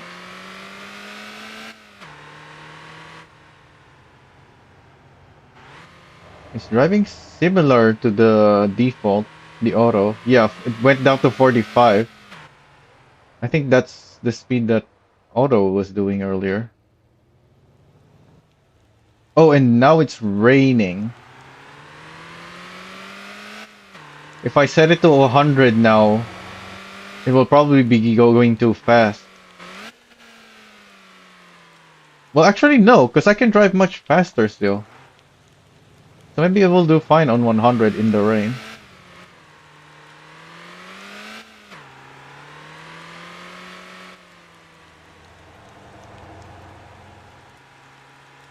Okay, auto is slower. It went down to 41. But it's raining. So let's keep going and set it to 100 and see how it does in the rain.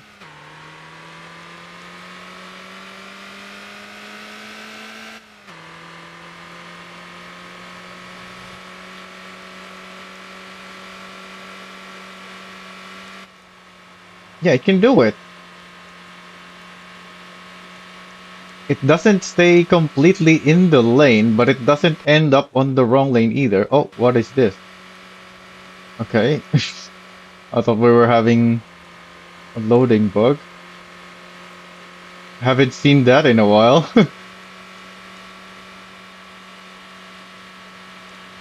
Can we exit? No, that's not a lane change to go to the exit.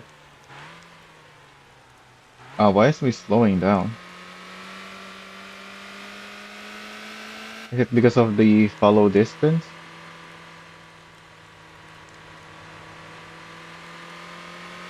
Let's cut off this coda. Oh, but that's slower. Okay, let's stay on the other lane then.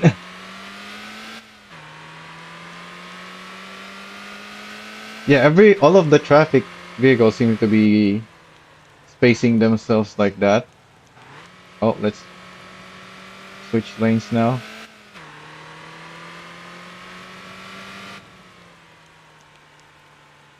Flanks on a flanker. And truck is its size. You mean the trailer is pushing onto the semi-truck?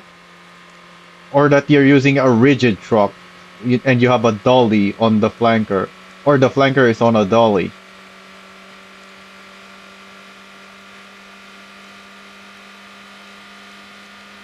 So with the trailer, since you can, instead of adjusting brake bias, although you should still work on brake balance, at least on the on the non-trailer, like if you're using a semi, then the semi might use brake balance tuning or the rigid truck. On the trailers and the dollies, not really, but you can still get brake balance with the trailer by using the brake power upgrades. So the way I used to have my trailers is my trailers always have 200%, while my semi trucks are on the stock 100%. Although ever since we got trailer trains, I've been improving on that. So I would set trailers at 130 or 150 now instead of the 200. And that's how you get brake balance between your rigid or semi truck and the trailer. Oh, there it is. It went too fast in the rain.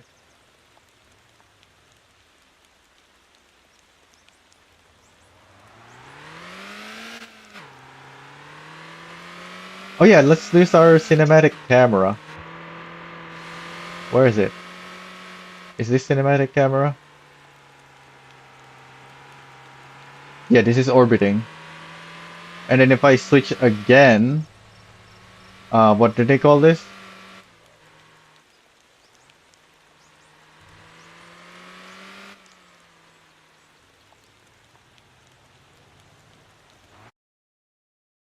The patch note says flyby view. This is the flyby view.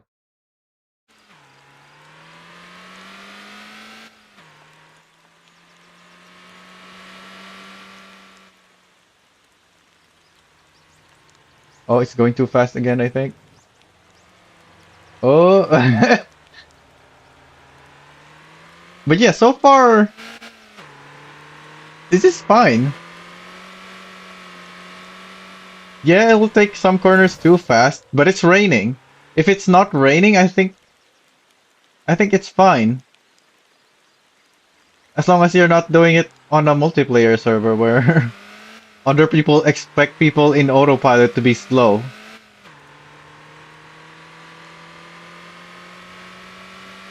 Because other people can see if you're on autopilot and they won't expect you to be going too fast.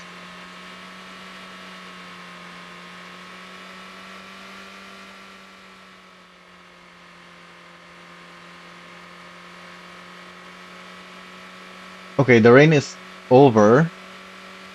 Is there any turns too sharp for autopilot now?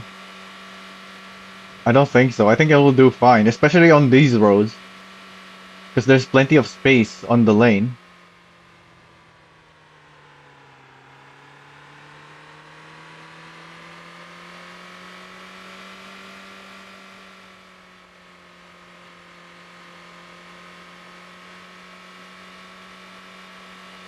This is probably faster than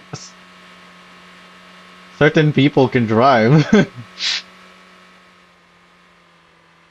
Because autopilot drives very smoothly because it tries to stay in the middle lane all the time with no reaction time, zero reaction time. Oh, but it takes intersections slowly still, whereas players will just cut through if they're trying to go fast.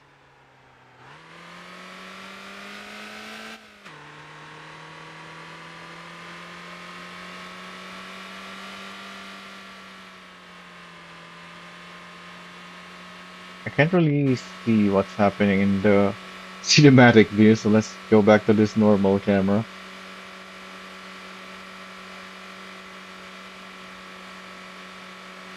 We have a sharp corner coming up, I think. Let's see how it does that.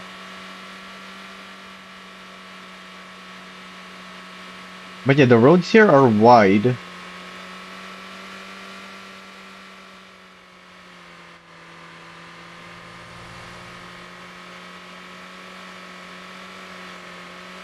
So it's able to stay in the lane even though it's not doing so well. Yep. There's another sharp turn, but it's already slow by the time it reached the sharp corner.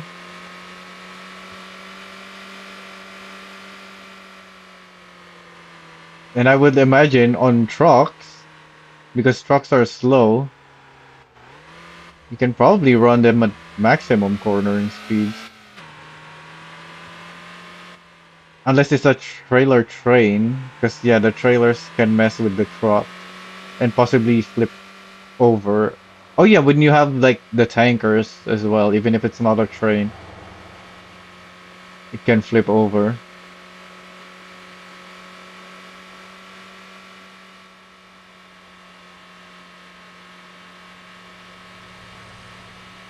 Surprisingly, last time the last few times I transported containers, the center of gravity is actually very low. At least it felt like it. Why is it reversing? I think it got confused now. Are we switching lanes? No? Okay. What is it doing?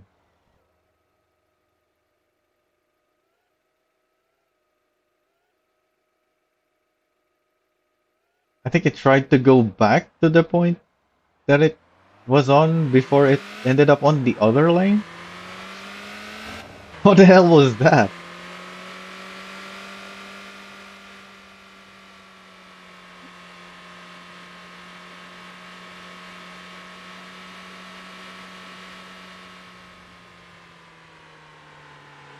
Anyways,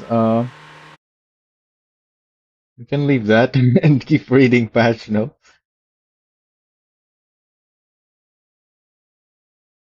So yeah, this is nice, but can be confusing. And we have screenshots to remind what feedback we have on that to make it not confusing. Anyway, next is inventory hotkey? Wait, what? Oh, this inventory. This thing. Do I not have a hotkey for it?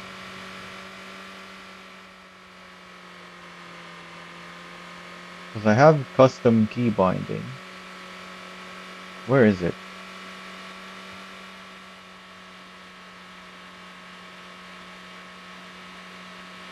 I don't see it. The old event shortcut has been moved. I on the keyboard, but I have a custom keybind. And I was doing nothing. Do I even have anything set to I? It says open inventory, but it wasn't opening my inventory. I'm pressing I. Nothing's happening. And why is it not here? It's not here, right? Yeah, it's not here. I don't have anything conflicting with it, and we can see it's there. Oh, not that. We can see it's assigned to open the inventory. It's just not working. All right, let me take a screenshot of that then. Oh, wrong thing again.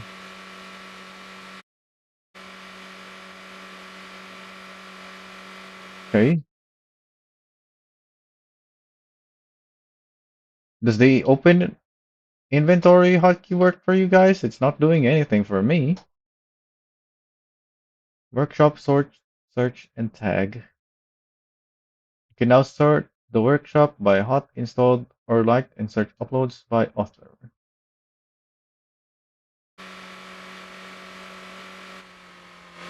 Let's look at that.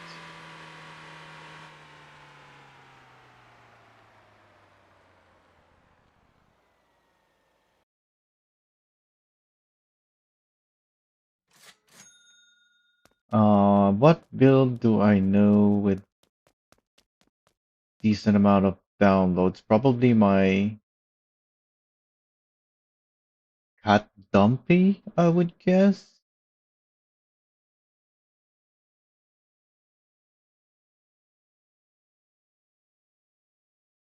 How many downloads do I have on it?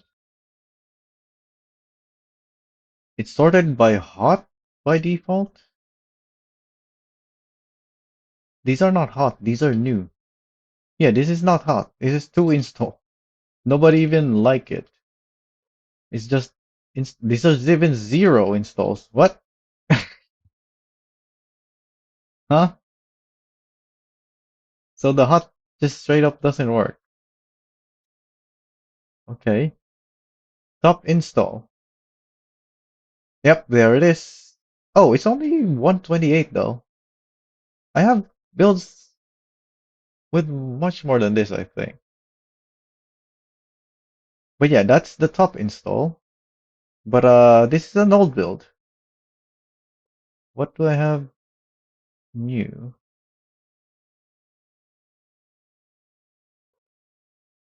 Yeah, I have new cat builds. What? This is 140. This is 6 digits even. This is a low 5 digit. I have a higher 5 digit, and I have 6 digit one. These are the newest ones. Oh wait, that's just one. It's just this that's new. Wait, what?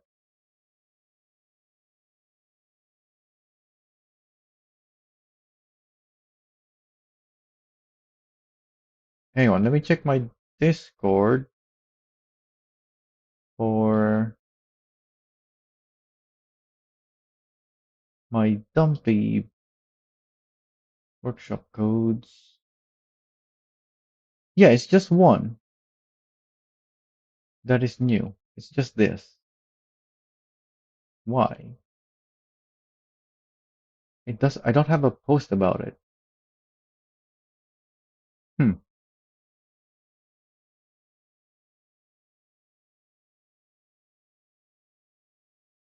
Why did I upload that? Oh, this is the one with updated attachments.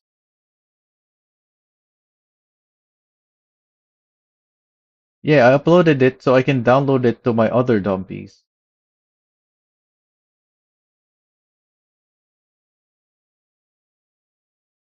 And also, I have a new cat livery that I uploaded at some point just so I can share the exact build that I had at the time because I was still testing it. And then once the player interested in it was able to download it, I removed it. I think he still has the updated cat livery. I don't know if he has the final version though. In fact, yeah, I'm pretty sure he doesn't have. No, wait, he does have this. But I think my version is newer than what he got. I don't know.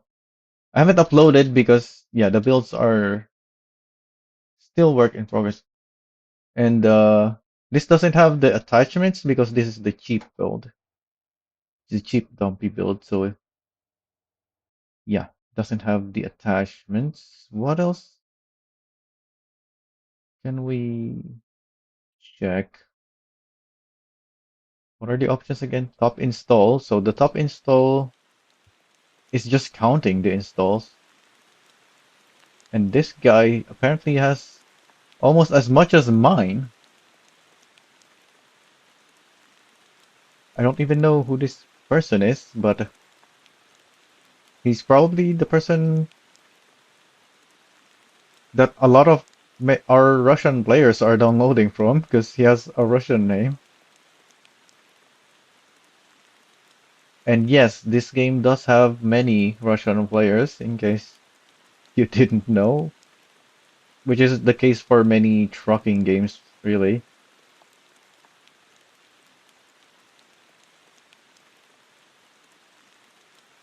But yeah, somehow I still beat him because mine is not just a tuning. He's looked like it's just tuning and paint.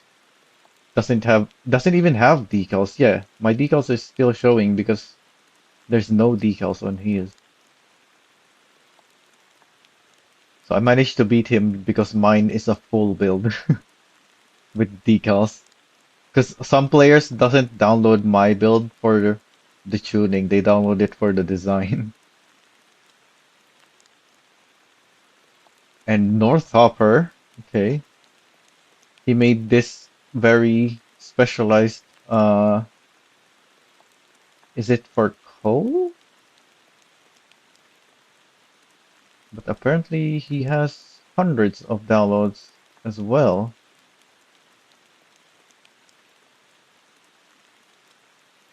I don't remember where I found this build, but yeah, this is some kind of specialized build that is apparently supposed to be good for something. I just don't remember anymore. Because this is super old. 574. A 3-digit build. I think it's only testers who has that 3-digit builds. Because by the time the rest of us had access to the Wrkshop, there were already all of the uploads are already on the 4 digits. I think my lowest one is 2000 something.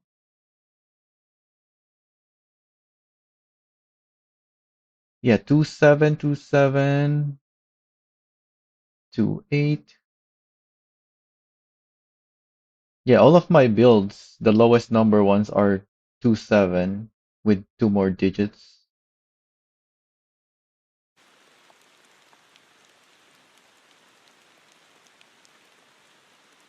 Of course, Milk also has plenty of downloads on his. And Llamas. Llama also has a cat,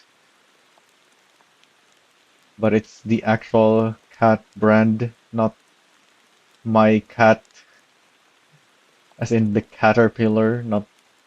And then the rip-offs, the re-uploads of my cat, 4 of them on one page.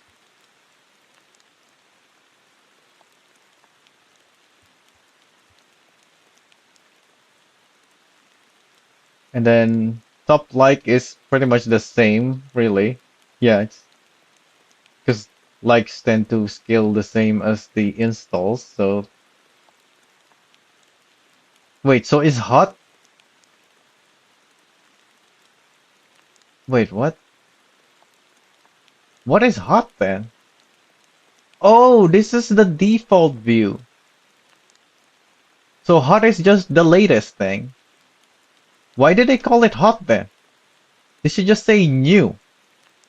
This makes it sound like it's good, but it's not. Like nobody's downloaded these.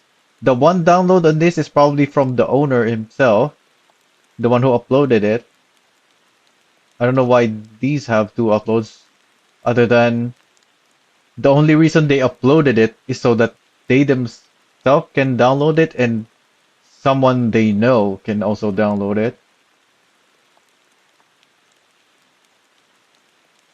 And then, yeah, these don't even have any downloads. So yeah, hot is not hot, it's just new. That's why it's the default view. So if I exit and go in, it has hot selected by default.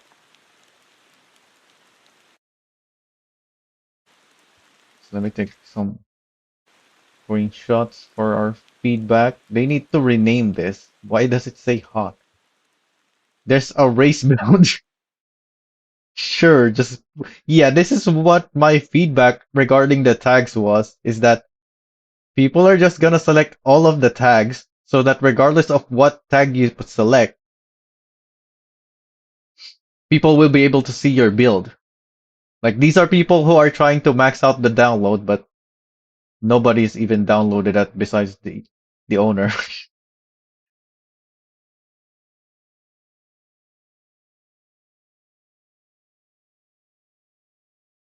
Wait, what?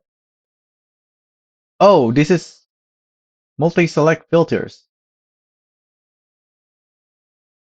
So I have to switch it off and then switch to drift. Yeah, he's the only one who uploaded a drift in the race. Because why would you ever make a drift in the race on a dump truck? Like, not even me, who has race builds on certain trucks, has done the dump truck race build because dump truck doesn't make sense to test as a race build, unlike the other trucks that I've made a race build on.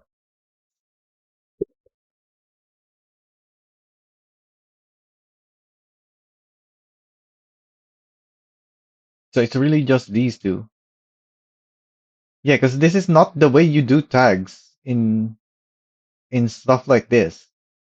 You get stuff like this when you make tags like this. The way you do tags that is not gonna end up just becoming this is to make it so that people can make their own tags.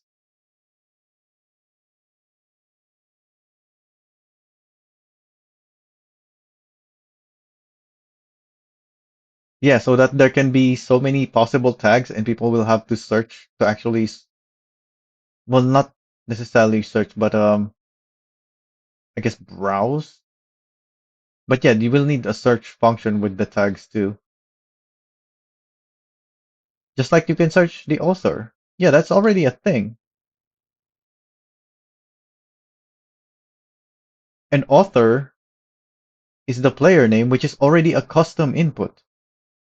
So they can do that with the tags, except it won't be an author or ID search. It will be its own thing. So like on my build, this is a cheap build. So the tags I'll give this is it's cheap, it's low level, because you can buy all of the parts on this if you have the level to buy the truck itself. That's the only level requirement on this. In fact, not even that. Yeah, because this is so cheap that the all the parts that you have to buy on this, I don't think even have level requirements. I think all of them are parts that don't have any requirement. So yeah, that's two tags. Cheap, low level. It's for iron. It's capable, well, not specifically made for iron, because like I said, it's cheap. So the parts on it are minimal. The custom parts, that is, compared to stock. It's mostly stock. That's why it's so cheap. But yeah, it's capable of handling 32 tons of iron, which is the maximum weight of iron, and also the heaviest cargo you can load on this truck. What else?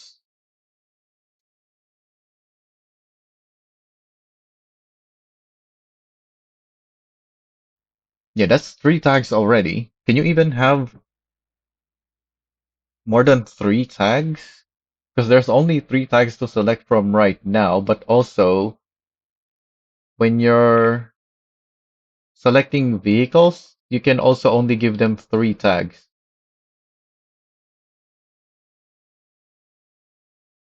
And here, oh yeah, we have custom tags here, but not the workshop.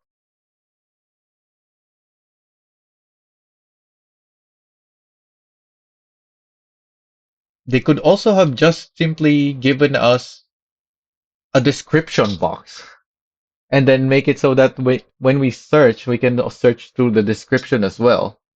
So all those three tags that I mentioned would be written in my description, and those are things people can search. So if they're looking for a cheap build, if they're looking for an iron build, if they're looking for a 32-ton build, if they're looking for, what was the other one? Low level build.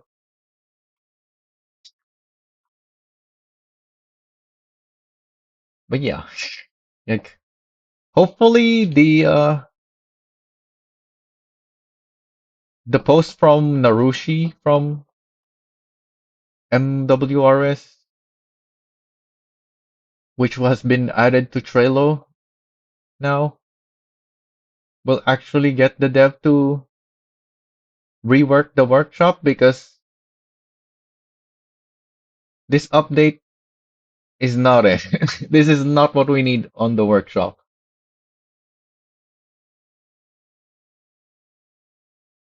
Wait, sort? Oh yeah, you can. That is sorting the likes and downloads, but it's the same. So it changes nothing really. In fact, when browsing the default, the hot, it already takes downloads and likes into consideration. So if I keep going through, eventually we will see something with a much lower number than those around it. Because it has enough downloads and likes on it to have higher priority than the newer stuff. Yeah, there we go. Northopper's build is super old, but it has hundreds of installs. And here's mine as well. And Vladimir's. These are the builds that, considering when they were uploaded, they have enough installs that they still appear next to the new stuff, even though we have it sorted by hot. Okay, so it actually is sorting it not as new. It actually is a hot sort, but why are there zero installs on the very first page? Like these are not hot items. And where is the new sort? We need a sort for new stuff.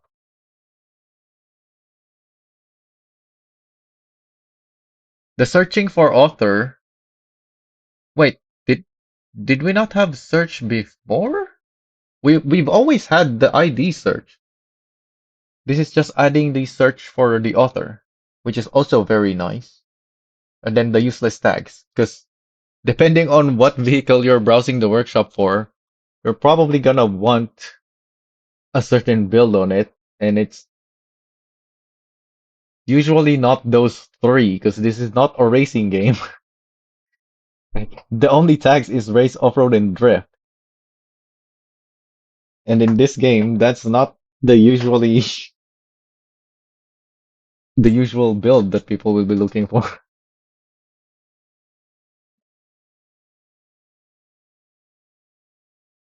You can now sort by hot, installed, or liked, and search uploads by author. Yeah, okay. It does say it's just the author that's new in the search.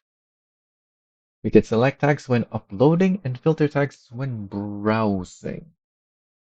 Yeah, of course, because people have to select the tags when upload.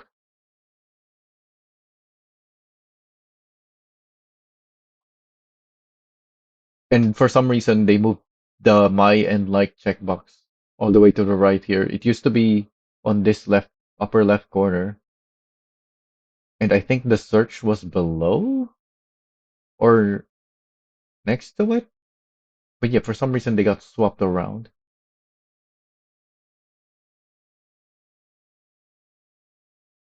Anyway, that's that.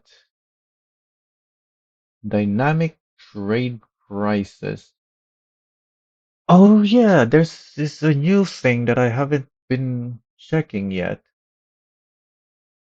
Cargo export and import prices now adjust dynamically based on global activity across the server.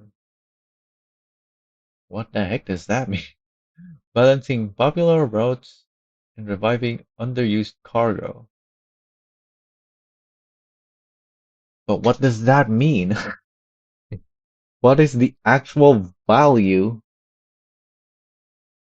that is being based on?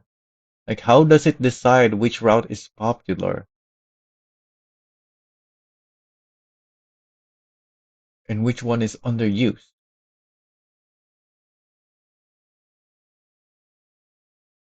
The delivery menu shows the applied multiplier, the color hint for each cargo. Yeah, but that doesn't tell us how it works. It just tells us how it shows it. So on my world, I'm obviously exporting sunflower for the town policy balance. It's on 8 still, but I imagine this will keep going down. There's only 70 out of 500 in storage, so it's not that. But if it's not that, then what is it? And it's a multiplier, so everything that's still they didn't rebalance the values here.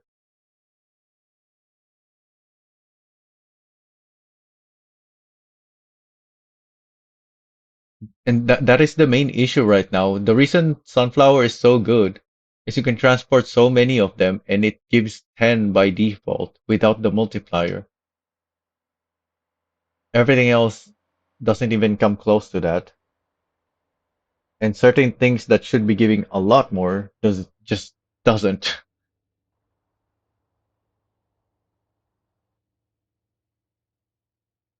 So if I go to the steel mill,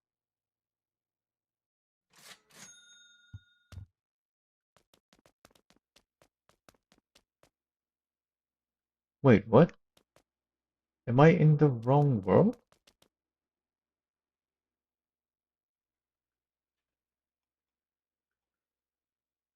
I thought I emptied this thing already.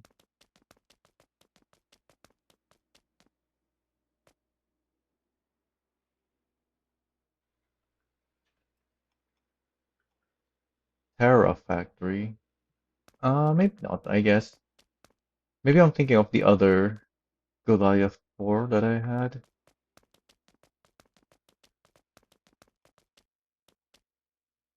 Oh yeah, there's this trailer here. So I am in the right world.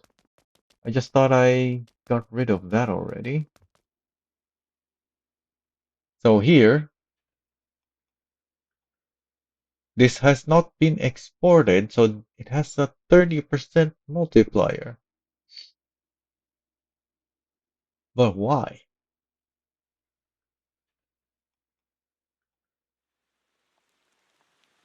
We know it's not based on the storage.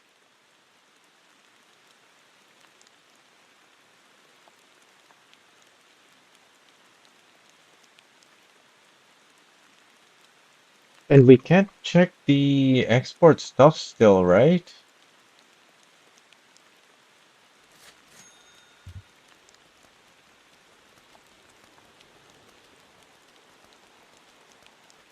Yeah, the export delivery points don't have interaction boxes.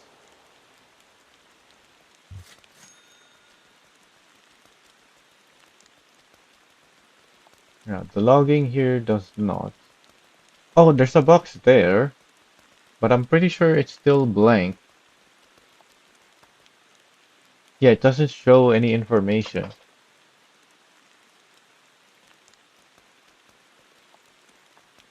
Hmm.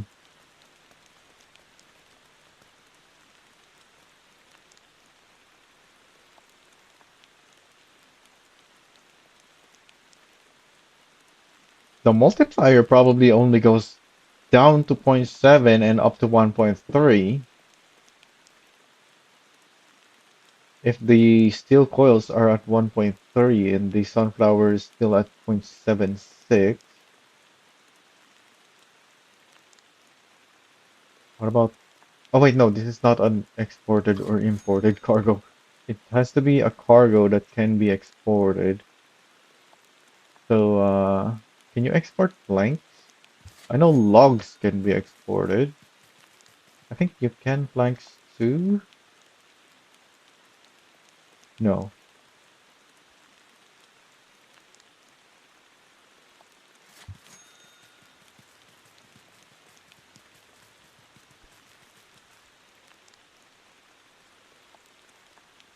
Yeah, this is also on 1.3.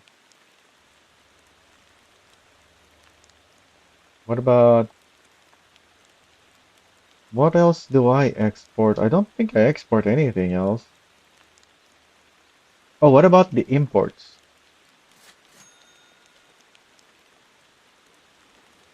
Why is there nothing there? Oh, because it's completely full. I can't even look it up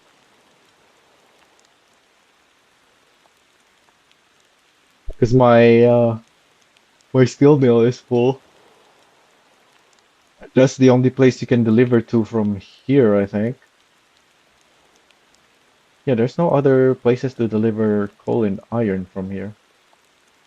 It's not like Guangjin where you can deliver to the storage.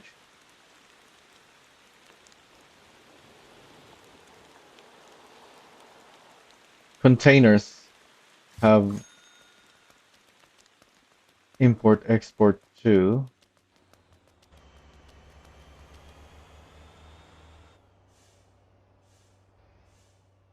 Increased by 1.3. But this is 2 by default. 2 times 1.3 is 2.6, so it got rounded up to 3.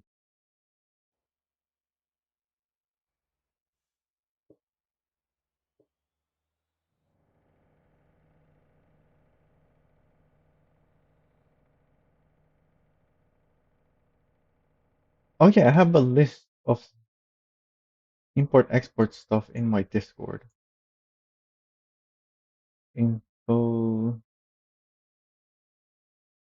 town balance plus policy. So imports are container, fuel, coal, and iron.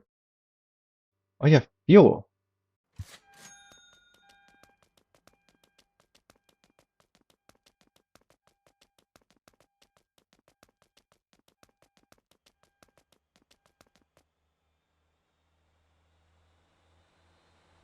This is decreased to be zero point 0.7.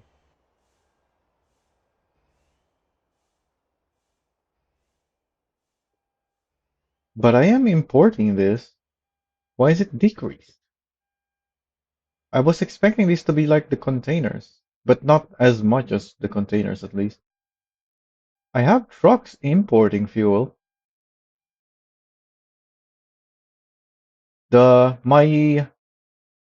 my sunflower export trucks are importing fuel so that they can refuel the sunflower farm so that it can produce more sunflowers.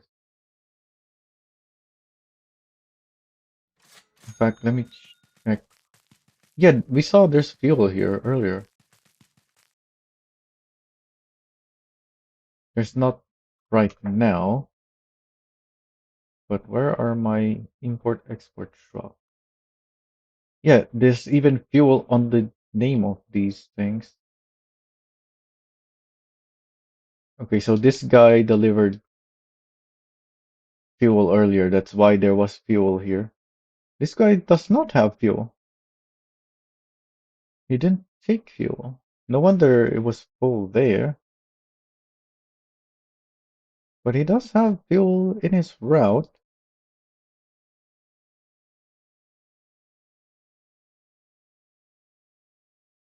Yeah, Jeju Oil Fuel Terminal.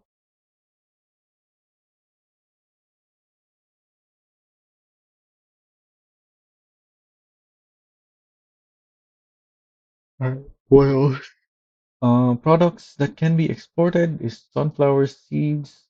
That's what I export. Crude oil, logs, coal, oil pellets, H-beam, coils, and transformers.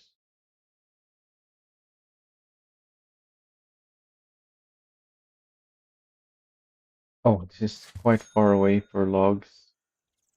Did I? I was here earlier. Did I not check this already? Let's check again.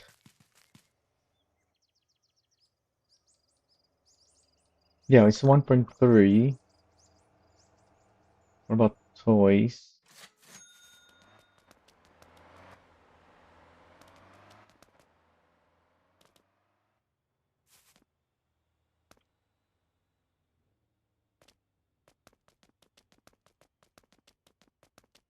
That stop sign is not in a good spot. You can't really see it.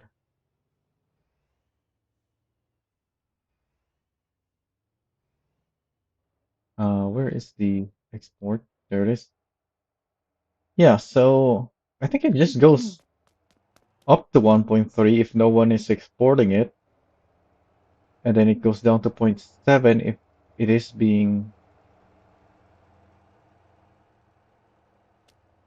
being delivered. Is it backwards from export to import? No, it's just how many times it's delivered. So it's just like fuel prices at gas stations. When you deliver fuel, the price is lowered.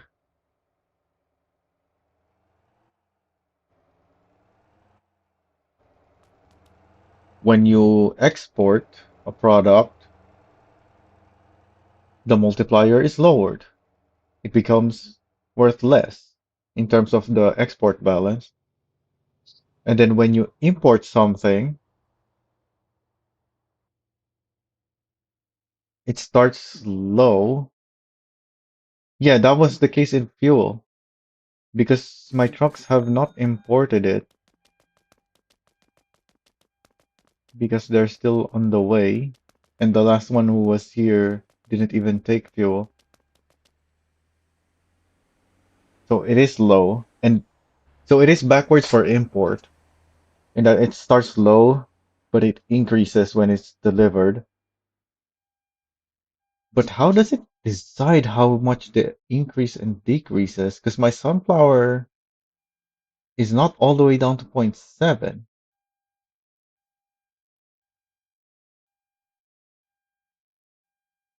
This is 50 fuel. If I take some of this, we can see maybe. What the hell do I have there? Oh, my company truck lost a trailer, I think. Yeah, this has to be my company truck trailer. Someone's missing a trailer. Possibly the truck that I just saw here.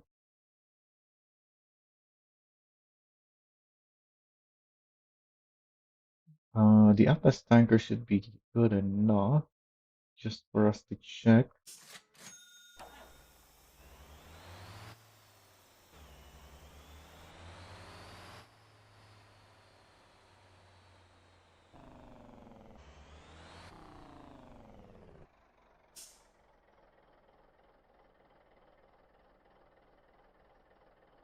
I take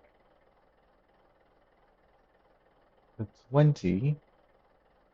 What happens to the import balance value?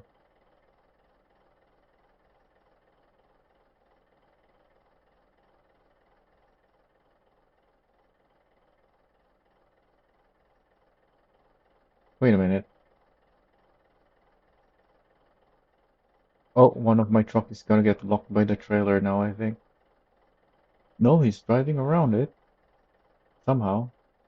Nope, he's stuck on it now.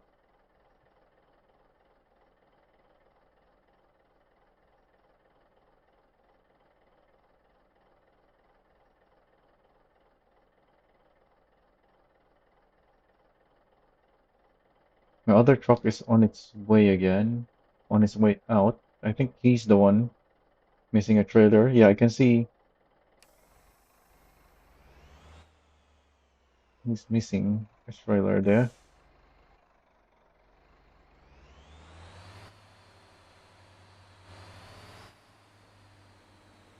Excuse me, you've lost your trailer. Oh, why did it hold the handbrake? You need to pick up your trailer so that my other truck can continue its route.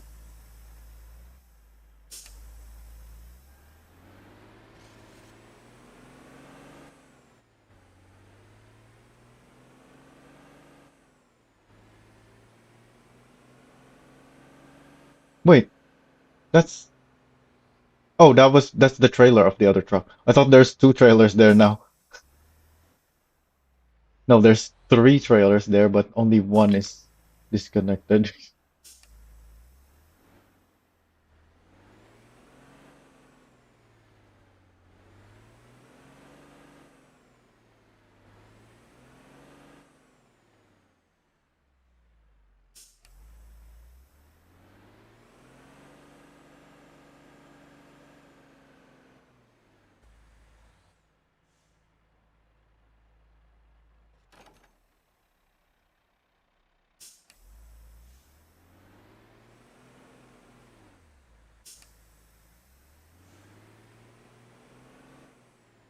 This is the problem when you're using a Counter 40 lead.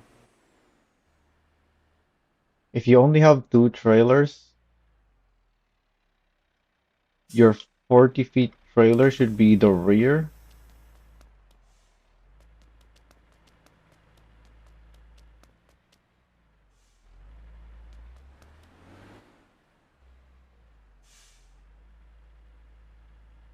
But only I guess that only works if you're only loading three 20 feet containers. Because if you need four containers, the best combination is still to have two 40 feet trailers. Because three trailers is gonna be even worse. I think he can figure out his way from there. I'm not gonna stay here for long anyways.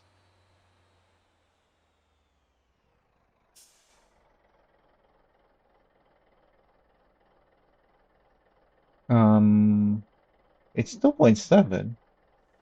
Maybe because I'm still carrying it.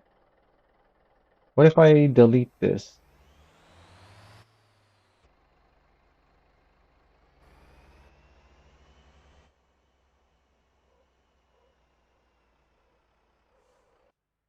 Okay, that fuel is gone now. I didn't deliver it though, so probably won't have an effect, but at least the game knows now that it's no longer part of this. It's 2.7. Hmm. But if this is zero point 0.7 and this is something I am exporting through my company trucks,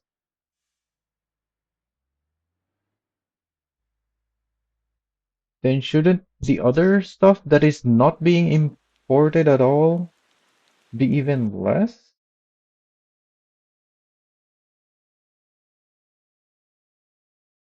Which is only coal and iron, which I cannot check. So, but I think it is only 30 still, or zero point 0.7. So it's only plus or minus 30% regardless. We can check more places for exports at least. Like, oh, this doesn't have a multiplier. Hmm, the coils had a multiplier, didn't it?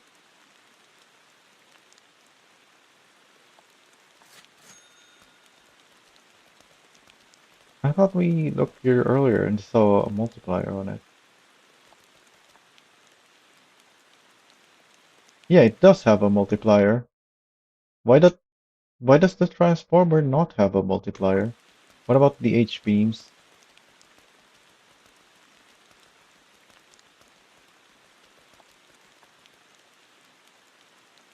Yeah, it has multiplier as well. So does the toy pallets.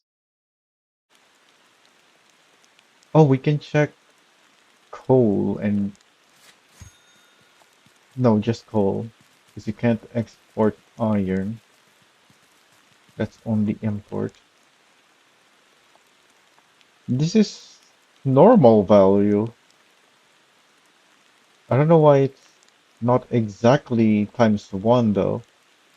I haven't exported or imported this for a while because my steel mill has been full for some time. And this is a full storage too. What about the mines?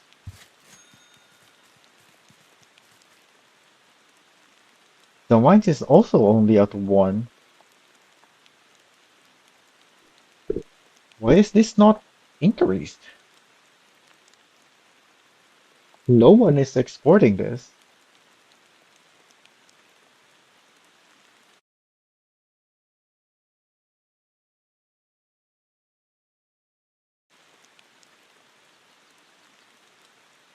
What about crude oil? We saw logs already. The logs had an increase, right? Yeah, it was at 1 times 1.3. Why is this reduced? I'm not exporting this.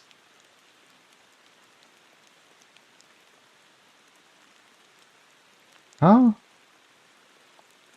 This makes no sense.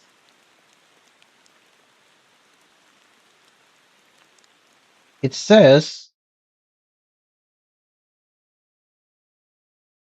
adjusted dynamically based on trade activity, balancing popular routes. But no one is interacting with these routes. Why is it lower?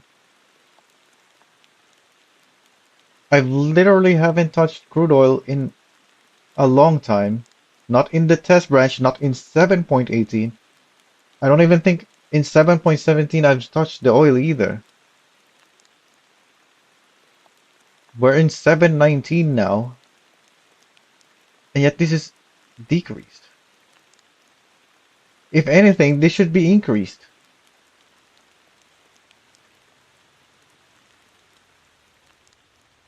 This makes no sense.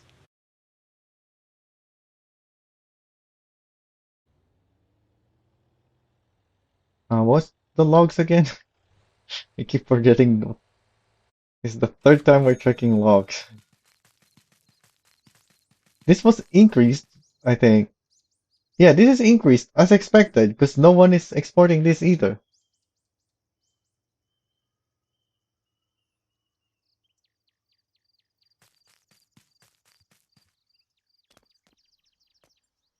But yeah, you still have the problem of the fact that logs, you can only load four on a trailer and you can't make a trailer train. So even with the increase, this is still gonna give you so little compared to like the sunflower. Even at minimum value of sunflower, you can transport so many of it that you still get plenty of balance. This is not even on 7 per unit. This is still 8 because it's rounding up instead of rounding down because it's a 7.6. And this is despite the fact that it's not the production can barely keep up with the export. Like by the time the next truck comes here, it will be able to load all of the sunflower here again, especially because it didn't carry fuel to make the production faster.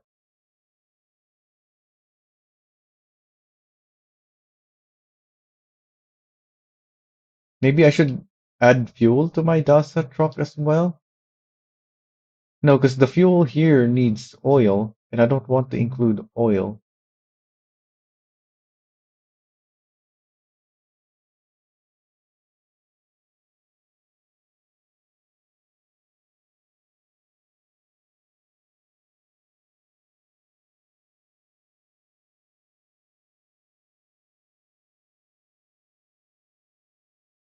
Yeah, because if I include oil, eventually, because oil makes two fuel per oil, eventually the this place will be full of oil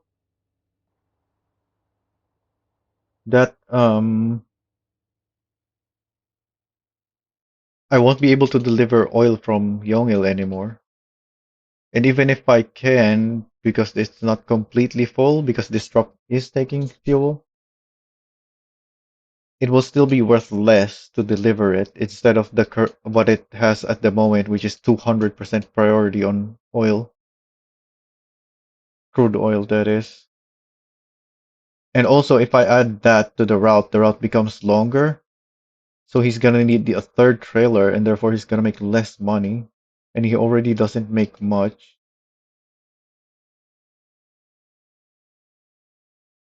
Why doesn't he make much? Or is this just because why is he on the negative? He has made deliveries. He's just not making money. At least not much. My my other sunflower trucks are also on the negative. Oh, this one is about to make his drop though. Maybe once he makes the drop, he won't be in the negative. But this guy is not even carrying sunflower yet, but is already down to the negative. What is going on? These trucks just don't make enough money for some reason. Oh wait, no, this makes sense for the fuel trucks. Yeah, because they're carrying the tanker, making them less efficient. Oh, did he pick? He didn't pick up fuel again. Why are they not picking up fuel? He interacted with the terminal.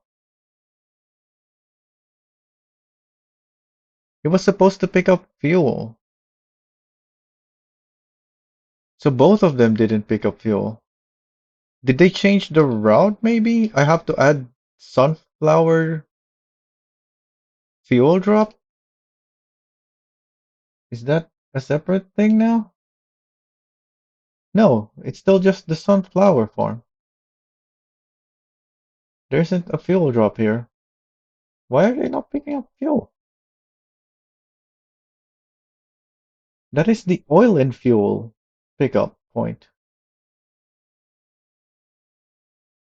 No, oil drop and fuel pickup. It's just one thing. Just like the sunflower is a sunflower pickup and a drop for various stuff. What is going on? I need that production speed because I also have the DASA export truck. No wonder they're not making money because they're not delivering the fuel. The tanker is increasing their running cost, but it's supposed to be made up by the extra sunflower that is produced from the fuel. But because they're not delivering fuel, all three of them is making a lot less money. Not only are they not making money because they're not taking the fuel, they're also making less money from the sunflower because there's less sunflower.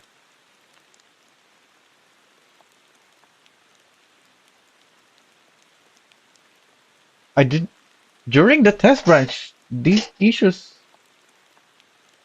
I didn't see these issues. These might be new bugs from the release version.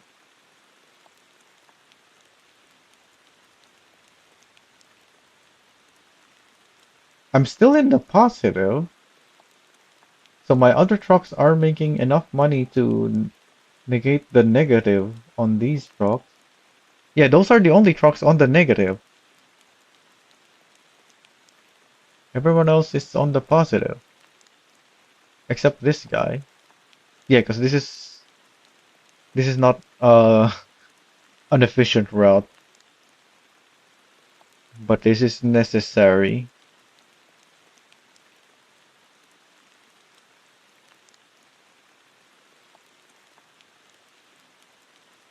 Wait, even my depot truck.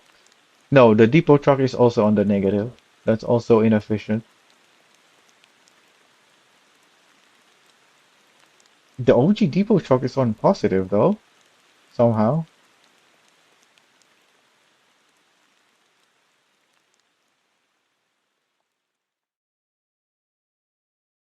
Yeah, this is the most inefficient route I think that I have. The JU Depot route. What was the other one? This one? Yeah, this is quite inefficient too, but it's not as bad as the other one. And yeah, it is in the negative, but it's not as much on the negative as this guy. Because this guy is carrying container trailers. Two of them. Wait, three trailers? What? Oh, the Linky. Two trailers plus a Linky. Yeah, he's carrying two container trailers all around the map, even though his container deliveries is just from Jeju to these two warehouses here.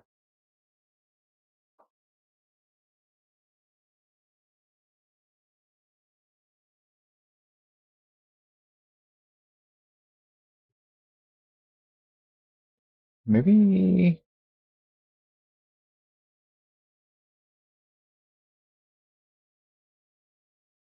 maybe I can im- give him a completely different route now that I think about it, and it will still work. So that at least he's not losing me as much money. But where else do I need?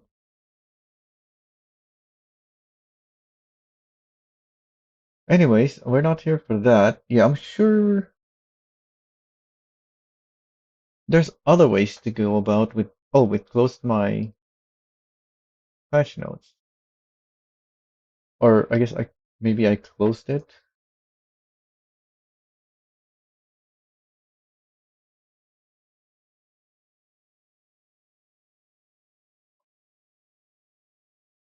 Any more major features besides that?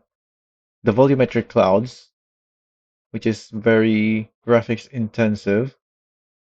It's dropping my FPS to half by simply looking up at the sky. If I have it turned on, that is. Good thing there's an option to turn it off. We have a dynamic world now, so that oh yeah, you can see here they provided images. So if your trans no, this is not transformer. This is the tank factory. If your tank factory is stocked with steel coils, you can actually see that it has many steel coils. But if it's not, then there's less of it, or possibly even none. And that is also the only place I know of that has this feature, the dynamic world. Although it says here some residential buildings also can change their appearance, because there are buildings in this game, the residential buildings that is uh that has multiple skins essentially, even though it's still the exact same building. Yeah, you can see this building is the exact same as that one. They just have a different color.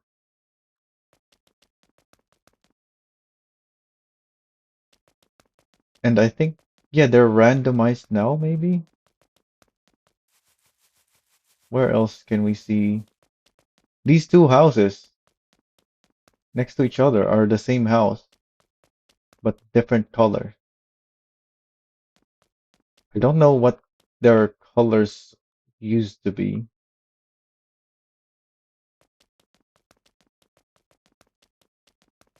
But yeah, I think that's what the patch notes are saying is that those are randomized now. I don't know why we don't have that feature on our own houses though. Like, I think some of the houses we can buy also has multiple skins, but maybe they just look similar and they're not actually the same.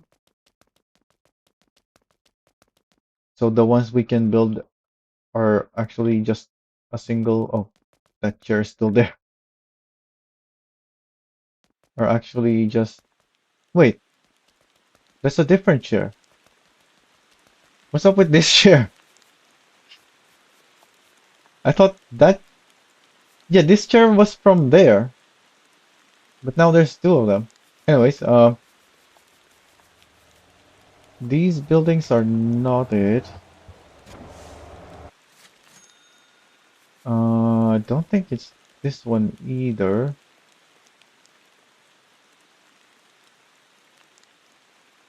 But yeah, I think possibly in the future we're also going to get an option to make to switch the skins on our house or the colors at least, just like how the residential houses have it now. Yeah, isn't this one of the buildings you can buy? At least something that looks like this?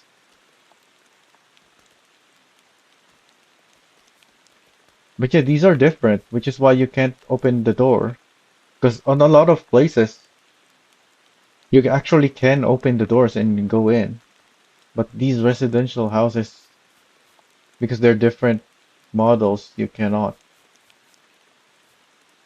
Because obviously they don't want you going in random people's houses in your world. This is not a house you can buy. Oh wait, no. This looks similar as well to one of the houses you can buy, I think. I'm not sure.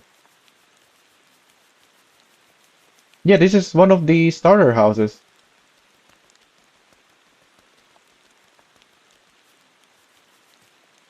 Does this even count as a residential house? Because it has all these unique stuff on it.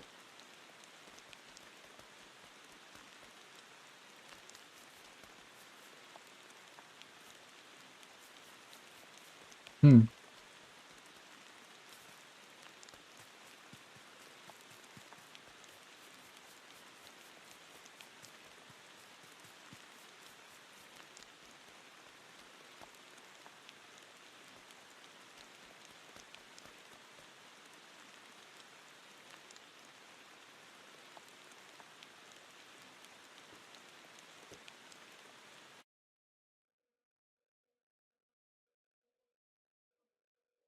I can't check this for other places besides the the tank factory, which I already was able to check before, because all my other places are fully stocked. Like the transformer factory, we were there earlier. It has a full stock. Actually, no, is it fully stocked? I think it's empty, actually, not fully stocked. But yeah, it doesn't have the dynamic cargo thing. Yeah, there's supposed to be nothing here. Excuse me. Yeah, so this doesn't have the dynamic world thing yet. It's only the tank factory.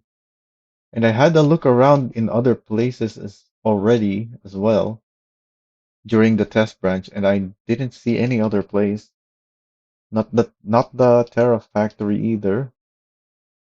I didn't see any changes on any of them. Oh yeah, what I did was I backed up my world save and then loaded into a completely blank world, a completely new one, and had a look around to see which places are empty. And none of them were except the tank factory. And I think that's why they're only showing it here. They're not showing any other place. Like it says, oh yeah, it says a new cargo yard, as in one place, which is just the tank factory. So yeah, this feature is not on anywhere else yet. And then the random residential building appearance, and then passengers follow a day of week schedule, which probably never gonna figure out because I let my company bosses do Boss work, not me. Although, no, I mentioned we'll be doing boss stuff at some point as well. Probably after the police stuff.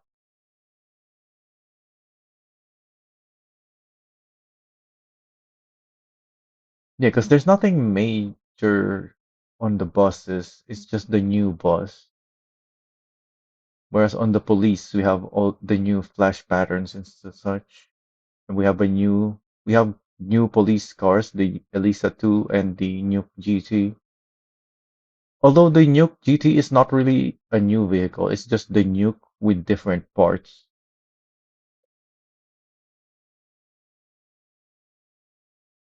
So if you is it actually different in the Motorpedia as well?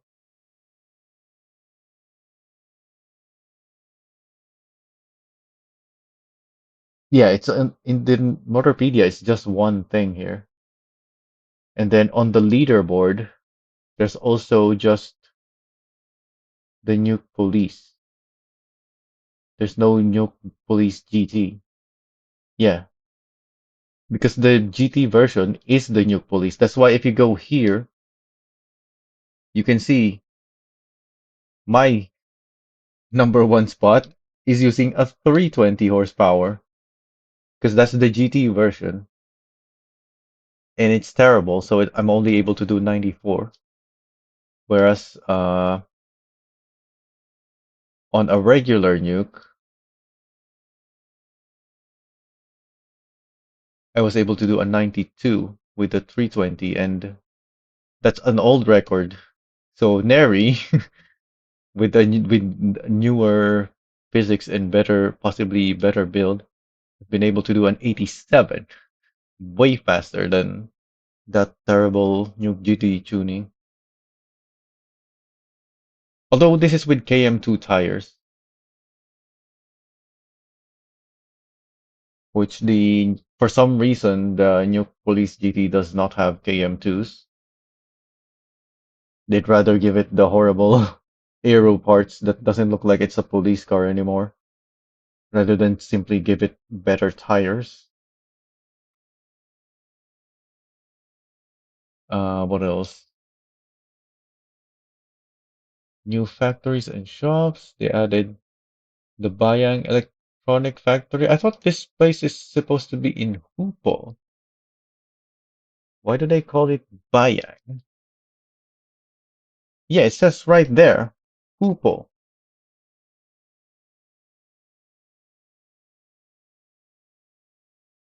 And if I teleport there, it says on my map, this place is Hupo.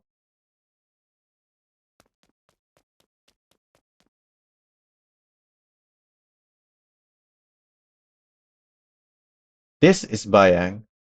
So if I teleport here, yeah, it says Bayang here.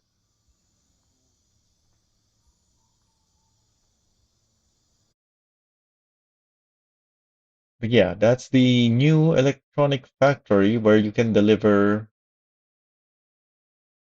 the copper coils so that it will make circuit boards, I think. A freshwater fish market in Guangjin. Let's check. Oh, I have the online access. Yeah, I bought this. Yeah, it's the copper coils and plastic. Yeah, because you need plastic to make circuit boards. One pallet makes almost just one. Oh, this is also a pallet, not just one circuit board. Yeah, that makes sense. The entire coil can only make six pallets. No, because again, it's pallets. I keep thinking it's just a single circuit board. No, it's an entire pallet of circuit boards. So yeah, but still, that doesn't seem like a good exchange rate. But yeah, especially because copper is so hard to come by because its production is super slow.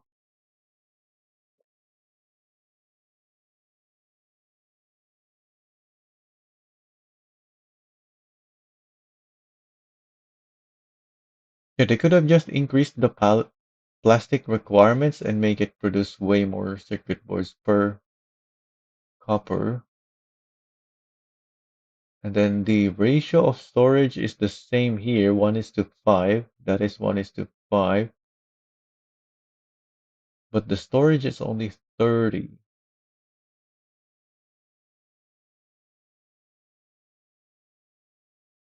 So if I deliver 100 pallets, if I deliver the whole thing here, so 20 and 100, how many can it produce? That's 5:6. So yeah, that's more. That's 120. But it only stores a quarter of 120. So the input storage is way bigger than the output storage.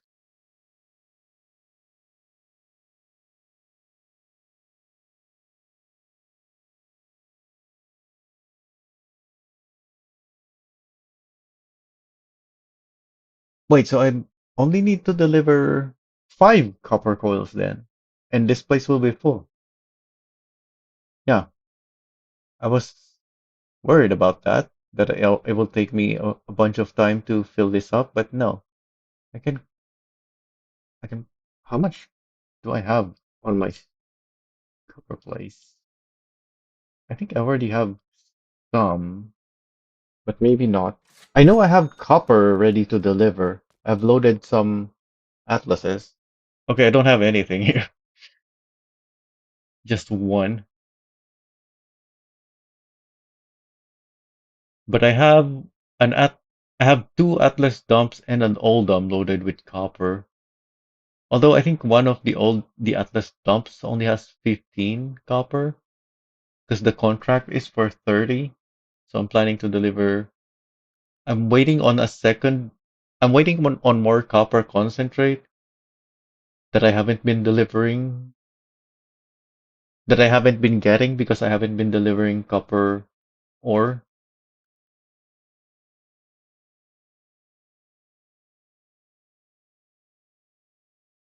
But yeah, I should continue doing that because oh yeah, I keep forgetting because I don't have the online contract there anymore, and I was too busy with making builds recently, at least until we stopped hearing updates from the game. Anyways, freshwater fish market in Guangjin. I've done a delivery from there already, and it's uh, even if you know the shortcut, which saves so much time, it's still worse than delivering fish from Halim because of the contract for delivering these. From Halim, it only takes a few minutes and you can complete the contract. Whereas from Guangzhou, yeah, you get paid more for the fish, but that's a small percentages of how much you get paid in total once you add in the contract reward. Even after you include the contract cost, and it takes way longer to deliver it from Guangzhou, even with the shortcut, which saves so much time. So, not worth doing that job. And it destroys your truck. Well, maybe with a proper tuning, it won't because of the horrible terrain outside of Guangjin town.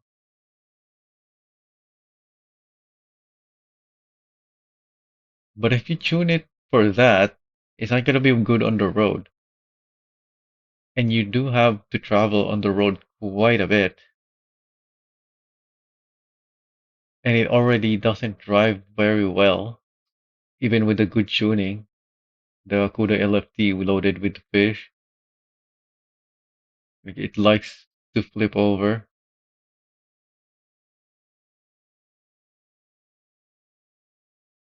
which makes sense because you would be having liquid sloshing around when you're trying to take corners at speed.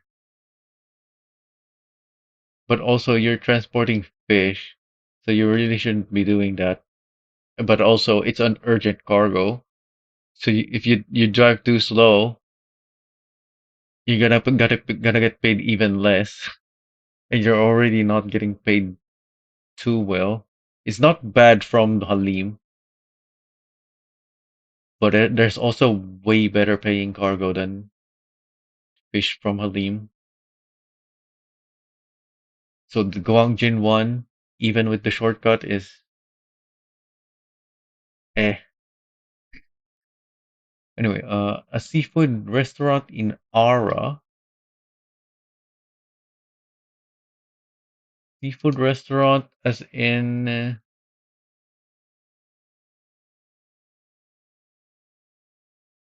you can deliver the seafood to it, I think.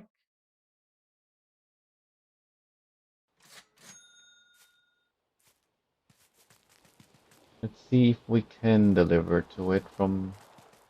I guess I should have just looked at the Ara place itself instead of whether there's delivers to it, because we will also see that. Yeah, there's the seafood restaurant is a delivery point. But yeah, it's so far away though. And the contract there probably pays the same. How much does the contract pay for delivering to these places?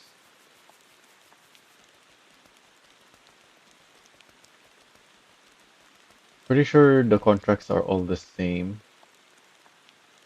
but it could be different.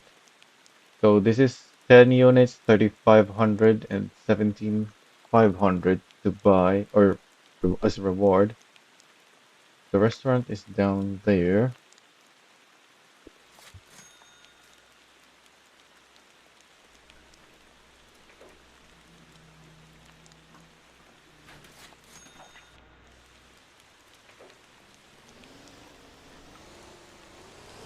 Oh, what is this build?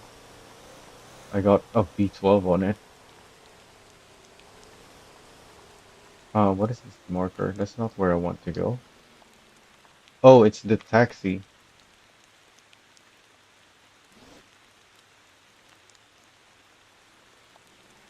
Is this a one speed? It is. What was I doing with this?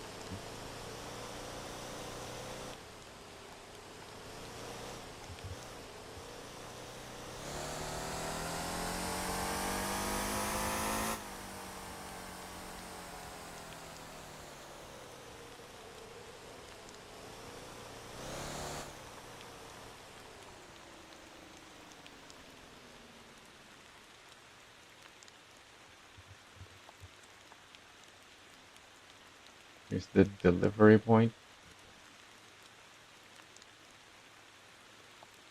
Yeah, it's the same.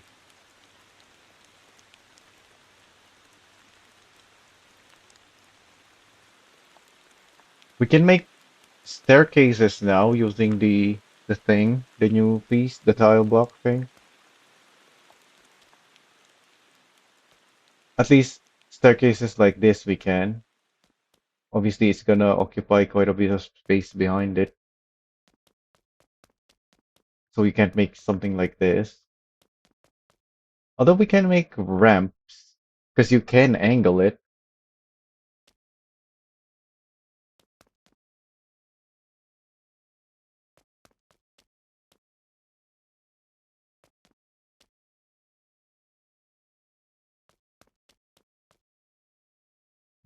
I don't think there's any NPCs around here ever. It is past midnight in game though, so even if there were, we're probably not gonna see it right now. Tight fit.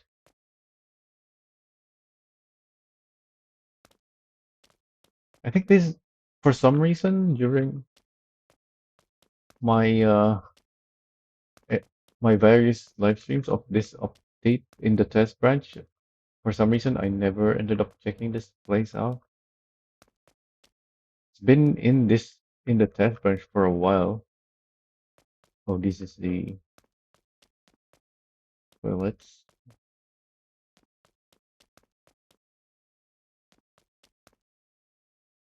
I guess because there's nothing interesting here really. Like we have a new building and it is a nice looking building, but there's nothing to do here other than oh what the heck? There's collision there. Other than deliver the fish. And they don't even serve fish here. They serve lobsters. This is a lobster restaurant.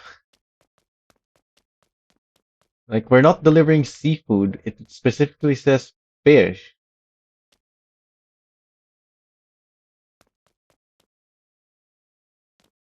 But this place doesn't sell fish. They sell lobsters.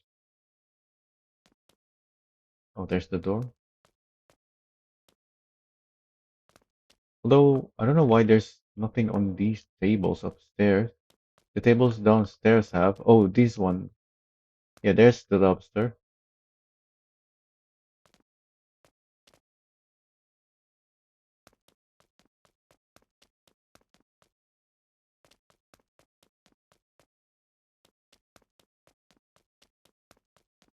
Then we have a rooftop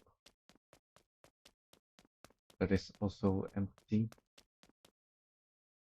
Can't see through these.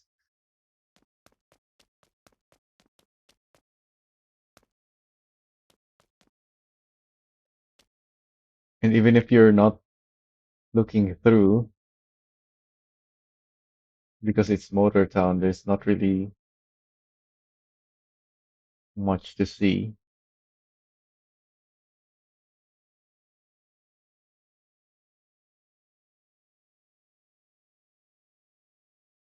Because yeah, even at maximum, this is maximum view distance, and you still see nothing in the distance.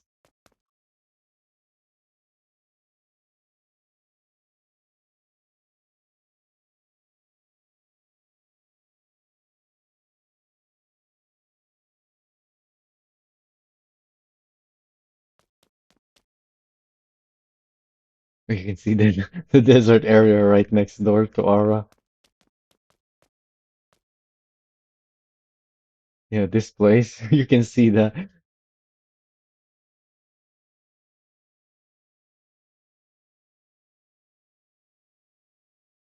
All right, what else is there? I keep closing this now. Where was we? Volumetric clouds, dynamic world, factories and shops. Yep, here we are.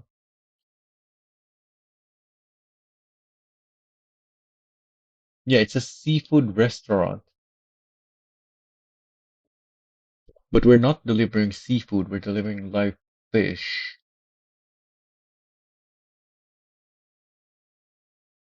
And building materials vendor at the Gangneung hardware store. Yeah, that's where you buy the thing that from earlier. I don't know why this is even written here. Was it not stated earlier where you can buy those? I thought it already was. Yeah, it shows. It even shows a map of it. Yeah, floor tiles are sold at the building materials vendor in the Gangneung hardware store. So it was mentioned twice in dispatch notes. All right. Yeah, it's basically a copy pasted line. The Bayang Electronic Factory turns copper foils to plastic pallets into circuit board. Transformer Factory and Terra. Oh yeah, the stuff the factories now require coppers as well, or not copper, circuit boards. Because before you deliver the copper coil itself only. Hey, me, Bigsoft. I wouldn't really say it's new stuff. We've been waiting for this for a month in the test branch, but it's newly released today. It's finally been released. It still needs the copper coils, but it also needs circuit boards now.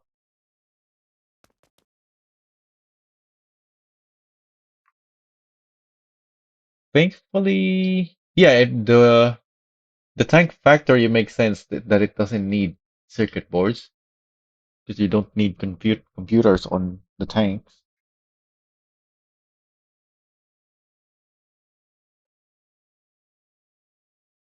Oh yeah, it says right there on top of their existing materials.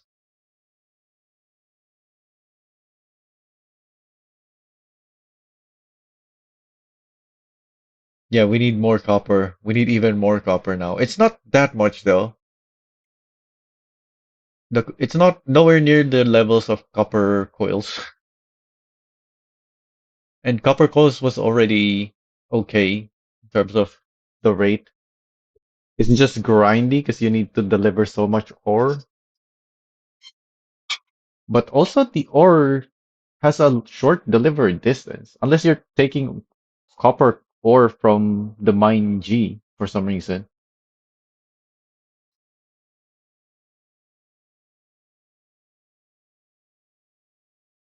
It's just repetitive really because of the super short delivery distance. Repetitive, but also you can't just keep repeating it because the production rate is so slow and the capacity is also low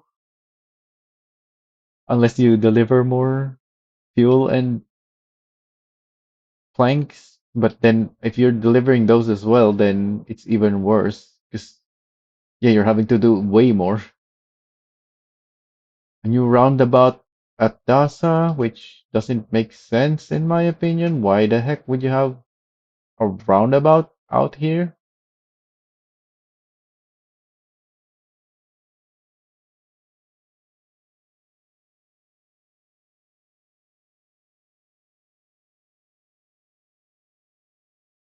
In fact, why do we have a roundabout at all? Do they have roundabouts in Korea?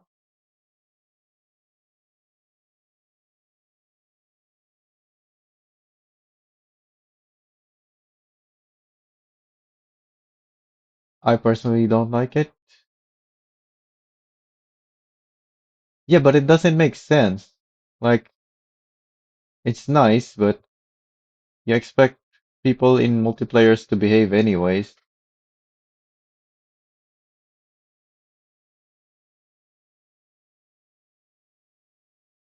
Loading screen tips are now displayed. Share your tip ideas in Discord. I don't think I've seen anyone have tip ideas.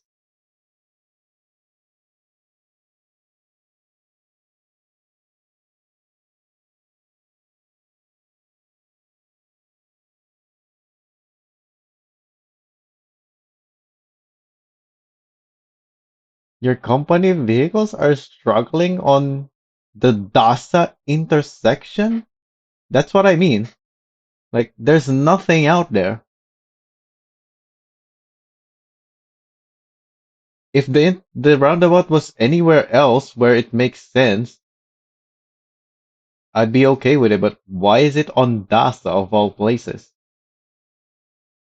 It doesn't make sense to have a roundabout there.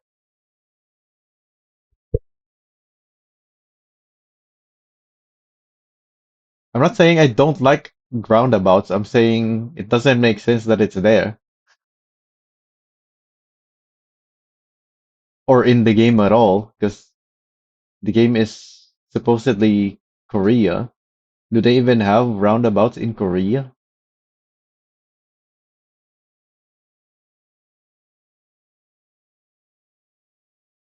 Vehicle spawn menu status icon. Yep, we've been seeing these. You can see damage and low fuel. Yeah, I have trucks. Well, I used to have trucks that I just stopped them for now. Trucks importing. coal and iron, and I have sunflower export there as well, and my my OG depot supply trucks drives through there as well, and they've never had any issues there. Because Dasa itself has 4 lanes.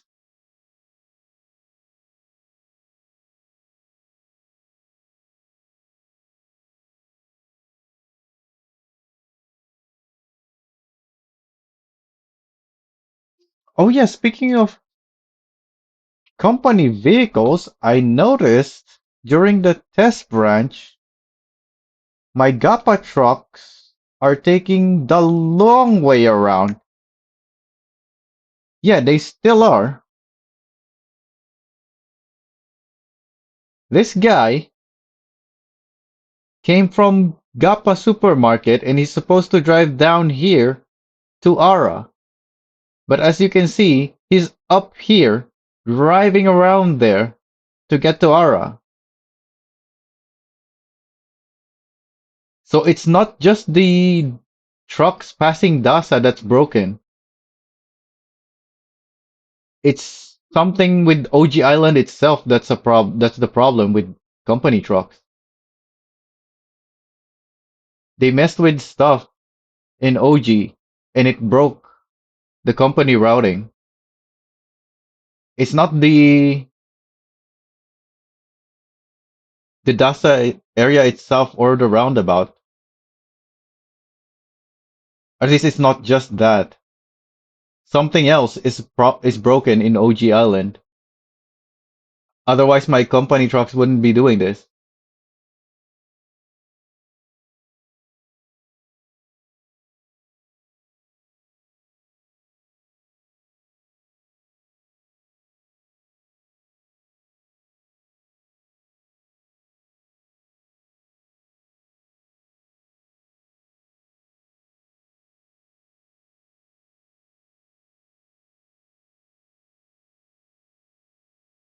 And I have 4 of these trucks doing this route because of how long it is. So they're all taking an even longer route now. So I'm probably gonna need 5 of these trucks on this route, maybe even 6 with how long this is now.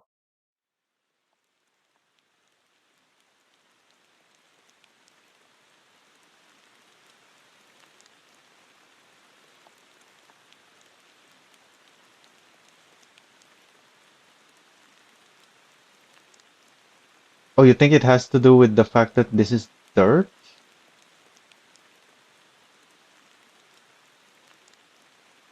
Hmm, there's dirt here too. They are penalized for driving off-road. So yeah, maybe they are avoiding it so that the condition doesn't deplete faster. But they shouldn't, because I think that's a much longer route.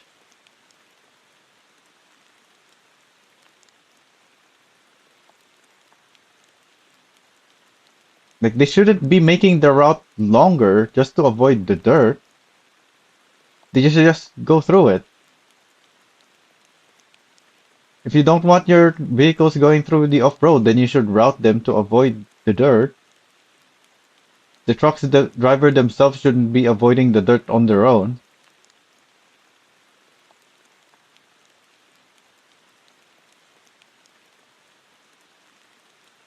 Can I maybe add something on the route to make them go through there? I should, I can probably do that.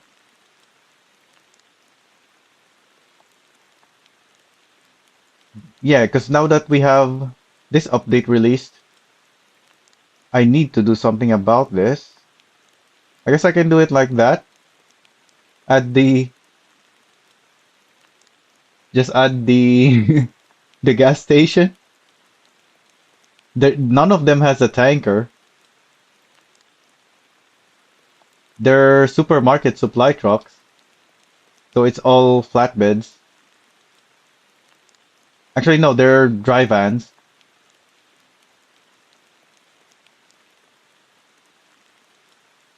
But now I have to fix their spacing because they're all messed up now.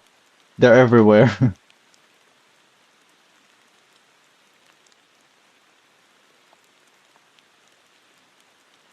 Yeah, by the time this guy reaches the supermarket, this guy will also already be almost there. I have to fix these at some point.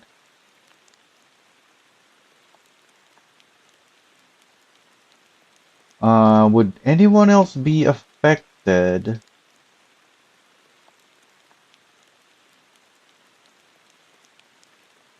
I think, yeah, most of my trucks are not on OG, so they're not affected. And the ones at OG don't really have any other choice on their routing, so that they're also fine.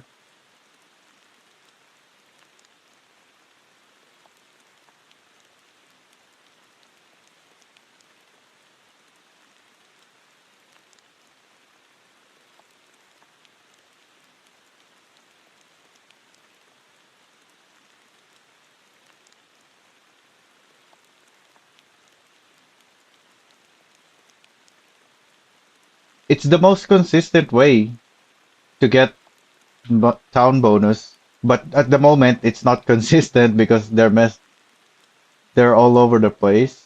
Well, actually no. Gappa and Ara is at 100 right now. Warehouses are terrible for maintaining consistent 100% bonus. That's why I don't use them. They still haven't fixed.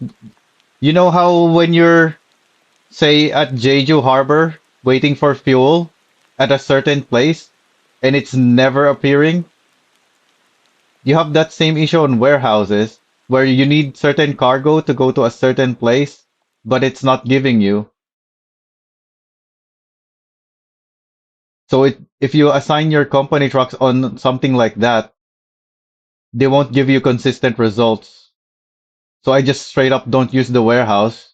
And it requires the same amount of trucks as well. I've tried routing with the warehouse to see if I can at least have more slots so that the consistency is still fine, but it doesn't. It's the same number of trucks. So I just went with this routing instead. And I think this makes more money because generally long distance jobs pay more for company trucks somehow. I guess this is the way they work because they don't have physics. So they're able to squeeze out better value per distance. Actually, no, it's because they get paid differently than the players. So they end up making more money on longer distance trips.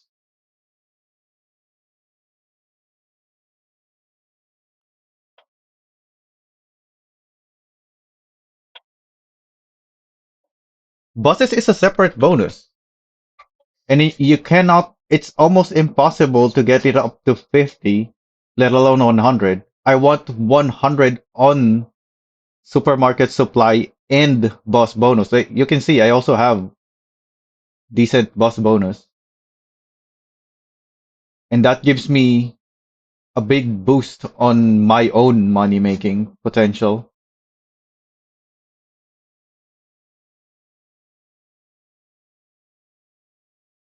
Because I have all 20 company slots. So I can run trucks and buses to get 100 on all the supermarkets and a good amount on bus.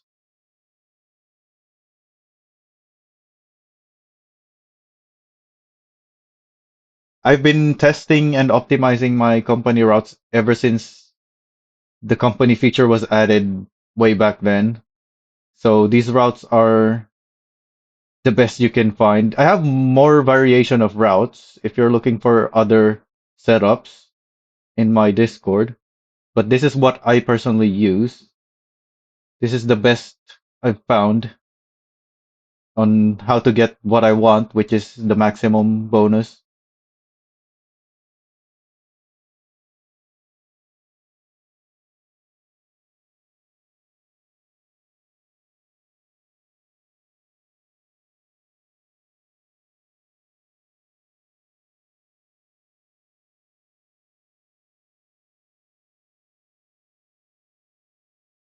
So the company route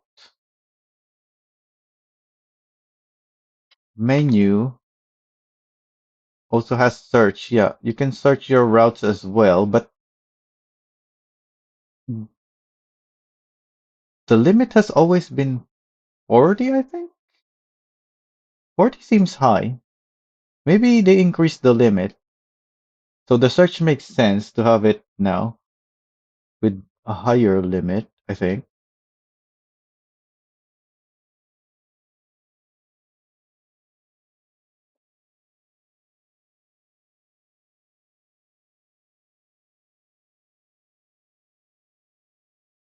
Well, I'm not just talking to you, Hokimus.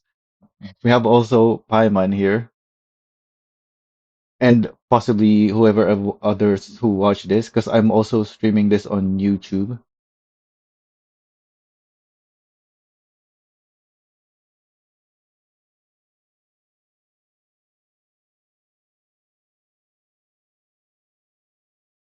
So that's just it, really. Just more options in the route, company routes, searching, sorting.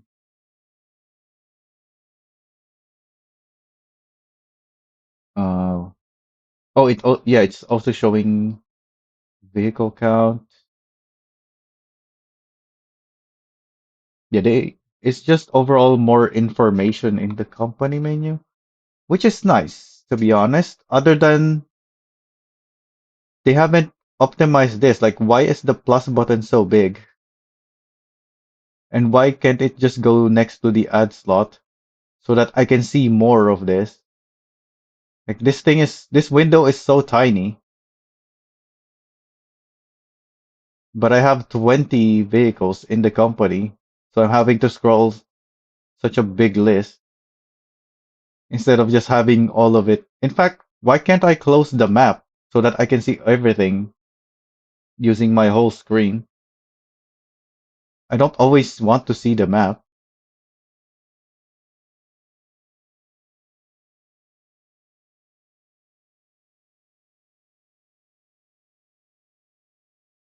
You can have 20 company vehicles now. They increased it for at least, I think, back in 718. It's super expensive though, as you'd expect. It's even more expensive than upgrading up to 15 slots because it keeps increasing by 50,000. So oh yeah, this is a new thing as well. Wait, there's a mod button? I never noticed that.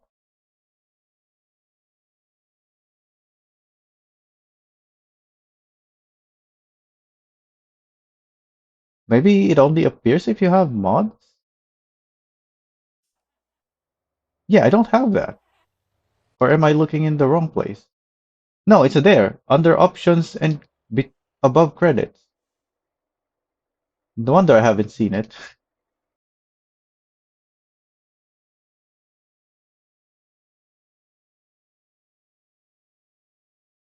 It's always 50,000 more than the previous slot. And I think at 15 slots, you're already playing million, like 2 million or something.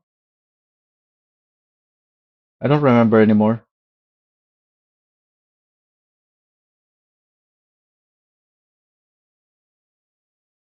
But it keeps increasing by the same amount as always.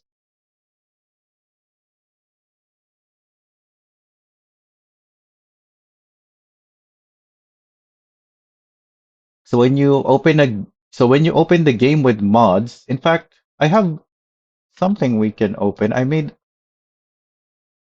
I talked with the who was it?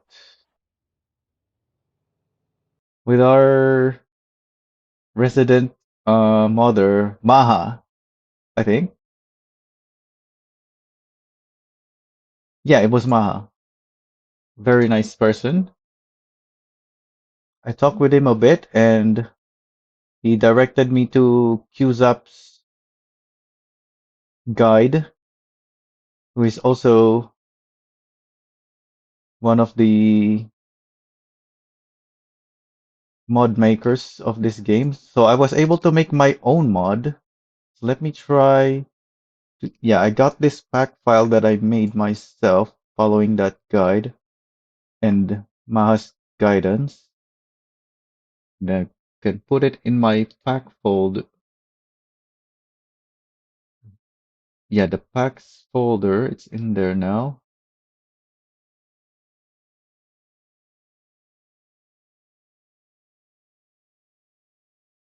So now if you open the game, well, the mod modding has always been here.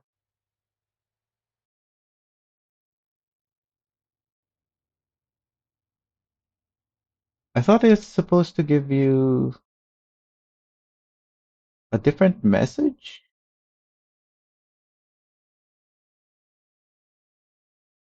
Yeah, it says you're supposed to choose to load them or not. But maybe because I already had this mod before, it's not letting me choose anymore. And it just says that the mod has been loaded. And yeah, I see there's a mod button now. But yeah, I can disable or enable it. But you need to restart the game.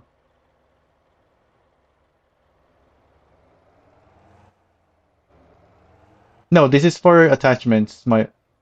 The 5 company slots is not a mod.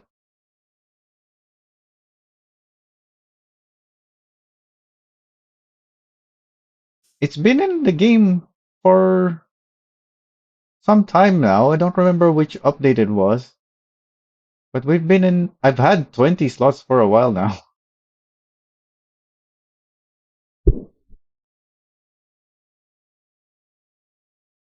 It's not a mod. So, oh yeah, the mod I installed. As you saw in by the name of the mod that I made, what that does is allow me to resize all of the vanilla attachments. So this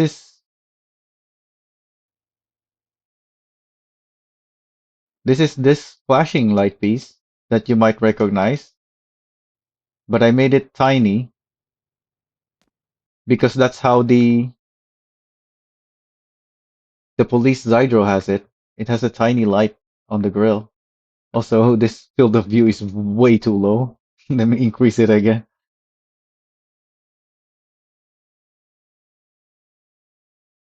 Maybe 60. And what that allowed me is to recreate very closely this police Zydro. Although I couldn't make the 5 because I'm out of attachment slots. It has 5 lights there. And these are wider than and narrower light bits than what I can make. Although in the back, my solution to that is to have them facing upwards. Oh, why are these so far apart? That's where I want these. Actually, I don't know. These look too far apart as well. Maybe that was intentional, actually. I don't know. It's still a work in progress. And this is partially hidden.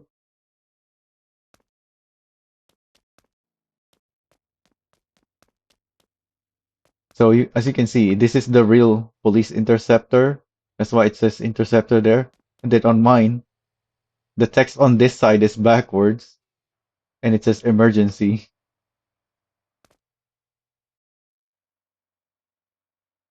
And then this is the version without the mod. This is not resized mods or attachments. So it has less pieces because these are too big. Like these are resized to be smaller. because this has three over there. This is not resized because there's only one and it is longer. But here, because this is the non-resized version, I only put two, which left me with extra slots to put these on the side skirts. Because this is my GT version. So just like with the Nuke Police, I also made a GT version for the Zydro. So this is the regular one, the one that is supposed to look very close to the actual Zydro Police, which is why I used a mod to resize the lights. But this one, because it's my version, it's not modded, and it is the GT version. And then the rest of these don't use mods as well. It's just the Zydro that I decided to try, because I have two versions of them anyway.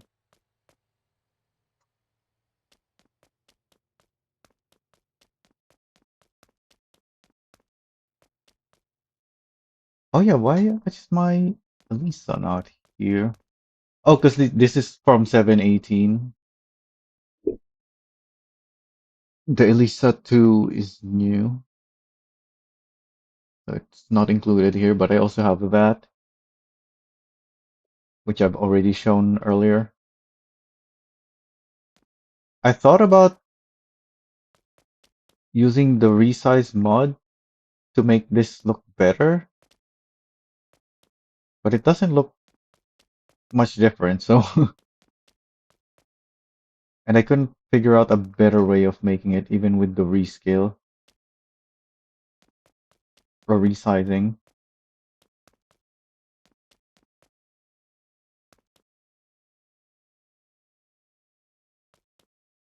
Anyways, where were we?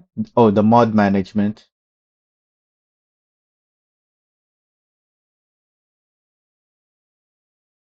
Oh, and it automatically disabled when you crash.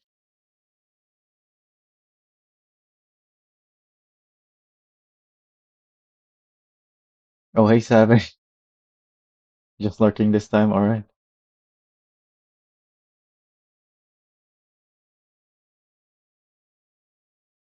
In-game server settings. I don't think.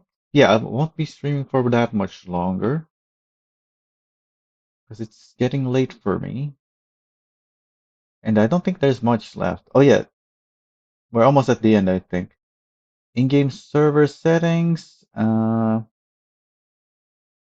Oh, they put these in game, but for dedicated servers. Or is it? No, this is available for everyone now.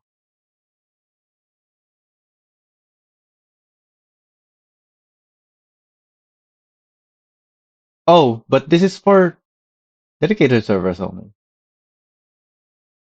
Wait, so if I set these to 0, it doesn't do anything?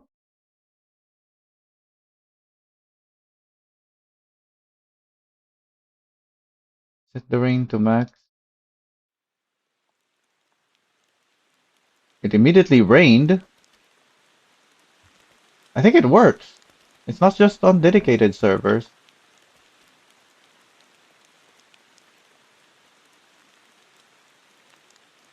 I think this is just poor translation.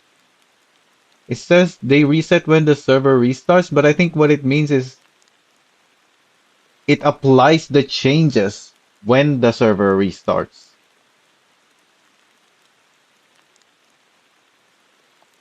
Also, why does it say police is deactivated in this server?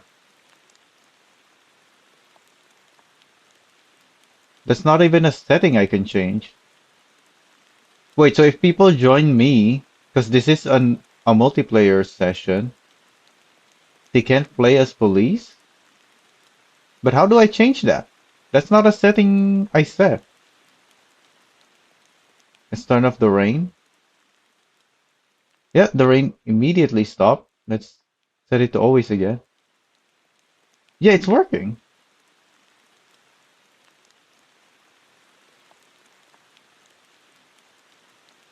And there's no traffic as well. What if we max it out?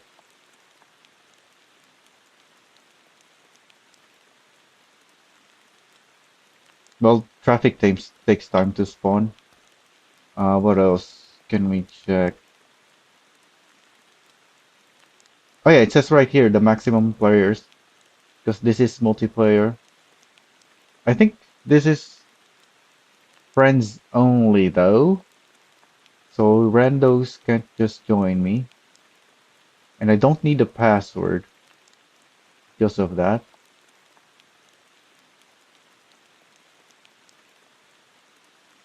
And if you can find my profile on Discord, I think there's also a link to my Steam there. So if you ever wanna join me on the games that I play, you can add me through there. Oh, this guy has three trailers and no dolly on that. Wait, which truck is that? An Atlas with multiple trailers. This guy. Oh, he's my bourgeois truck. Yeah, because I replaced my old Jamusi. I used to have, I think, a Jamusi truck doing that route.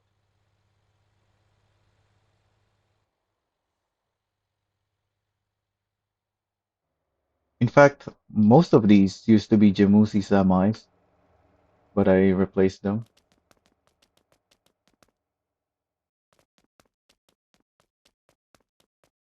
Oh, that's why you're learning, because you're going to sleep. All right.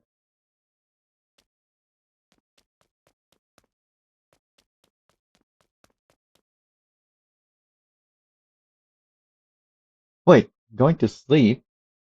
Are you actually on this on a similar time zone on me? I guess I never really knew what your time zone is. Because yeah, I also should go to sleep soon. I'm just finishing this.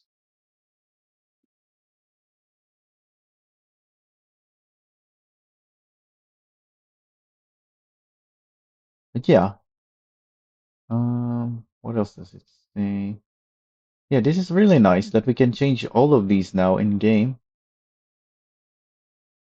I don't know what's up with the police role being disabled though. Wait,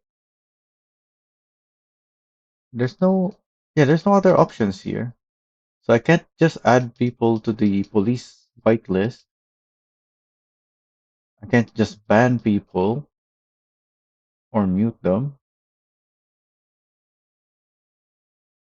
and add a server message.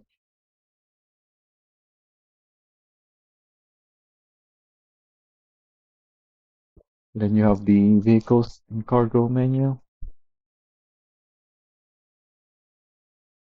Oh yeah, I maxed out the traffic. So yeah, there's lots of traffic now.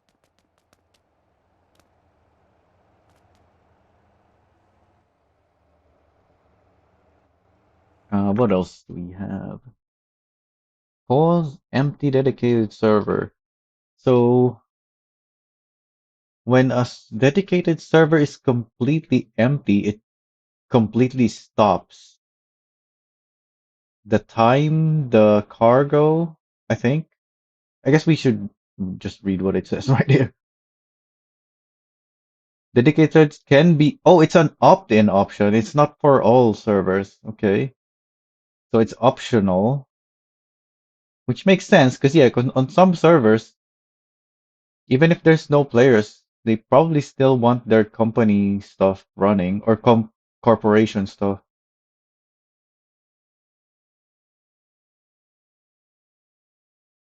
The in-game clock in the whole world stop advancing when there's no players. Town stats, production, house rent timers. Oh yeah, that's a big thing. The rent timers not progressing when there's nobody on. That will make running dedicated servers so much better. Oh, the thing that just got notified of might have to do with that. I'll have to look at that. I didn't get to read enough of it. So if that's actually has to do with these rent timers no longer drift on an empty server. And yeah, CPU usage drops. Although obviously the game is still open and you can still connect to it, so it's still the server itself is still running. It's just the game is essentially paused in the server. The server resumes automatically the moment player joins. Yeah, because obviously if you stop a server, then no one can join anymore. And the web API keeps responding the whole time. Yep. And then, okay, that's it. These are all just miscellaneous stuff. Oh, this is a small changes list. Maybe we can go through the change list at least. I still have some time, and it's not very long. Okay. Allow admins to despawn drop cargo with multi-select and spectate camera. I saw this. I,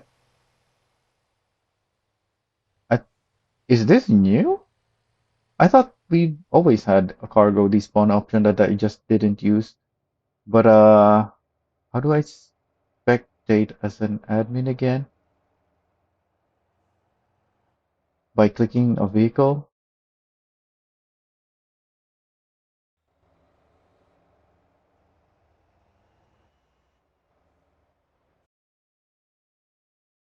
Yeah, I guess this is spectating as well. And yeah, you can despawn from here.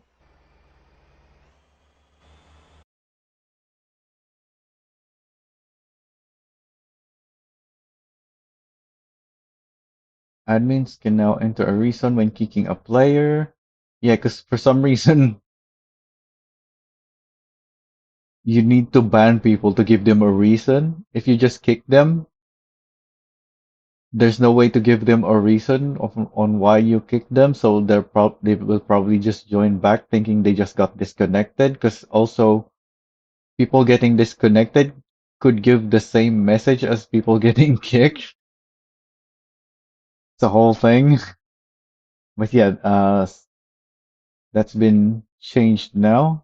So if you got kicked for some reason, you can actually get a message now from the admin that kicked you. You might not want to join back in immediately after getting kicked from in that case. Improve the admin vehicles list with a refresh button and distance-based sorting.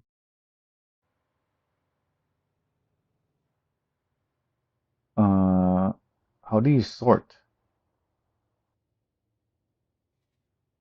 Oh, it's just sorted by default now, based on distance. Yeah, because I think before it just listed everything around you.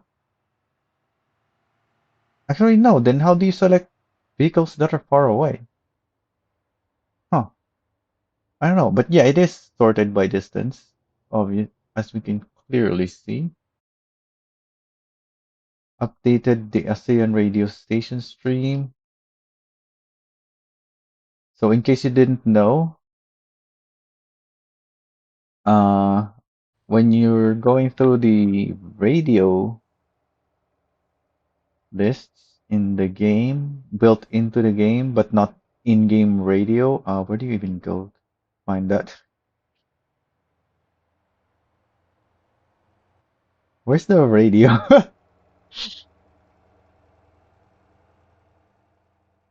Oh, here it is.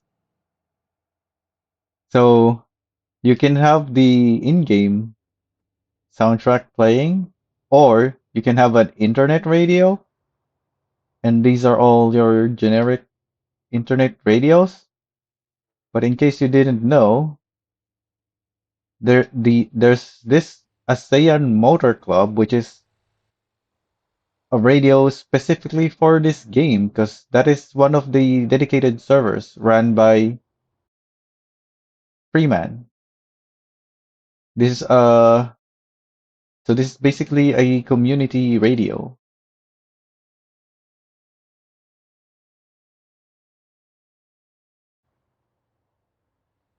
So if you want to hear stuff that is actually related to the game, although it may not make sense to most to people outside of Asia, or at least not Asia, ASEAN. That's a different group, but it's in the similar region of the world, I guess. Um, but at least the only stuff you will hear are all related to Motortown because it is dedicated for Motortown.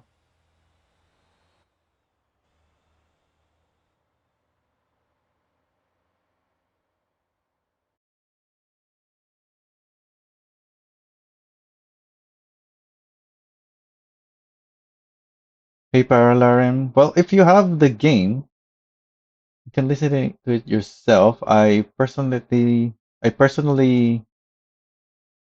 have my in-game music completely off, so even if I have it selected, it's not gonna you're not gonna hear anything, and that's because I just don't want any of the in-game music or radio stations personally.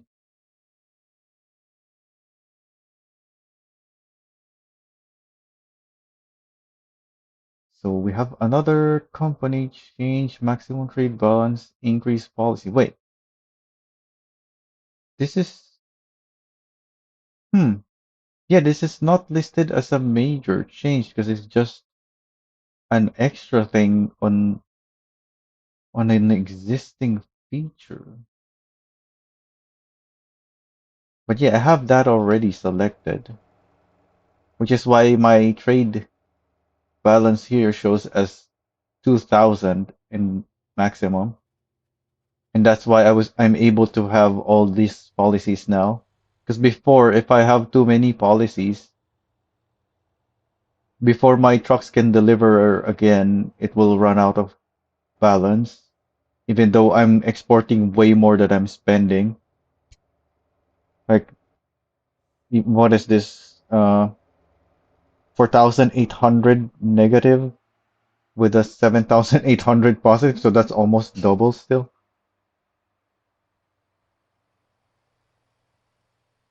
Oh, I didn't minimize the Steam so you guys couldn't see. There it is. I have all of these policies. The only ones I don't have is the taxi because I don't have company taxis and escort distance, which I still don't understand why they implemented this as a town policy instead of just a default thing. Because even at 300, you're not really doing much at that point. You're not that far ahead of the escort to actually do escorting work. Escorts need to be much further ahead than that in order to actually be helpful. At least in the things you expect most people to have available as escort in the game.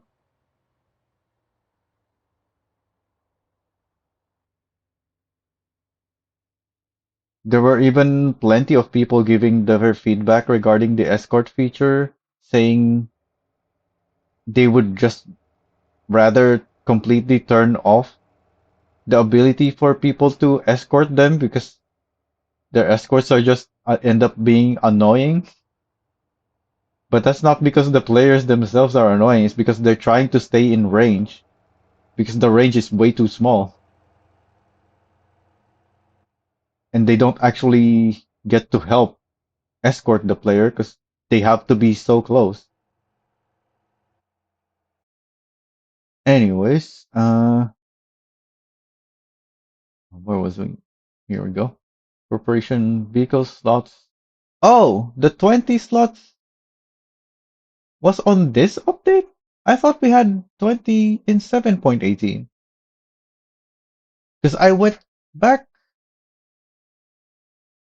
to 7.18 multiple times, and I still had 20 slots. So I guess the limit is just, it's not a hard coded limit. So I was able to upgrade to 20 slots in this version, and then in the test branch, and then go back to 7.18 and still have 20 slots.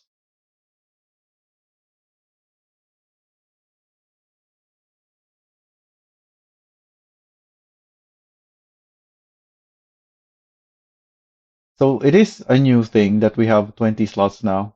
I thought we've always had 20 slots since 7.18 at least.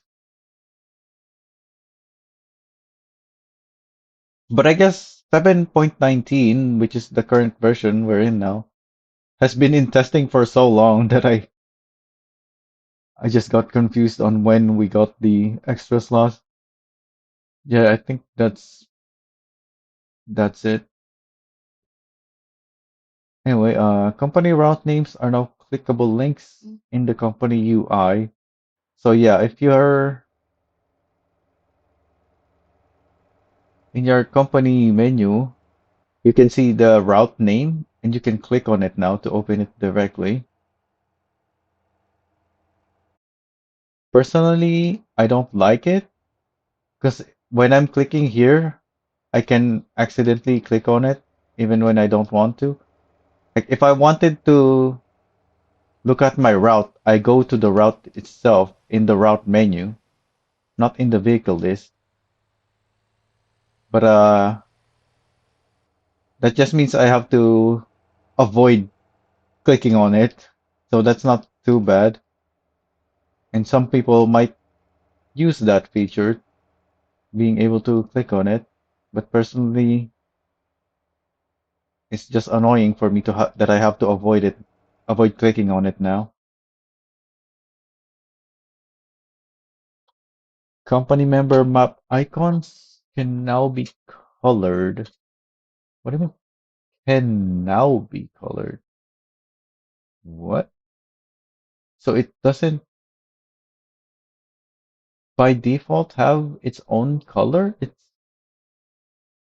the company owner has to set it? What does that mean? I don't have members, obviously, because this is a single player company. Hmm. Company member vehicles are now shown on the world map.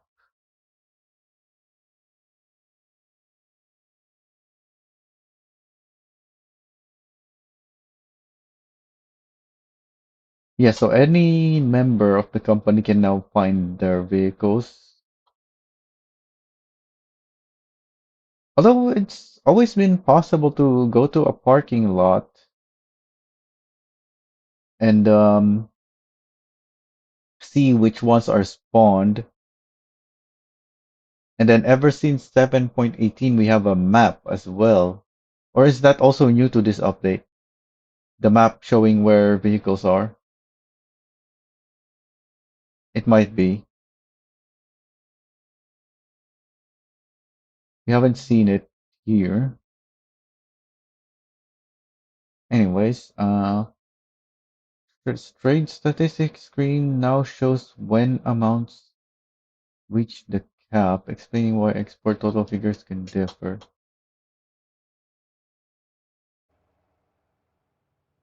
It's talking about the balance cap, so it's probably talking about this. Okay, it's saying how much it went over by.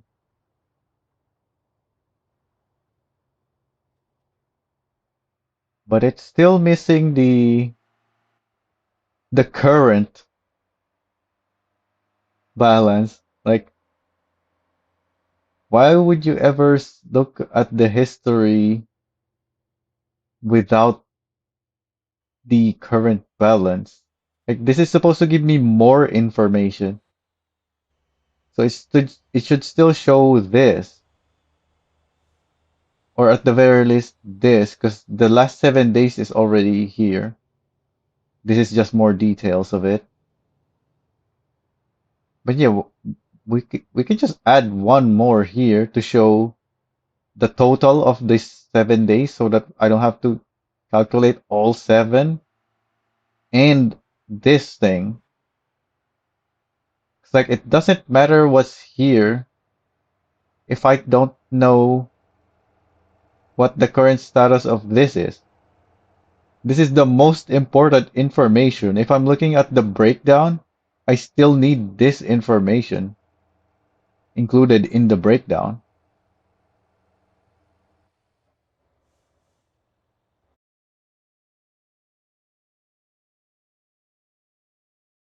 Improve cargo stacking at delivery points. Improves stacking. This is the problem when you have your test branch for so long. I'm getting confused now, I think. I'm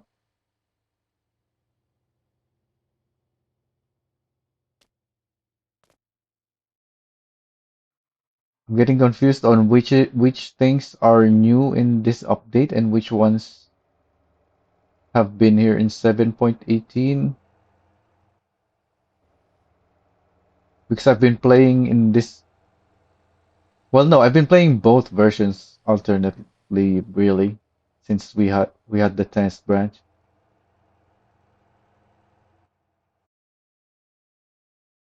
And I'm not really sure how to show this,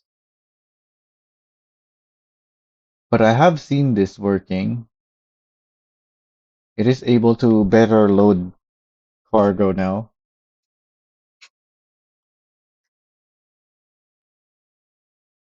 Improve cargo auto loading. Oh wait, no, this is something else. This is cargo stacking. This is the cargo auto loading to fill empty space. Wait, then what is this? Cargo stacking at delivery point. Huh?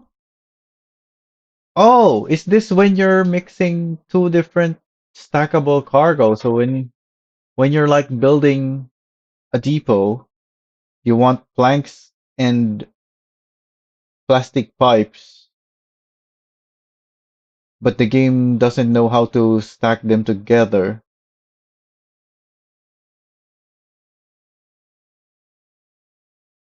Is there anywhere new that I want to build a depot on? We do have more properties.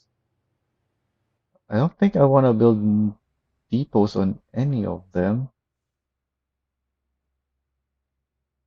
Is the Ara depot new in this version? I've already built that.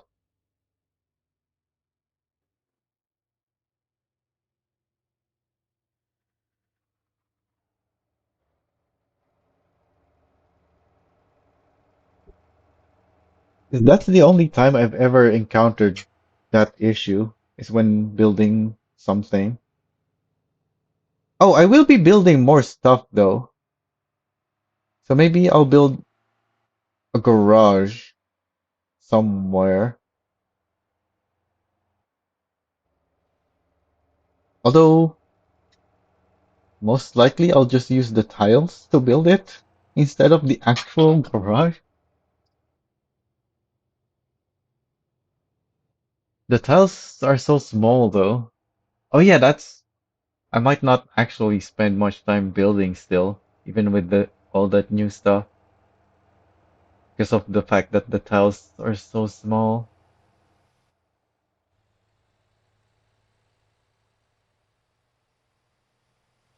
The limit is,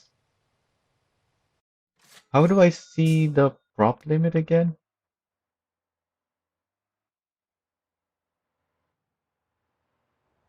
By adding and removing one of these, I think.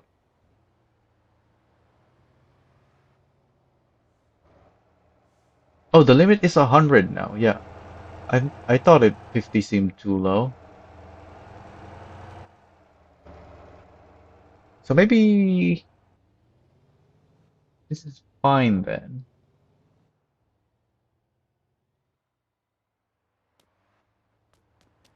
But still, it would be so much better. Because it takes forever to load all of this. This is 28. It took me so long to load these. And it didn't even fill this small square space. Is it actually square? 1, 2, 3, 4, 5, 6. 1, 2, 3, 4, 5. Yeah, this is a square. Although I need more to add there. Oh, the mailbox is here again.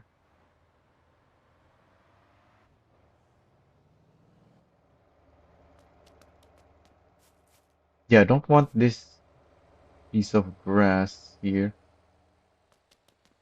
Although maybe since there's a grass bit here anyway, I should just move them back. Yeah, the terrain here is fine at the front. It's just back here where there's some very noticeable irregularity. And I think this side is completely fine. Actually, no, you can clearly see the terrain going up and down here too. Oh, my company truck's getting stuck again. Let me get out of here. But yeah, I think that's to do with the stacking. Jeju Harbor and Dasa Harbor sites now show a distinct name for each industry. So that's what I was noticing. Yeah, they renamed we saw that they renamed the Jeju Harbor. It's now called Jeju Oil Fuel Terminal. This is now called Jeju Harbor Warehouse. And this is Jeju Container Terminal 1. And this is Terminal 2. Yeah, because people were getting confused by that. Like they thought when they deliver to this warehouse that they're exporting because it's in Jeju Harbor, but it's not export. The exports only is the containers. Wait, can you even export containers? I thought containers are always imported. Because you can take containers from here and it's not imported from here, but you can't deliver from there to the harbor. So yeah, you can't export those. Then why were people thinking, oh, it's the toy pallets? They thought that if they deliver toy pallets to Jeju Harbor, it will be exported. But that's not how that works.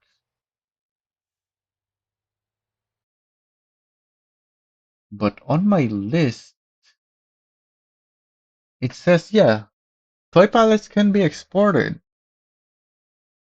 according to my list.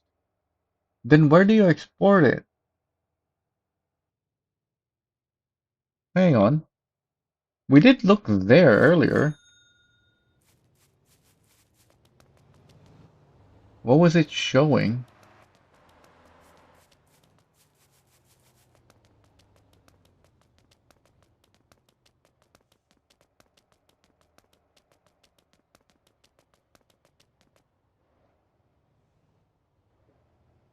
This is Dasa. This is Jeju Harbor Warehouse. So it doesn't count as export. But also these are randomized, so maybe we have to wait a bit. Or is it just Dasa that you can export to? Can you export to Jeju?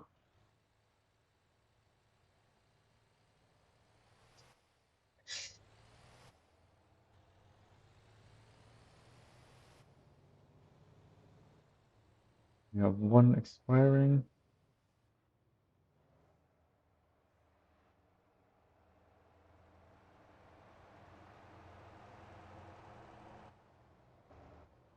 Let's wait for all these expiration stuff.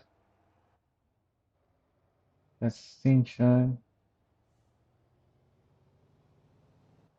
That's rest area. That's still Jeju Harbor.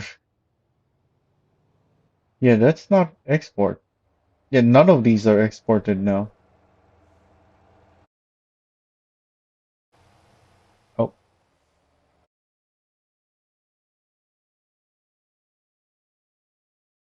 add an escort range area indicator on the minimap. Escort job progress is now saved across server restarts. Increase the escort distance limit. Oh, it was increased to 200, but then the town bonus lets it extend by another 200. But that's still too small though. Like 100 is way too small.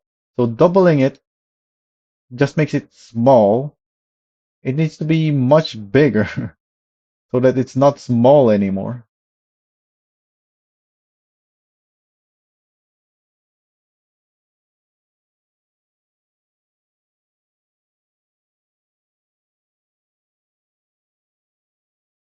Escorters who briefly step out of the vehicle to help now keep escort eligibility for a 5-minute grace period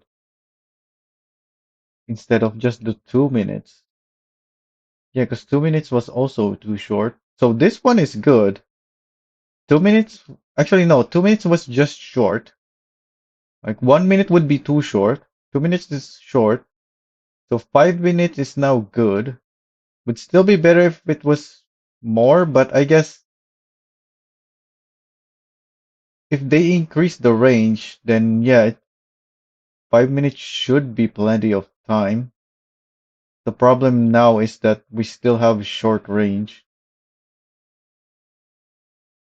Because even with a town bonus, which shouldn't even be a thing, it's still only 400 meters. It needs to be 500 meters by default at least.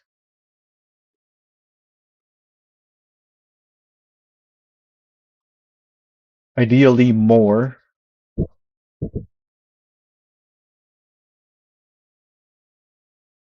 Because we've had like big convoys with many trucks. And if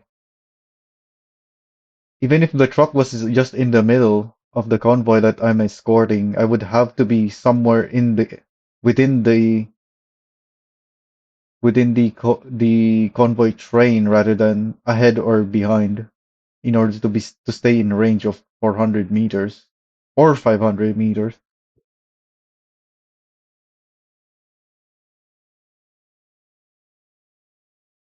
Because yeah, that's still just a short range. 500 meters, I will say, is still less than what we really need,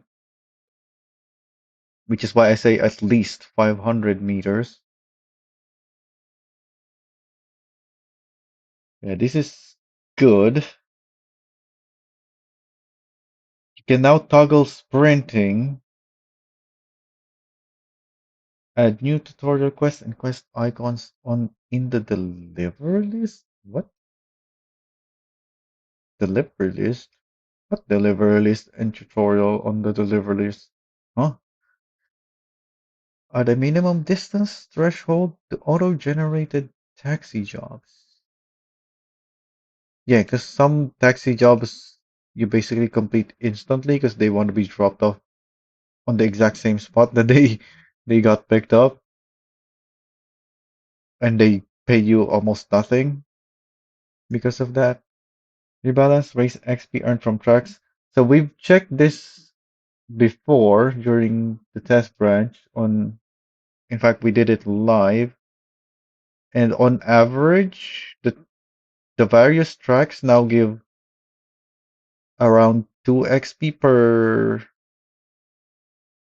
second, was it? Or was it 20 per minute? Let me look. Where do I even have that? Jobs? No. Where did I put those notes? racetracks. Yeah, time is in seconds. So yeah, it's 2 XP per second. The best one is now the Ole kart because it's such a tiny track. If you're able to do 15-second laps around it, it's goes short, so that shouldn't be too hard. You get 36 XP per lap, so that gives you 2.4 XP per second. And then the next thing on the list is Ranch Oval and Ansan Ring. Both very simple tracks. They're both ovals. One is dirt, one is the your standard NASCAR track with walls, a really tiny one. The Ansan, not Ansan, the Ranch Oval is smaller though, so it only takes about 20 seconds and it gives 42 XP, while the ring takes about 30 seconds with 63 XP, so they both give 2.1 per second. But those are not actually the second best. The second best is Harbor Raceway, but the Harbor Raceway is horrible, and that requires you to be doing about 95-second laps for it to give 2.26 XP per second, because it's 215 per lap, and pulling 95-second laps around there is not easy to do consistently because of the track limits. That is not clearly, it's just not clear what the track limits are, and there's also props all over that if you hit will invalidate your lap, and it's not even outside of the track limits, of course, otherwise it wouldn't matter that they're there. Like there's so many props within the track limits.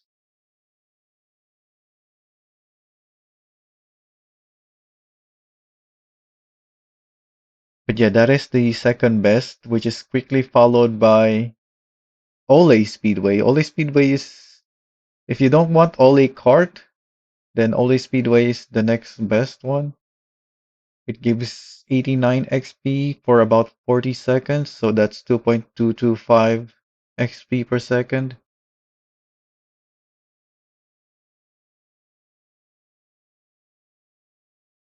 And then the fourth best, no, this is not the fourth best. Why is my tracks ordered like this anyway?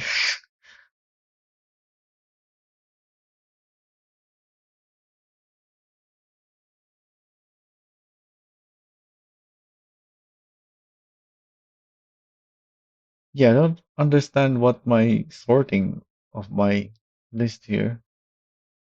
I guess the location? No, because all they are separated, but AWOL is together. Yeah, Ansan are also separated. The Ansan Ring and Ansan Speedway. I don't know.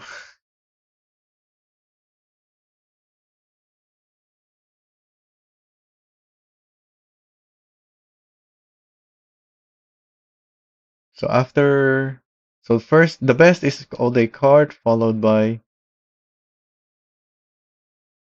the Harbor, but the Harbor is horrible actually, even though it's pretty good in terms of just XP per time. Then third is All Day Speedway, and then next is AWOL Raceway, which is terrible as well, because that's a dirt track with lots of like with jumps and such. Very easy to invalidate your lap there or make a time that is much worse than what is expected. So it gives 230 XP and the expected time is around 105 seconds to get 2.19 XP per second. And then next is AWOL short. So there's on the AWOL in the AWOL Raceway, there's a short track inside of it, which is much better than the long track because it's short, but also it will get repetitive real quick. And also, if you're not familiar with it, you can still very easily mess up your lap and end up off track or just invalidate your lap. So it gives 69 XP with around 32-second time for a 2.15 XP per time or per second. And then my personal favorite, this used to be the best apparently. My personal test track that I use most of the time is Ansan Speedway. It's the worst now. It gives 205 XP for around 100 seconds. So that means 2.05 XP per second. So that is the lowest in terms of XP per time now. But certainly not the worst because tracks like the AWOL and Harbor Raceway exist. Even though those are better XP per time, they're so horrible to get XP from. You will constantly in not get XP for invalidated laps.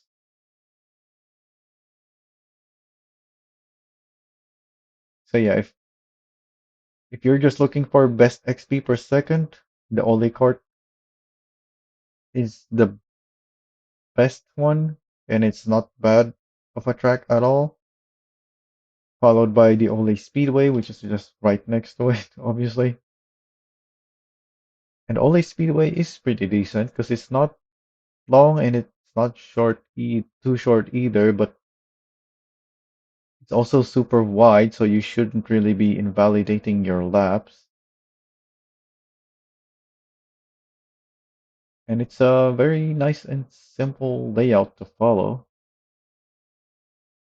Then you have everything else. So if you can't pick between Ole Kart and Ole Speedway, just go with any other truck you like. And maybe avoid the ones that invalidate your lap easily. Oh, my company truck got stuck somehow. Oh, it's stuck in traffic because I set the traffic to maximum. We have a traffic buildup here now. Let me lower the traffic now to normal level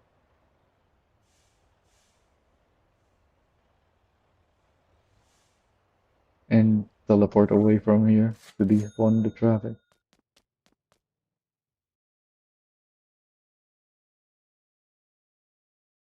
Alright, so yeah. Apparently it used to be Ansan Speedway that was the best. Oh yeah, I didn't record. At least it's not here on the thing that I'm looking at.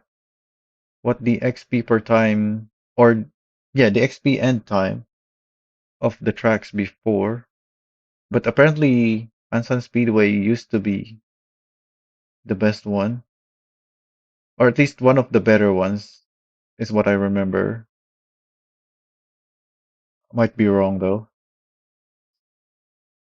But yeah, now it's not. But it's still a good one. Although with how long it is, it's very easy to invalidate their lap if not you're not familiar with it. Add color customization for property letters. Oh yeah, you can do that now. I don't have any property with the letters though. In fact, most of my properties are just parking spaces because I haven't bothered. Although, yeah, in this update, I'm definitely gonna do some more stuff with the properties. Would have been nice if we had bigger tiles, but whatever. Add a confirmation when resetting house ownership. Okay, so there is confirmation. I was worried about that when I clicked on the mailbox thing, and I still am. So let me go here. And try that. Yep, now you have to type confirm to confirm it. All right. Add buildable stone walls. Wait, that's new in this update? Wait, stone walls. Oh yeah, I think I know what it's referring to now. It's the is it even here? No, it's not. Where do you buy it again? I've s- I've seen it. Oh, it's right here. For some reason, I was thinking it's these ones because it's just like these, but no, it's not. That's the new stone wall. I don't think these are destructible like the stone walls around the map that looks like this. Well, it looks similar at least. It's a very different looking model if you actually look closely to them. Add a LAN option for local network server access. So you can set dedicated servers to just be on the local network now.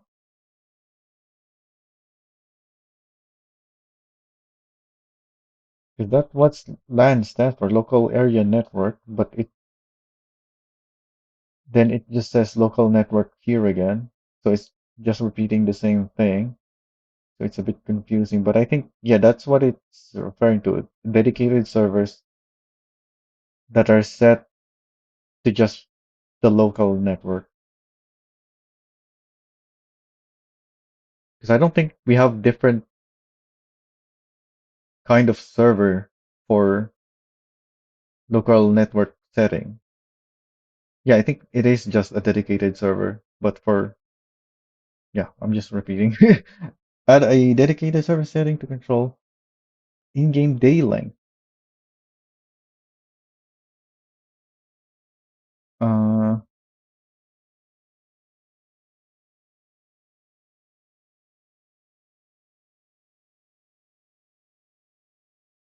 as far as I know, this still doesn't work. But maybe it does. We'll see if any of the various servers that have updated now has tried messing with that. Because I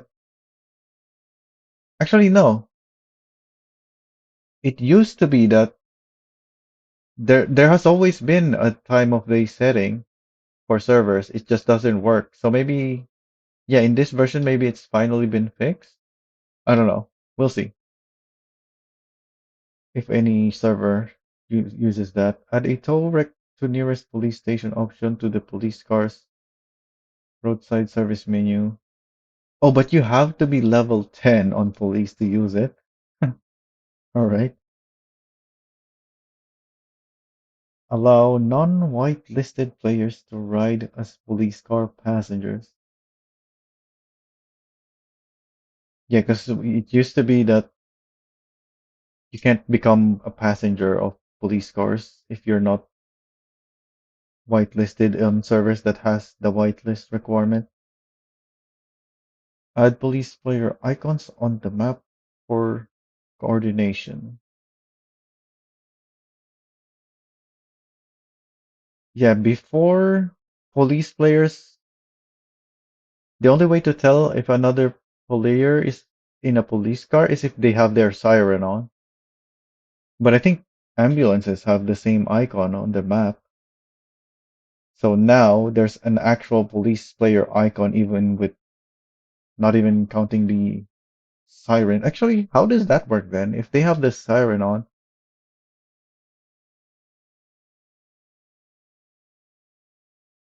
hmm, can't test it because we don't have any other player with us. But anyways, display battery capacity in kilowatt hours instead of kilowatts. Display vehicle length and width in the vehicle info screen. Wait, why is my name here? What did I contribute to the post? I know I posted some information on the post asking for this, but I wouldn't, I wasn't expecting to be included in credits of that. What did I even say there?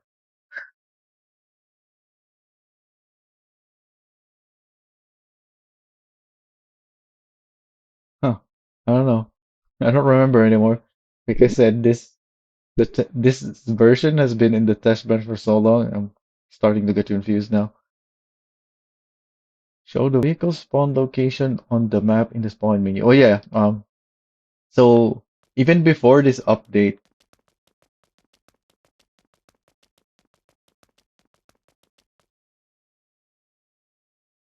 even before this update, you can already see where your vehicle is on the map. But in this update, even after the vehicle is despawned, so it doesn't say it's spawned in here. Even a vehicle that is despawned, it still shows on the map. Whereas before, it only shows you the ones that are spawned in. And that is important because you pay to spawn based on the distance. Yeah, I know that, Hokimus. I'm talking about like if you are a police player, how will it work then? Because there always was a different siren icon when players use their siren, but now there's also a police icon, which is not the siren icon. So I don't know.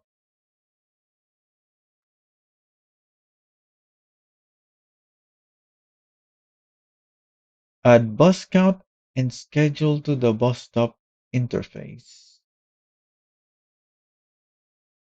Uh, I think this is another wrong thing in there.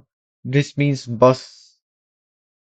bus route interface where it's showing the bus stop on the bus stop. So they kind of took a shortcut in the wording there.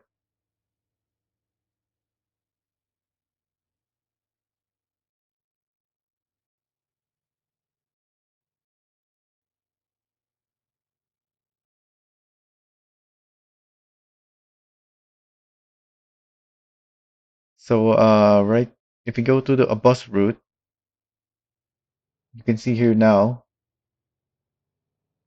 What I'm just clicking on on the water. Why is it telling me that I'm on the limit?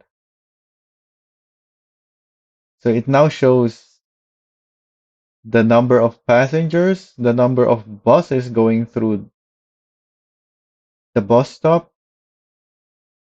that are active on that bus stop, and then how many routes you have that goes through that bus stop. Because I have many bus routes, but obviously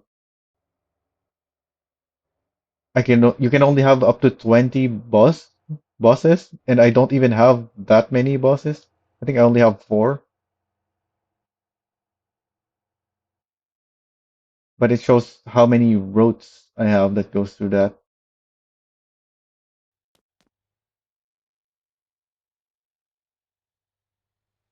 Yeah, I get that, Hokimus, that as a police player you will now see everything, but what if they turn on their siren then?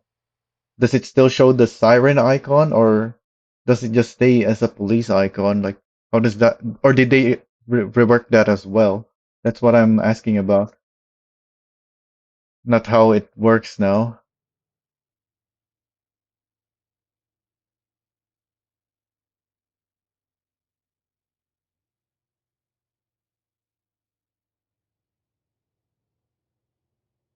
Yeah, if you're on a server, it will show all the buses, although it will still only show your routes.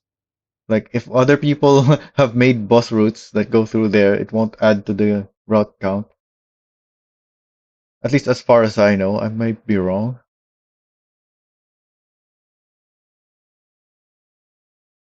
Apparently, I have 20 routes going through the Gangjung terminal.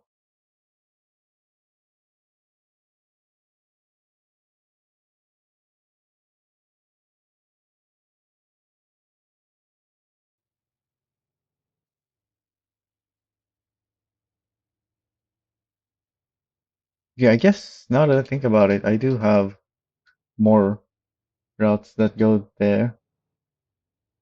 But 20 is a lot because I only have 25, which means only 5 of my routes doesn't go there, which doesn't seem right. That's 2 routes that doesn't go. Okay, that's 3, 4, 5, 6, 7, 8. Yeah, why does it why does it say 20 then? Did I did I see the wrong thing? What?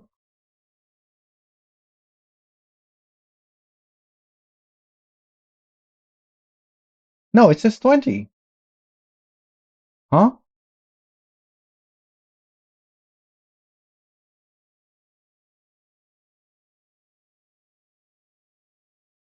Well, that's not something to argue over.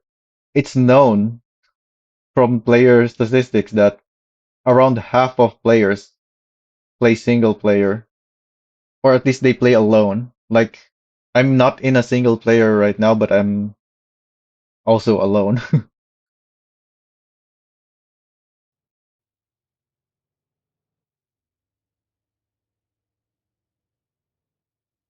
This is just wrong. My Gappa route does not go through here.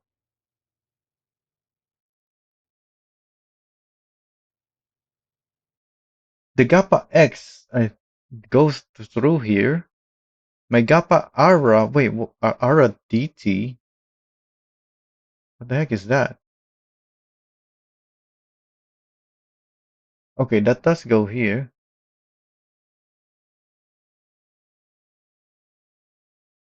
Wait. Oh, it's counting the built-in routes, not just my company routes. The system routes.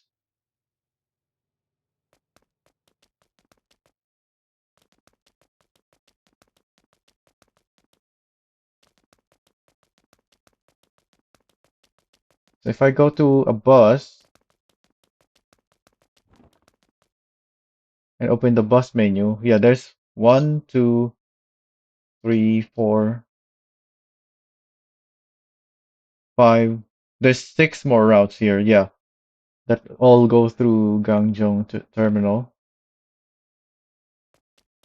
So that's why there was so many.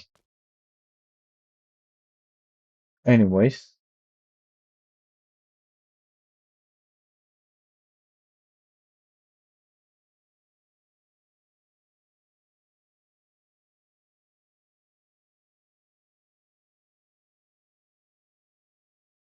yeah, I don't know what the point of it really. Like, I can see the number of active buses being a useful number to see, but why does it matter how many routes go there if there's no bus using the route anyway?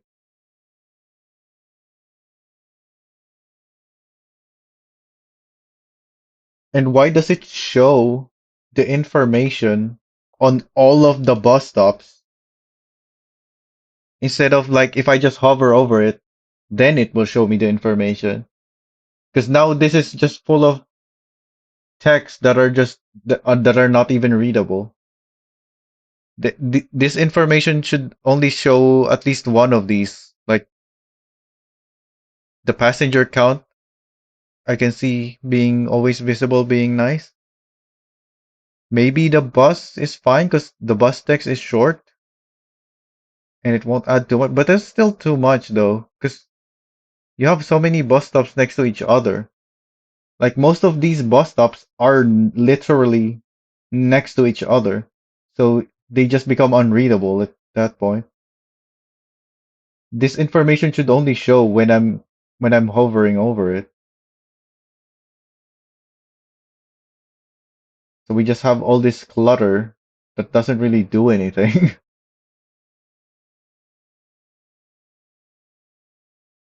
because you can't even read it. So garbage truck passenger seat capacity. I feel like this is worded very poorly, but that's not what you think it is. So let me spawn my garbage truck so I can show you. Because it's I might also, if I just try to explain it, I might also give a poorly worded explanation.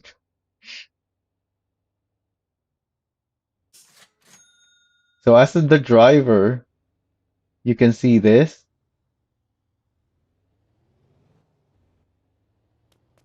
but as a passenger, you can now see this. But the thing is, this is also useless information because this is just the capacity of the truck. This is not the garbage that is loaded in the truck. Like, why would you care about the capacity? Every truck, like all compacties, have the same capacity. If I see a compacty, I know it has 10 kiloliters. I don't need to see this. What I would like to see is how much garbage is already in the truck. Just like the driver. The driver can see how much is in the truck. Also, this menu again. Yeah, the driver can see this. This is what I need to see as a passenger. I don't care about this.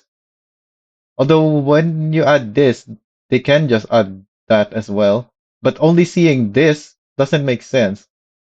Why would you care about just this? That's useless information. Because I personally know the capacity of all the garbage trucks, because there's only two garbage trucks in the game anyway. Like this one has 10, the other has 15. I don't need to see that. What I need to see is how much garbage is already in the truck.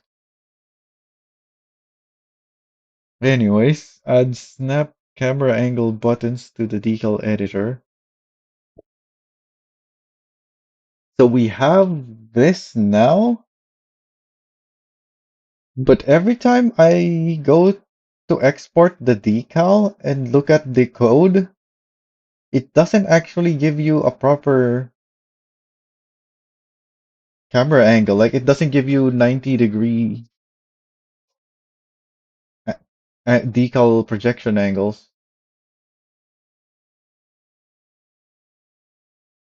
And let me actually check that. It's different on every vehicle, so I think on some vehicles it does. I'm not sure. I don't remember anymore. But personally, I still export all my decals and change the angles there instead of using the. Oh yeah, I have my stuff in here. I still don't have space in my inventory. Let me put these down. Oh, not like that though. Oh yeah, I still have to build it inside. Let me just put these down. Just so it's not in my inventory. Wait, what? Too fast? What the heck was that error for?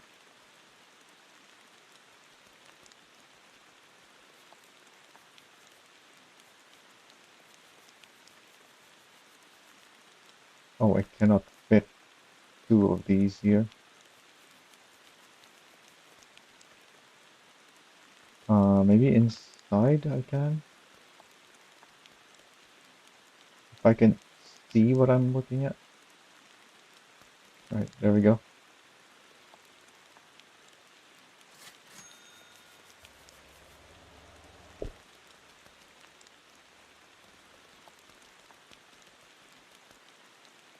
Let me pick up my stuff.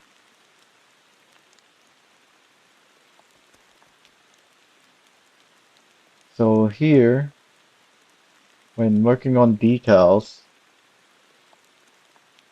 if it ever loads, there we go. You now have this camera snap control. Oh, it's not working correctly because I have keyboard and controller on my settings. So if I project here now and I export and look at my exported code,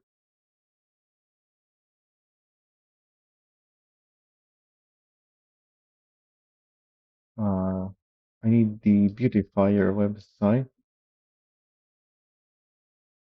Here's the exported code. As you can see, the pitch is not 0. The pitch should be 0. And the yaw is not negative 90. It's negative 899999. So it's still not really projecting the decal correctly. Also, there's this weird number on the side, on the end of the pitch for some reason. And I think this has to do with the mirroring fix.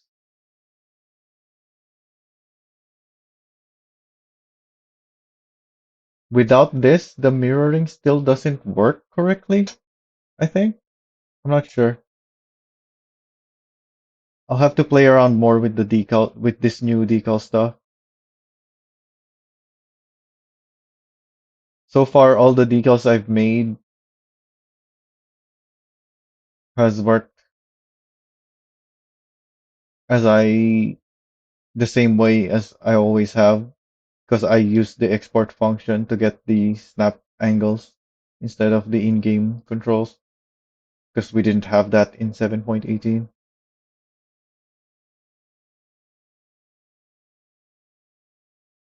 And in 7.19, it behaves weirdly, so I just haven't used it much. But yeah, it's there.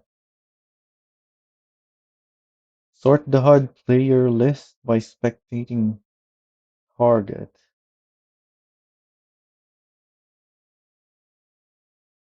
Sort the HUD player list, as in this thing on the left, I would assume. So when you spectate someone, it changes the stuff here? Yeah, because the stuff here is based on distance too. But if you're spectating someone, then you want the distance from that player. So yeah, it will have a different sorting now. The player list now has sortable columns. Their party sorts to the top and admin stay pinned. I think we can see that even though we're the only player here. Player list. Oh, these are buttons.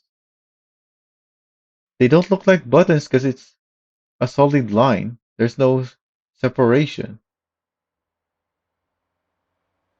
Also, this is just blank.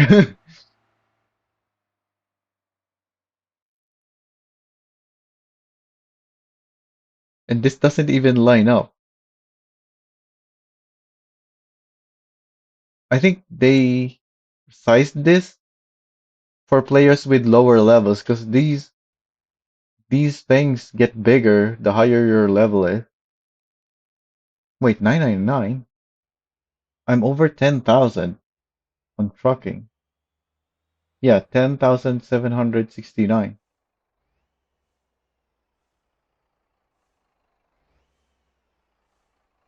But here it only shows 999. So this actually does have a limit. It doesn't just keep getting bigger, which is good, but it should still not show 999 in my opinion, because they can just cut the other numbers. You have the comma. You can tell it's that if it's 10,000 or more.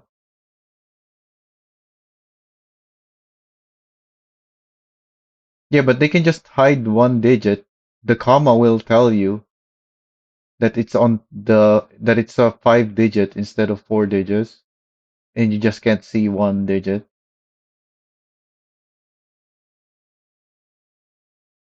And I'm pretty sure, actually, no, because people have mods now. So if they're at 100,000, then yeah, it gets confusing, I guess. Actually, yeah, that's fine, I guess, as a workaround to limit it to 999. But yeah, these are still bigger though than this. And I think if you have one digit, this is even smaller. And so what happens is because these are bigger, this doesn't line up anymore. They need to make this wider. Like, there's more space. There's a lot of space back here. I don't know why this is blank. Oh, even the company doesn't line up though. I think this got pushed as well by this being bigger.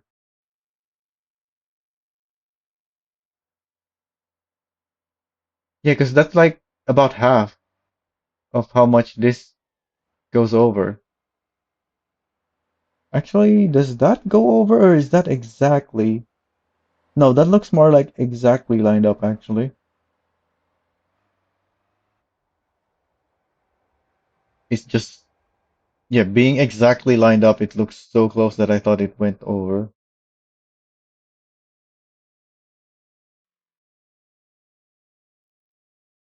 Anyways, yeah, that's a nice change. Add a stronger confirmation when deleting a character. Stronger confirmation? What? What does that mean?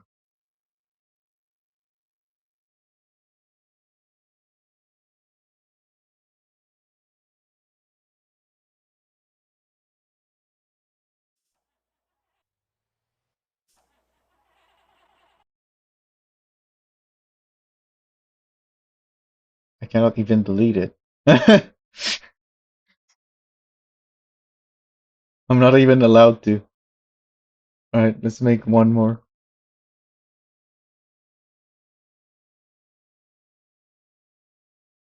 Type confirm to delete it. Okay.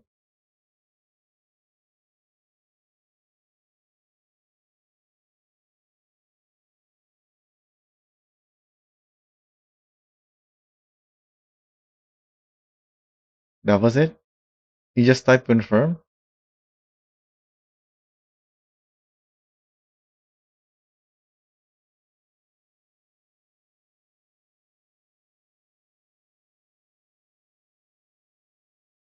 I thought that was, yeah, I think this is one of those things because we've had the 7.19 test branch for so long.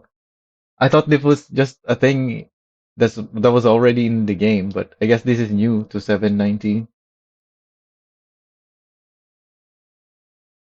I thought they made a different one that is stronger than before, but apparently that is the stronger confirmation.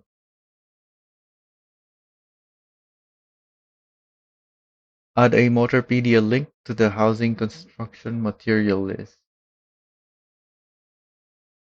Yeah, that used to not have the links. Improve map search with multiple keywords and expand the search results area.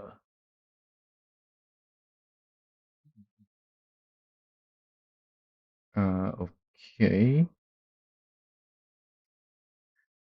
Haven't really used the map search ever because I already know the map. Add buttons that open the game config folder and the control preset in the settings.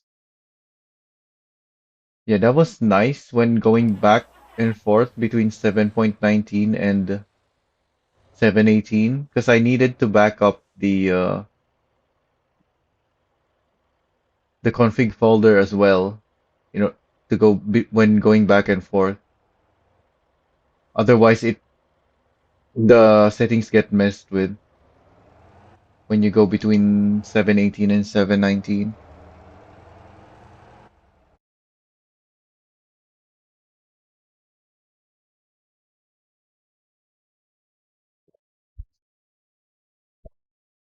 It says buttons though. What else? control preset folder in the setting. Wait, I didn't notice that one. Oh, yeah, there's this thing as well. Because we've always had this.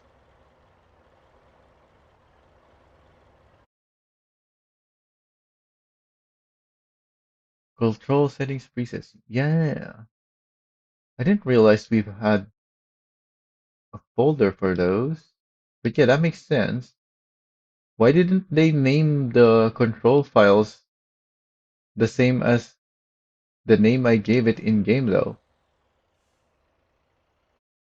Like I can see here two files even. I don't know what the other one is. Oh yeah, I think I do have a second one saved.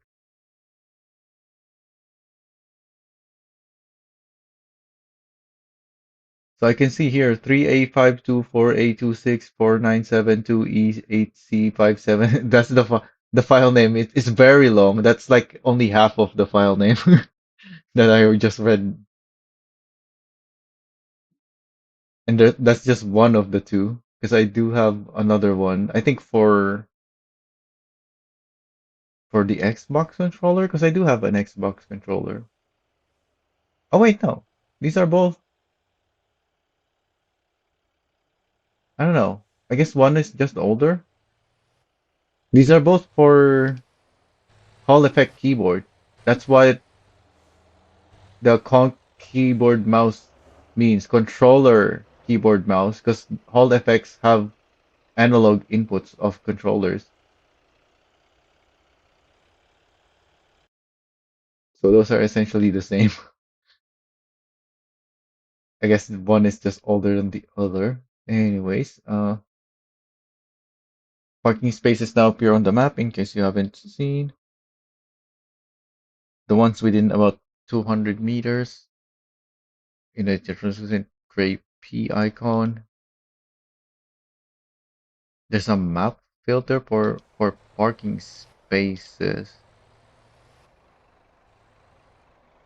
Yeah, because if you don't disable that on the map, you're gonna see so many. Although it says only 200 meters, is that on the minimap only or the entire map? Parking. Yeah, it's only showing the ones around the player.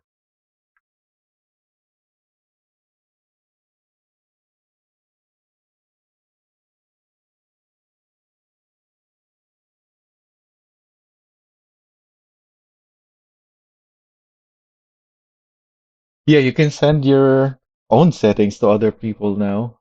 I might that would actually be something I could add to my Discord, although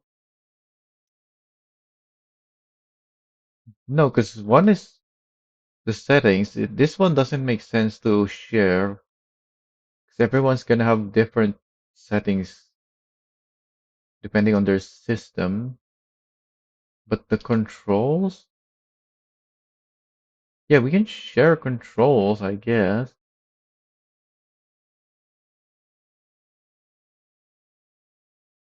But the file name being that weird, I wouldn't download something like that. And I don't think it will work if we rename it. I think you have to keep the file name. And yeah, you shouldn't download any file with a name like that.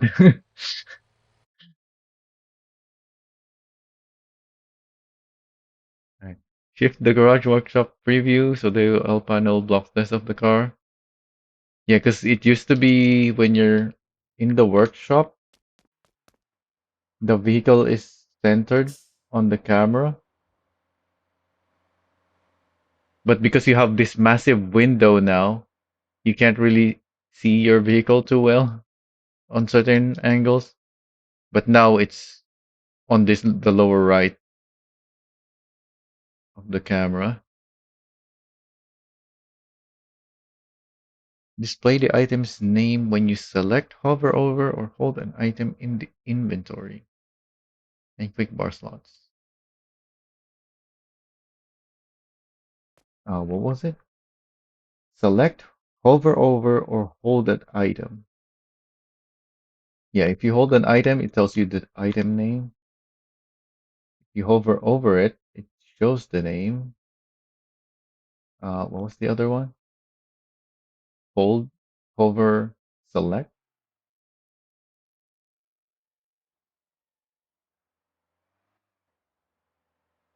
Holding and selecting is the same thing. That's not two different things. When you hold it by selecting it and then hovering over.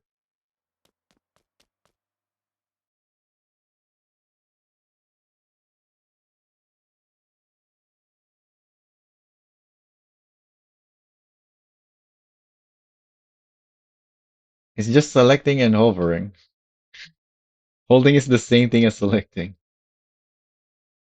Add a restore to default vehicle parts at the garage.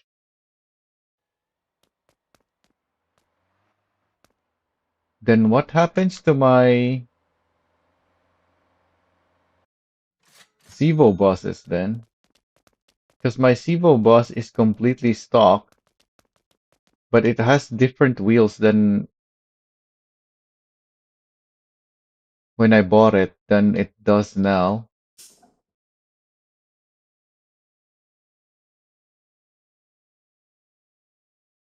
Is that switching for free because I own Civo buses? Bus wheels? I do. Okay, let me swap to another one then. Alright. Okay, it is making me buy it still.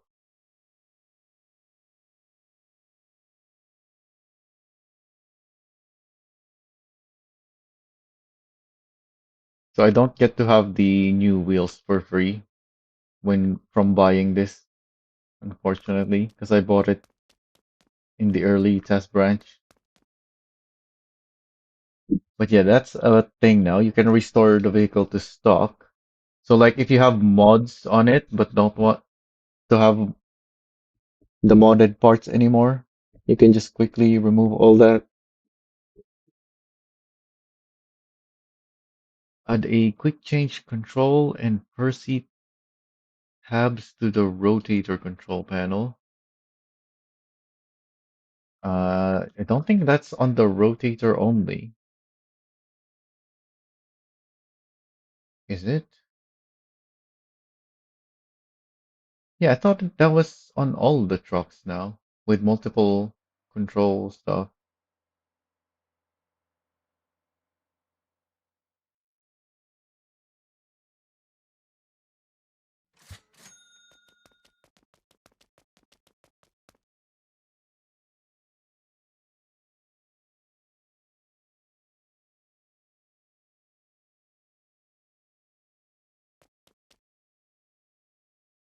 Oh wait, no, this thing still only has one.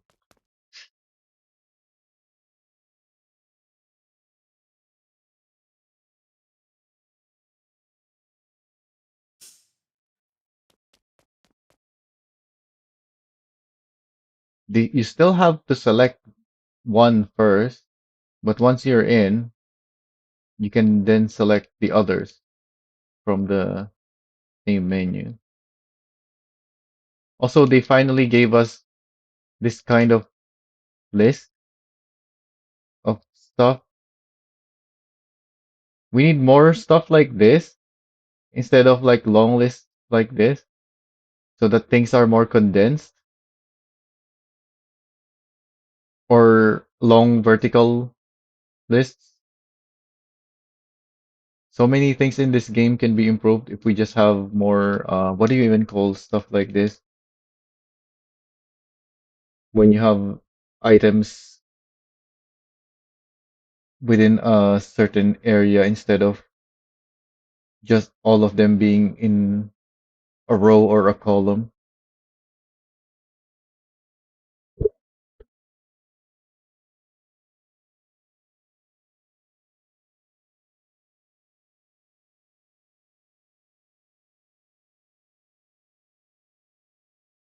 Where were we? Allow permission settings for vehicle renters. including a party-only mode.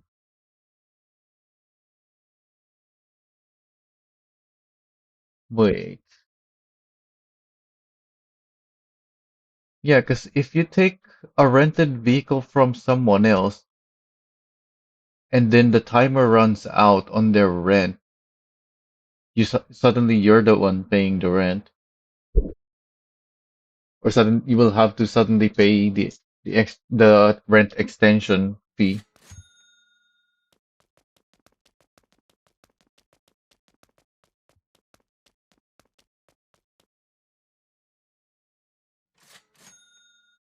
What was it? Permission settings for vehicle renters, as in this thing? Wait, no, this is rented, so the owner share doesn't matter. But if I rent something and then I give it to someone else with a high profit share, does that work? It's not mine, but I'm renting it, so I am paying for it. Can I then give it to someone else and get a share?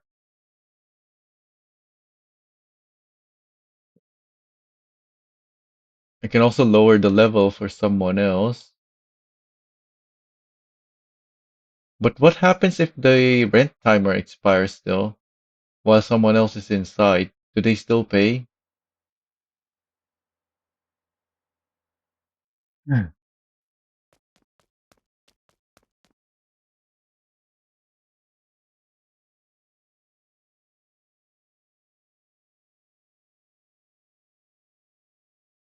And it's by default on party only, as we saw. It was set to party only by default. Hide non-tunable parts in the UI. So yeah, if you're tuning something, all the things that you can't change doesn't show anymore. Uh,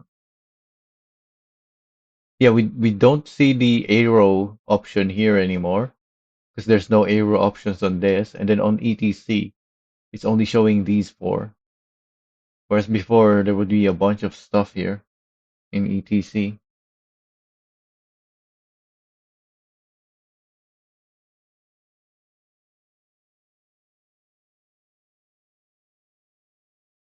Longhorn aero parts now provide aerodynamic drag benefits. Wait, they didn't give benefits before? Oh, because it used to be on the 6x4, the only aero parts were the, what do you even call those? The small bits behind the cabin. It doesn't have aero roof option because it's just got the big roof for the cabin. But the day cab, because they added that, they had to give it aero benefits, and in the process, they also give aero benefits on the ones on the back. Add rear cabin seating to the Longhorn truck. Yeah, because there's seats in the back of the Longhorn. You can now sit in the back of the Longhorn. Does the Cuda? The Cuda has a back seat. Can I sit there? I can. I've never seen anyone use this.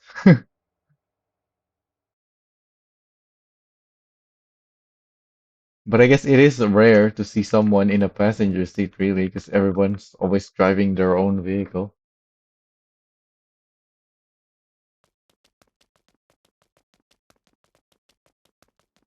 Let's check out the Longhorn.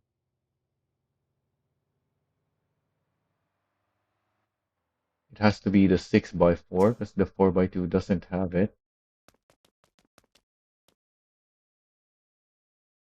There we go. I'm in the back seat. I can also sit on the other side.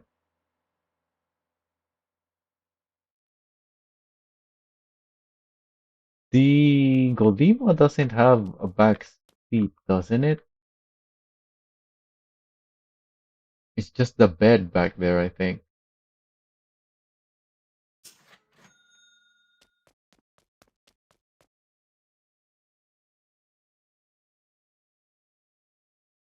Yeah, there's no other seat. That's just the bed. Although my character is moving around as if it's switching seats whenever I press the key to switch.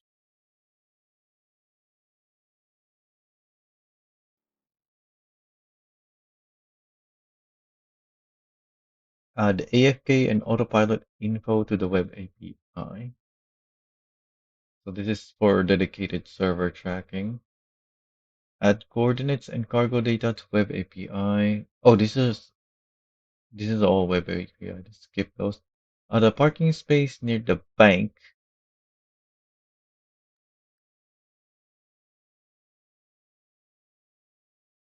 I have a campy in the bank. Oh, because I already moved it to the parking space. Okay. Yeah, because I've played in this version before. I used to have a campy here at Jongmun, because that's the closest parking spot.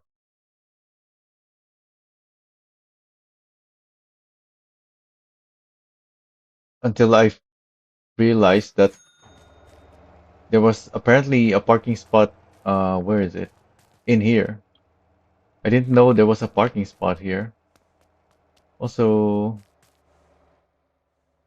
why did I park this here?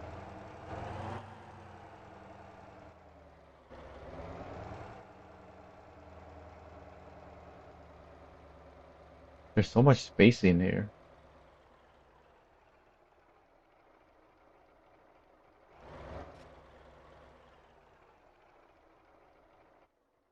Oh, because the whole point of the junkyard is to buy stuff there, and I'd rather have the campy in between the parking space and the vehicles to buy. But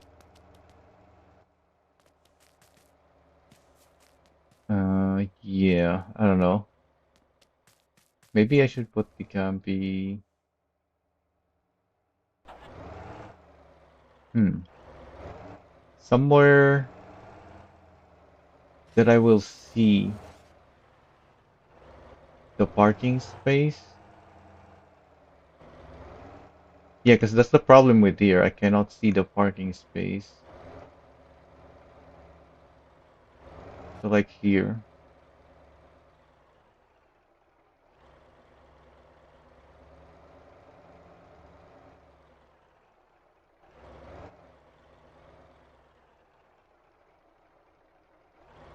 This is where the air cities are now, by the way. You can't buy these anymore. They're in the junkyard. They're all closed. So can I? You can't get in those, right? Yeah, there's collision. Even though the windows are broken.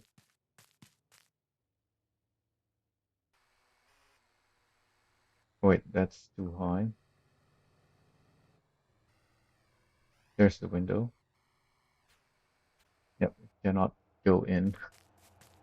You can go through this.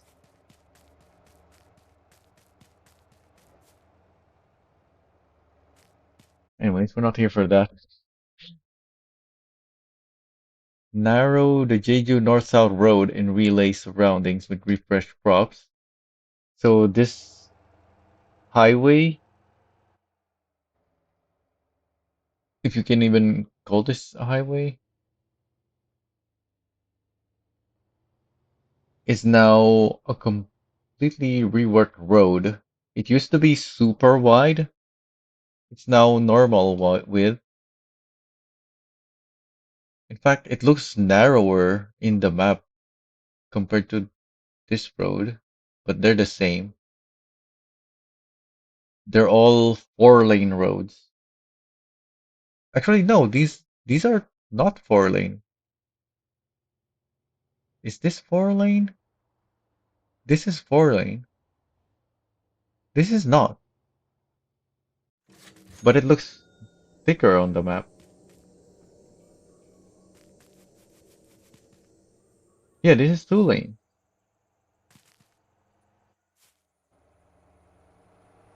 So you can see this turn is uh tighter now, I guess.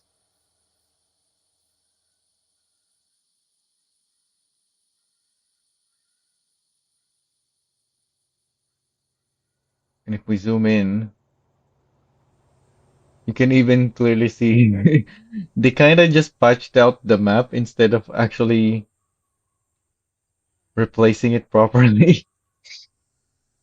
So you can see the old width of the road is still there. It used to be super wide.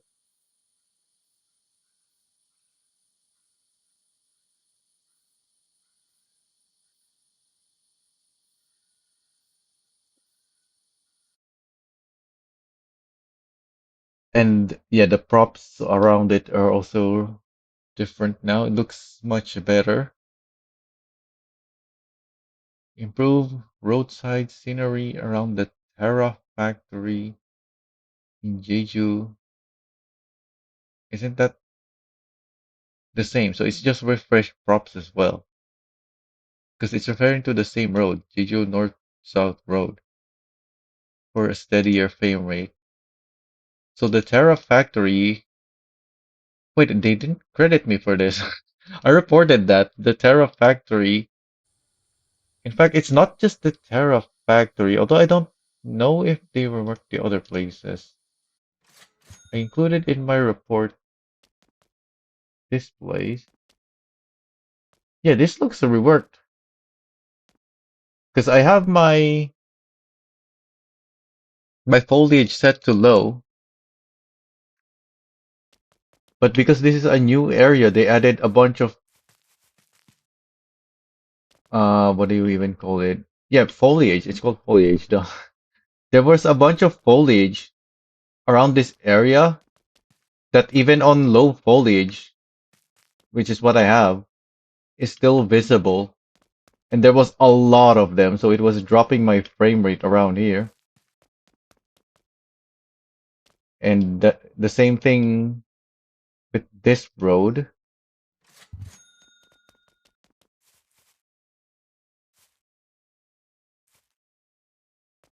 Although they kind of just moved the the stuff here further down the road. This road still has a bunch of the stuff, I think. Wait, I'm not seeing them anymore. Or is it because you have to have a higher foliage setting now? Or is it over here? No, there's this is it's gone now here as well. Or is it further down the road still?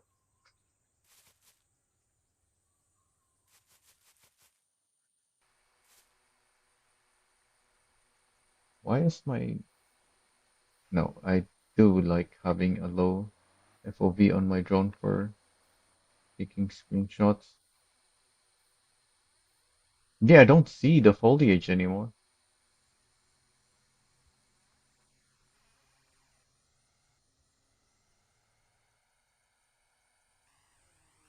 There used to be so much foliage around here, even on low setting. I reported all of these places and they didn't even include it in the patch notes. They only included the Terra factory and the north-south road, and they didn't give me the the credit. Even though on the others that I didn't even deserve a credit, they give me the credit anyway. Yeah, there's no more excessive amount of foliage around here, at least in my setting. There's still like grass and stuff when you increase it, because I compared it, so I know. Yeah, but yeah, there used to be so much stuff around here, and it will drop your frame rate. Even if you're someone who can run on cinematic, there's way too much.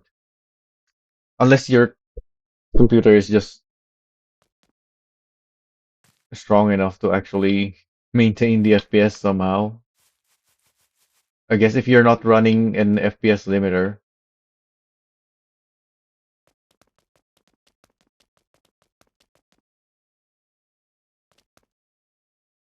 And that's it. The rest are just bug fixes. I'm not gonna go through these anymore because there's way too many. I did this, I think on 7.18, I went through all the bug fixes as well when reviewing it. Oh, actually, this doesn't look too long, but still, I'm already past the time that I should be up. So that's it for me today. And I was hoping I'd have more time after, since now that the update is up, I can finally release a bunch of builds that I've been holding on to. So yeah. In fact, we worked on some of the builds today, like the one requested by Phoenix and the traffic light trailer that I made.